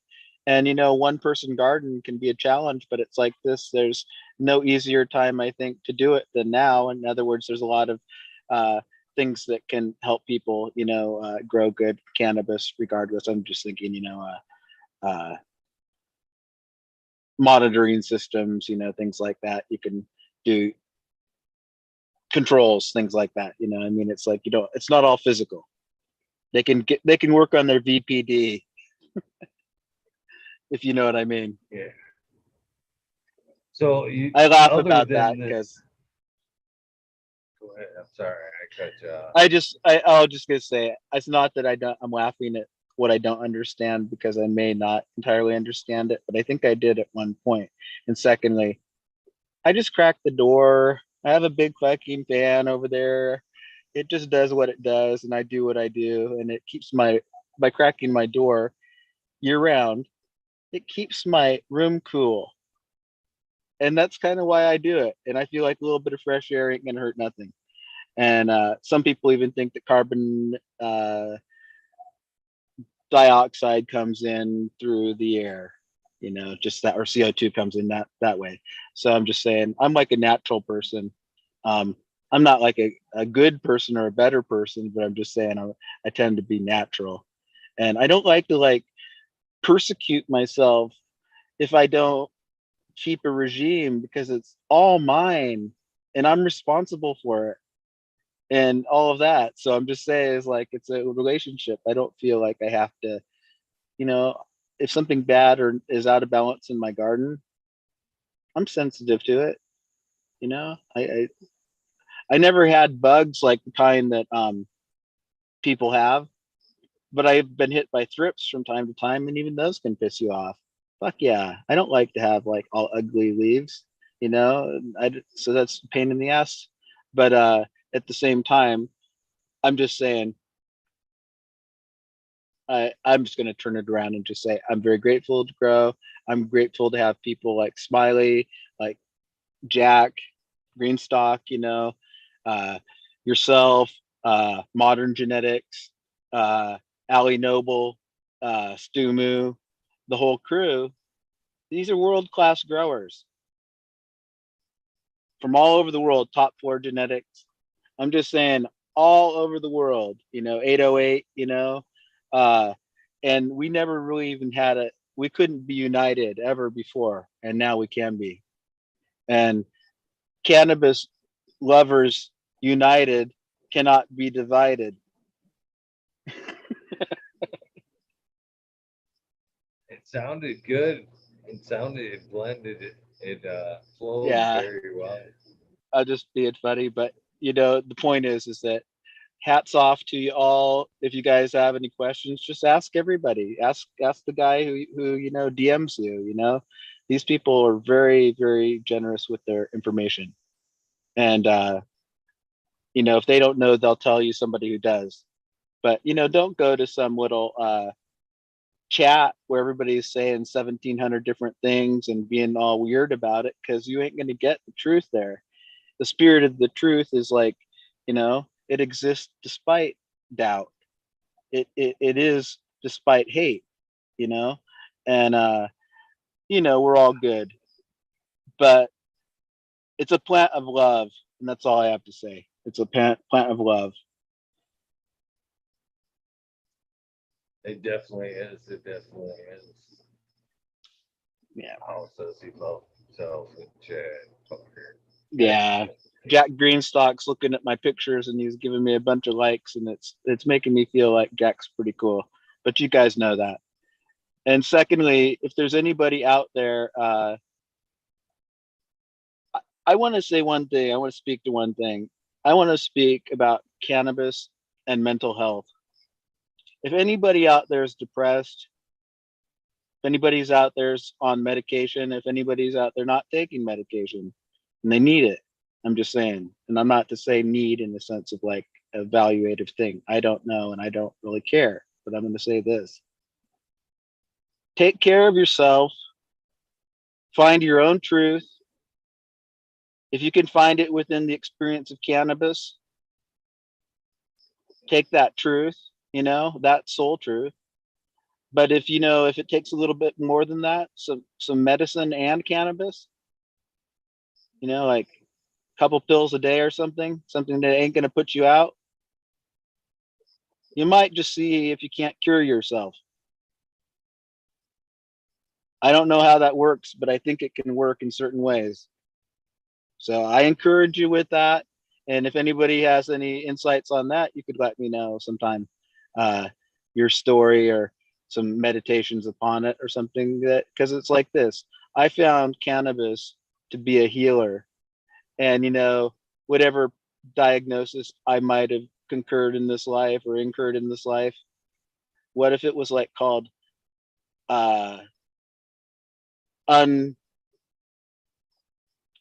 or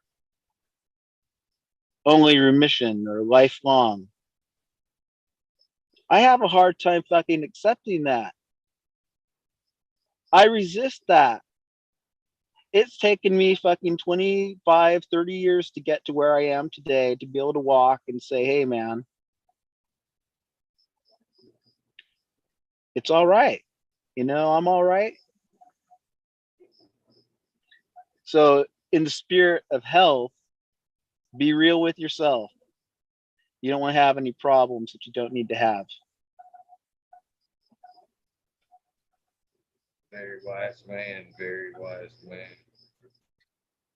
Well, Mr. Buddhaboy, we got a Oh, few yeah. things we got to go over before we kind of wrap things up. We've almost went the whole distance. Now you've actually earned your colors tonight, brother. Now Well, there you go. the same invitation that you have now is the invitation that we use for the wormhole and everything else.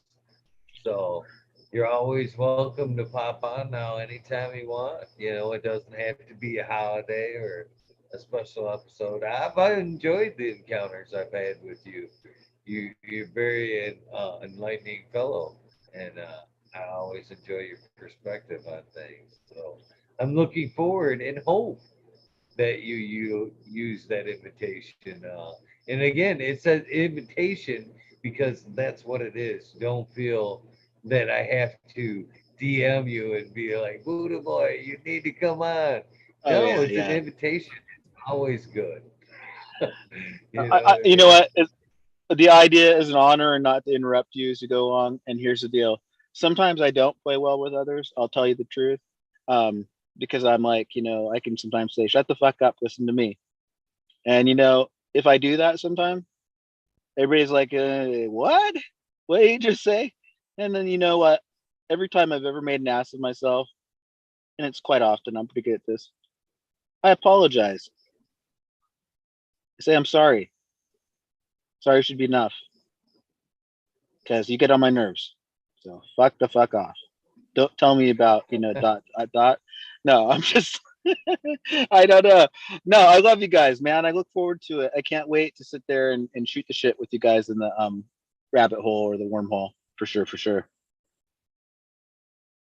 I still interchange the two myself, the rabbit hole and the wormhole. Yeah. Uh, they'll always be one and the same. They had to be done though. I mean, seriously, it had to be done. I don't know. I hear it. It, it had to be done because even though, like, you know what I mean, how like you buy that car and you see all of a sudden now you see that Dodge truck everywhere. That's what the wormhole was, or the rabbit hole. But when it changed, I didn't see the wormhole everywhere. You know what I mean? As frequently as I seen the rabbit hole come on, but it had to be done. It had to be done. We had It's some deep stuff. It's a deep stuff, and it definitely is in the cosmic zone of the quantum realities that we all speak in truths and untruths 1,000 times a second, going forwards, backwards, sideways, and upside down. So here's the deal: get horizontal with it, because we're gonna do the limbo.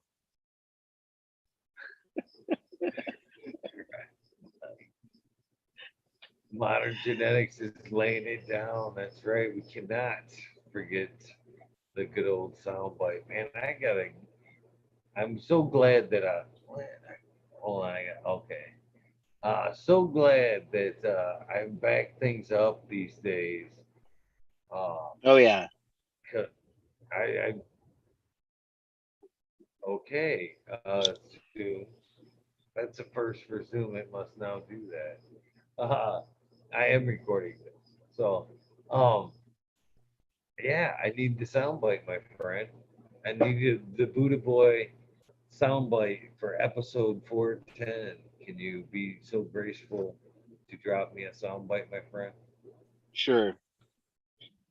Hey, you have been watching Talking Shit with Eagle, episode 410, with your friend Buddha Boy and Eagle and the rest of our nice friends in the chat and online on YouTube. We will see you again. But here's the deal: if you're going to hang out, don't hang low, hang high.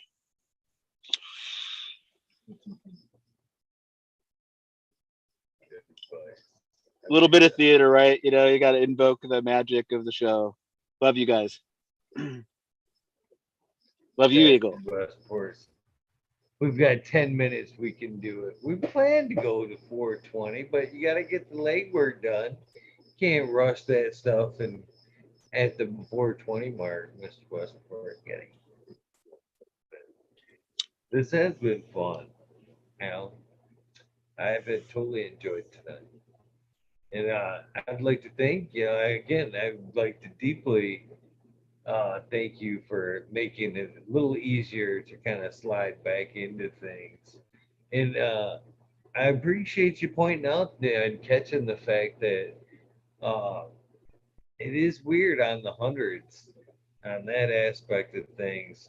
It's like I every hundred I come up on one, I realized and the seriousness of what I'm doing, and I want to. It's like a self check that on the hundreds that I want to make sure the things are on the right path, people doing it for the right reasons, and the show's going in the direction that everybody wants it to go in. That's what kind of the 100 bugaboo is for me. Right. It's a reflection number for me. And it's weird because it's always been on the hundreds. I never laid it out that way. It's just every time they come on, I don't know what it is, but it's like, oh shit, it's coming. Yeah, I gotta man. fucking. I don't know. But the Well, three to life's trippy. fours, man, I don't know. I don't know what that the 3 to 4 seemed like, man.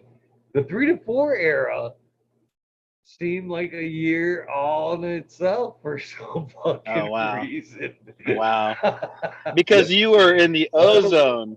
Now, you sometimes the world is distorted that way. I mean, you could hear like a physicist say one thing, somebody who's a visual artist say another thing. But here's the deal: the rhythm of our lives, the numeric quotients of our lives, that how things add up. You may see things more in numbers. I might see things, more in a different part of the senses. We can modulate or even change in that.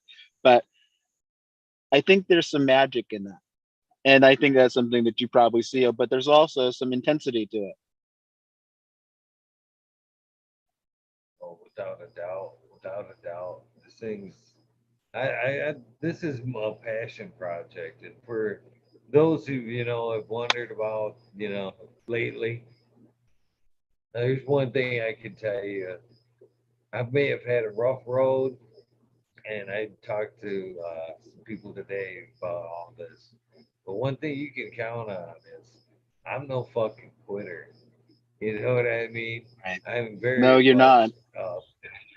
I called out that fucking thousand number, and even though I'm double up sometimes with the wormhole, I don't necessarily count the wormhole in that number. But even if I Wow, you have to should. finish bruised and beaten like fucking Rocky at the end of this fucking thing, I'm gonna make it to that fucking number. So Right on. No, you do it, but we'll take see. care of yourself along the way. Sorry to interject. Just, modulate. It's like training. You have to go hard for 2 weeks, and that third week you got to ease off. And then the fourth week you go hard and you work on your weaknesses, you work on your strengths, but it's called period periodization. And what that is, it's the cycle of weeks in which the training cycles go, and you break it into like 12-week cycles and things like that. And you give yourself rest periods. And I'm just saying that's one way of breaking it up. And I think that for any endeavor, even if like I was writing the book, that maybe I'll try to do sometime. Um, you can only go burning the candle so hard for so long, but if you do it at the right time, it seems effortless. I'm just saying, but you don't want to get derailed by some unrealistic productivity goal or status goal or something like that adds psychological pressure to you, in which your actual potential for learning in the moment becomes stymied. And I don't know why I'm saying that. I'm just saying for me personally, it's probably true.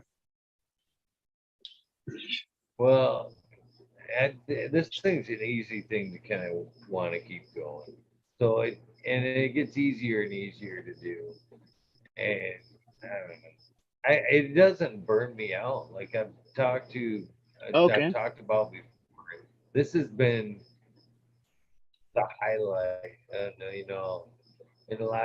I enjoy doing this. This is by far a passion project for me. You know what I mean? This isn't one of those things that's I dread doing. This is still something I'm very, very passionate about, and I very, very much plan to do it. And again, did check-ins that when I did stop, for the week, I thought it was super cool that people checked in, all that good shit. It made my heart swell. But I'm curious. uh, and then we're talking about keeping the show with the everybody's interest in hand. I really, really want to do uh, the conversation wheel that I've talked about for like the wormhole for the cricket. By the way, I don't know if you can still hear that cricket, but I can they hear have it. been bitching. You're a fucking trooper because Chad's been like, kill that motherfucker. Can I tell you something? I'm a nature boy. I like the sound of nature. If it was coqui frogs in Hawaii or Puerto Rico, I'd be like, all right, man, I can live with that. That's a little obnoxious, but those are fucking frogs in the trees. And then with, you know what I'm saying, is like, uh, a cricket to me is like actually kind of an exotic thing that a creature that I kind of like. So unless he was in my house right here, right now, in my little bunk, I have a part of my strategy is I have a bunk. I call this kind of a grow studio, and maybe sometime I'll share it with you. But it's got a bed, and it's got a seedling area, then it's got a veg area, and then another room. It's got a flowering room, but it's all within kind of a Japanese style, almost modular. It's like it's hard to it's built by on wood, and then the side of the house has a Rastafarian flag painted on it with the Lion of Judah, because this is my spiritual temple, and I'm a Rastafarian, and this is my freedom of religion. I'm not joking, but I mean it's just a fact. Anybody who knows me knows it's true.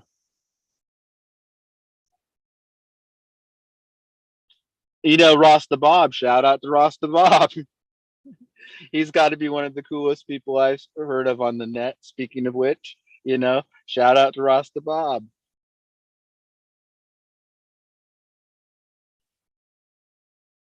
He's actually here in Michigan, and I need to get my ass down there to see him. I mean, how Oh, often does that opportunity come around?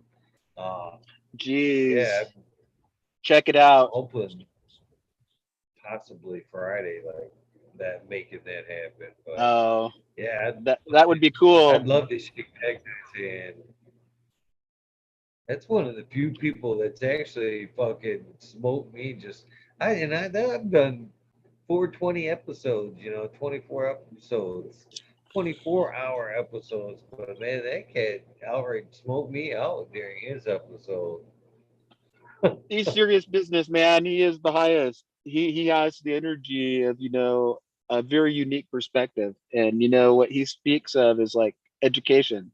So that's why I say just respect to him, and may we see the world through his eyes a little bit more. Sometimes he shares his segments of his reality with us, and I think that's pretty damn cool.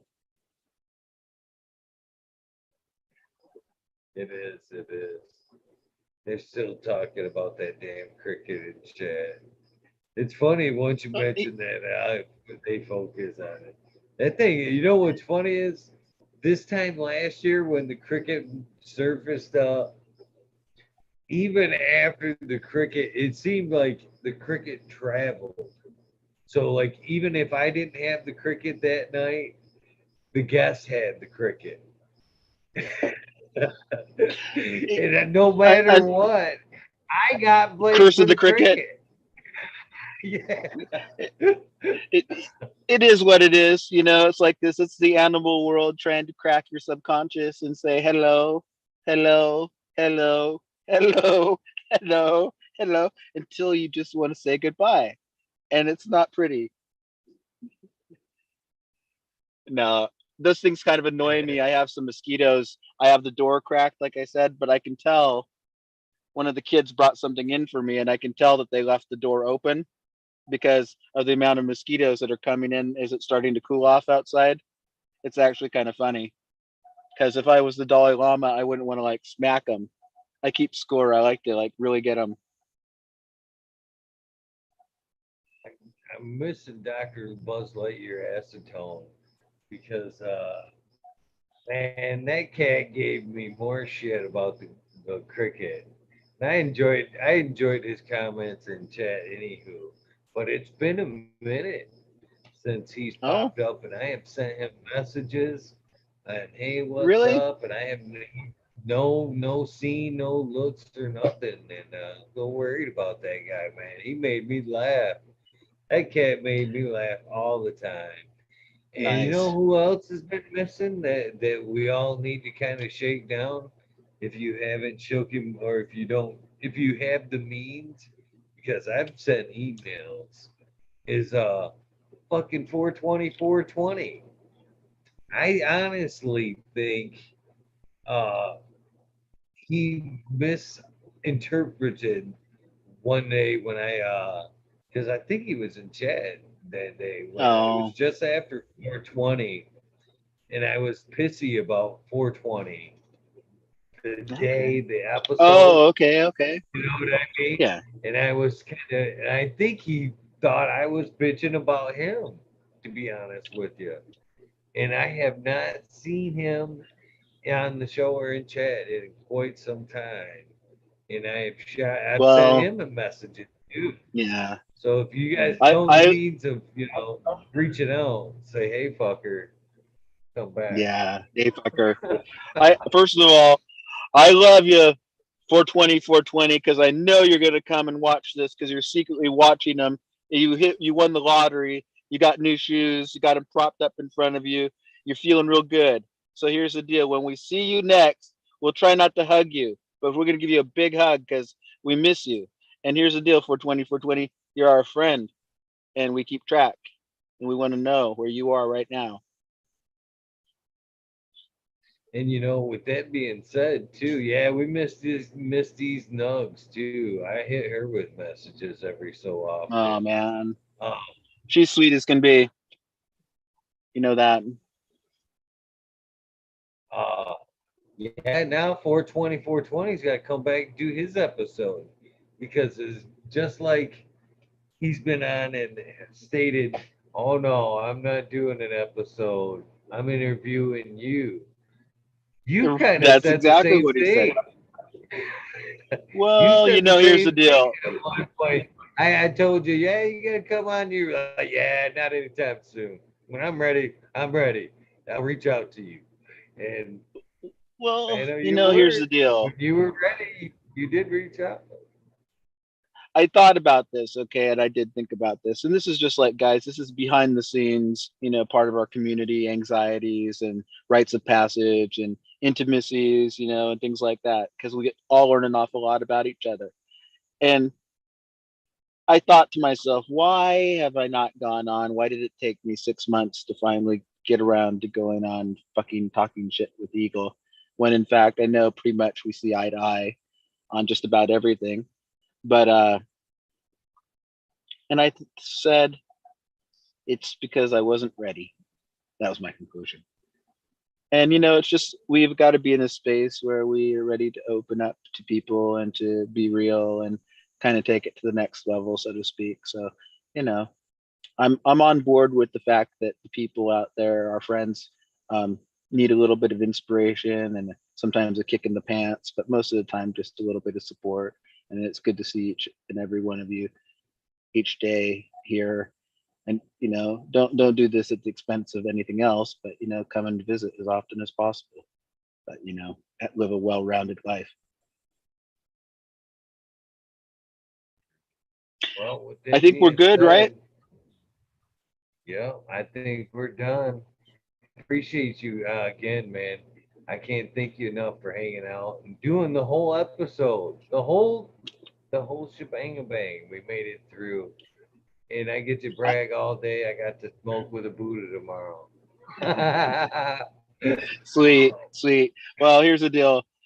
God bless. May your pipe always be full, and may your buds glisten, and And your with that terps. being said, thank you. I cut you off, oh, man. Terrible. Terps spill over like champagne. There you go. Sorry, Mr. Buddha. With that being said, I can't thank you enough, Buddha. I can't thank you enough. You guys are awesome that tune in. You yourself, Buddha, with all the kind words that every night I see those comments at the end of the shout outs, and yours is always there. And I always look forward to seeing it, and I'm very grateful for it. So thank you and everybody else that helps make this journey possible. It works both ways. Trust me. You know, I'll never fucking take your money for doing this because it's an honor to hang with as many great people that tune in every night as it is for you guys to tune in on this. So, no, it is what it is, and it's going to stay the way it is. So, thank you for an amazing Thank night. you. If you guys are interested in throwing an idea on that idea wheel, please DM me with a possible conversation that you'd like to see on that wheel. If you'd like to do like Buddhaboy and donate his time to this community, this effort, please DM me at Eagle Gardens One, fucking talking shit with Eagle on Instagram, or Eagle Gardens One at gmail.com, and we'll have another great night in the community. Again, thank you, my friend. We are out of here, you guys. You guys know the deal. Please do something nice for somebody. Random acts of kindness do save lives. I am a living, breathing example of that. And great folks like myself and Buddha Boy You. show me it's possible every day. So thank you. Thank you, my friend. And see you guys tonight with, I believe it is Big John Gross will be here tomorrow. Oh, I need to fill that book. Get a hold of me.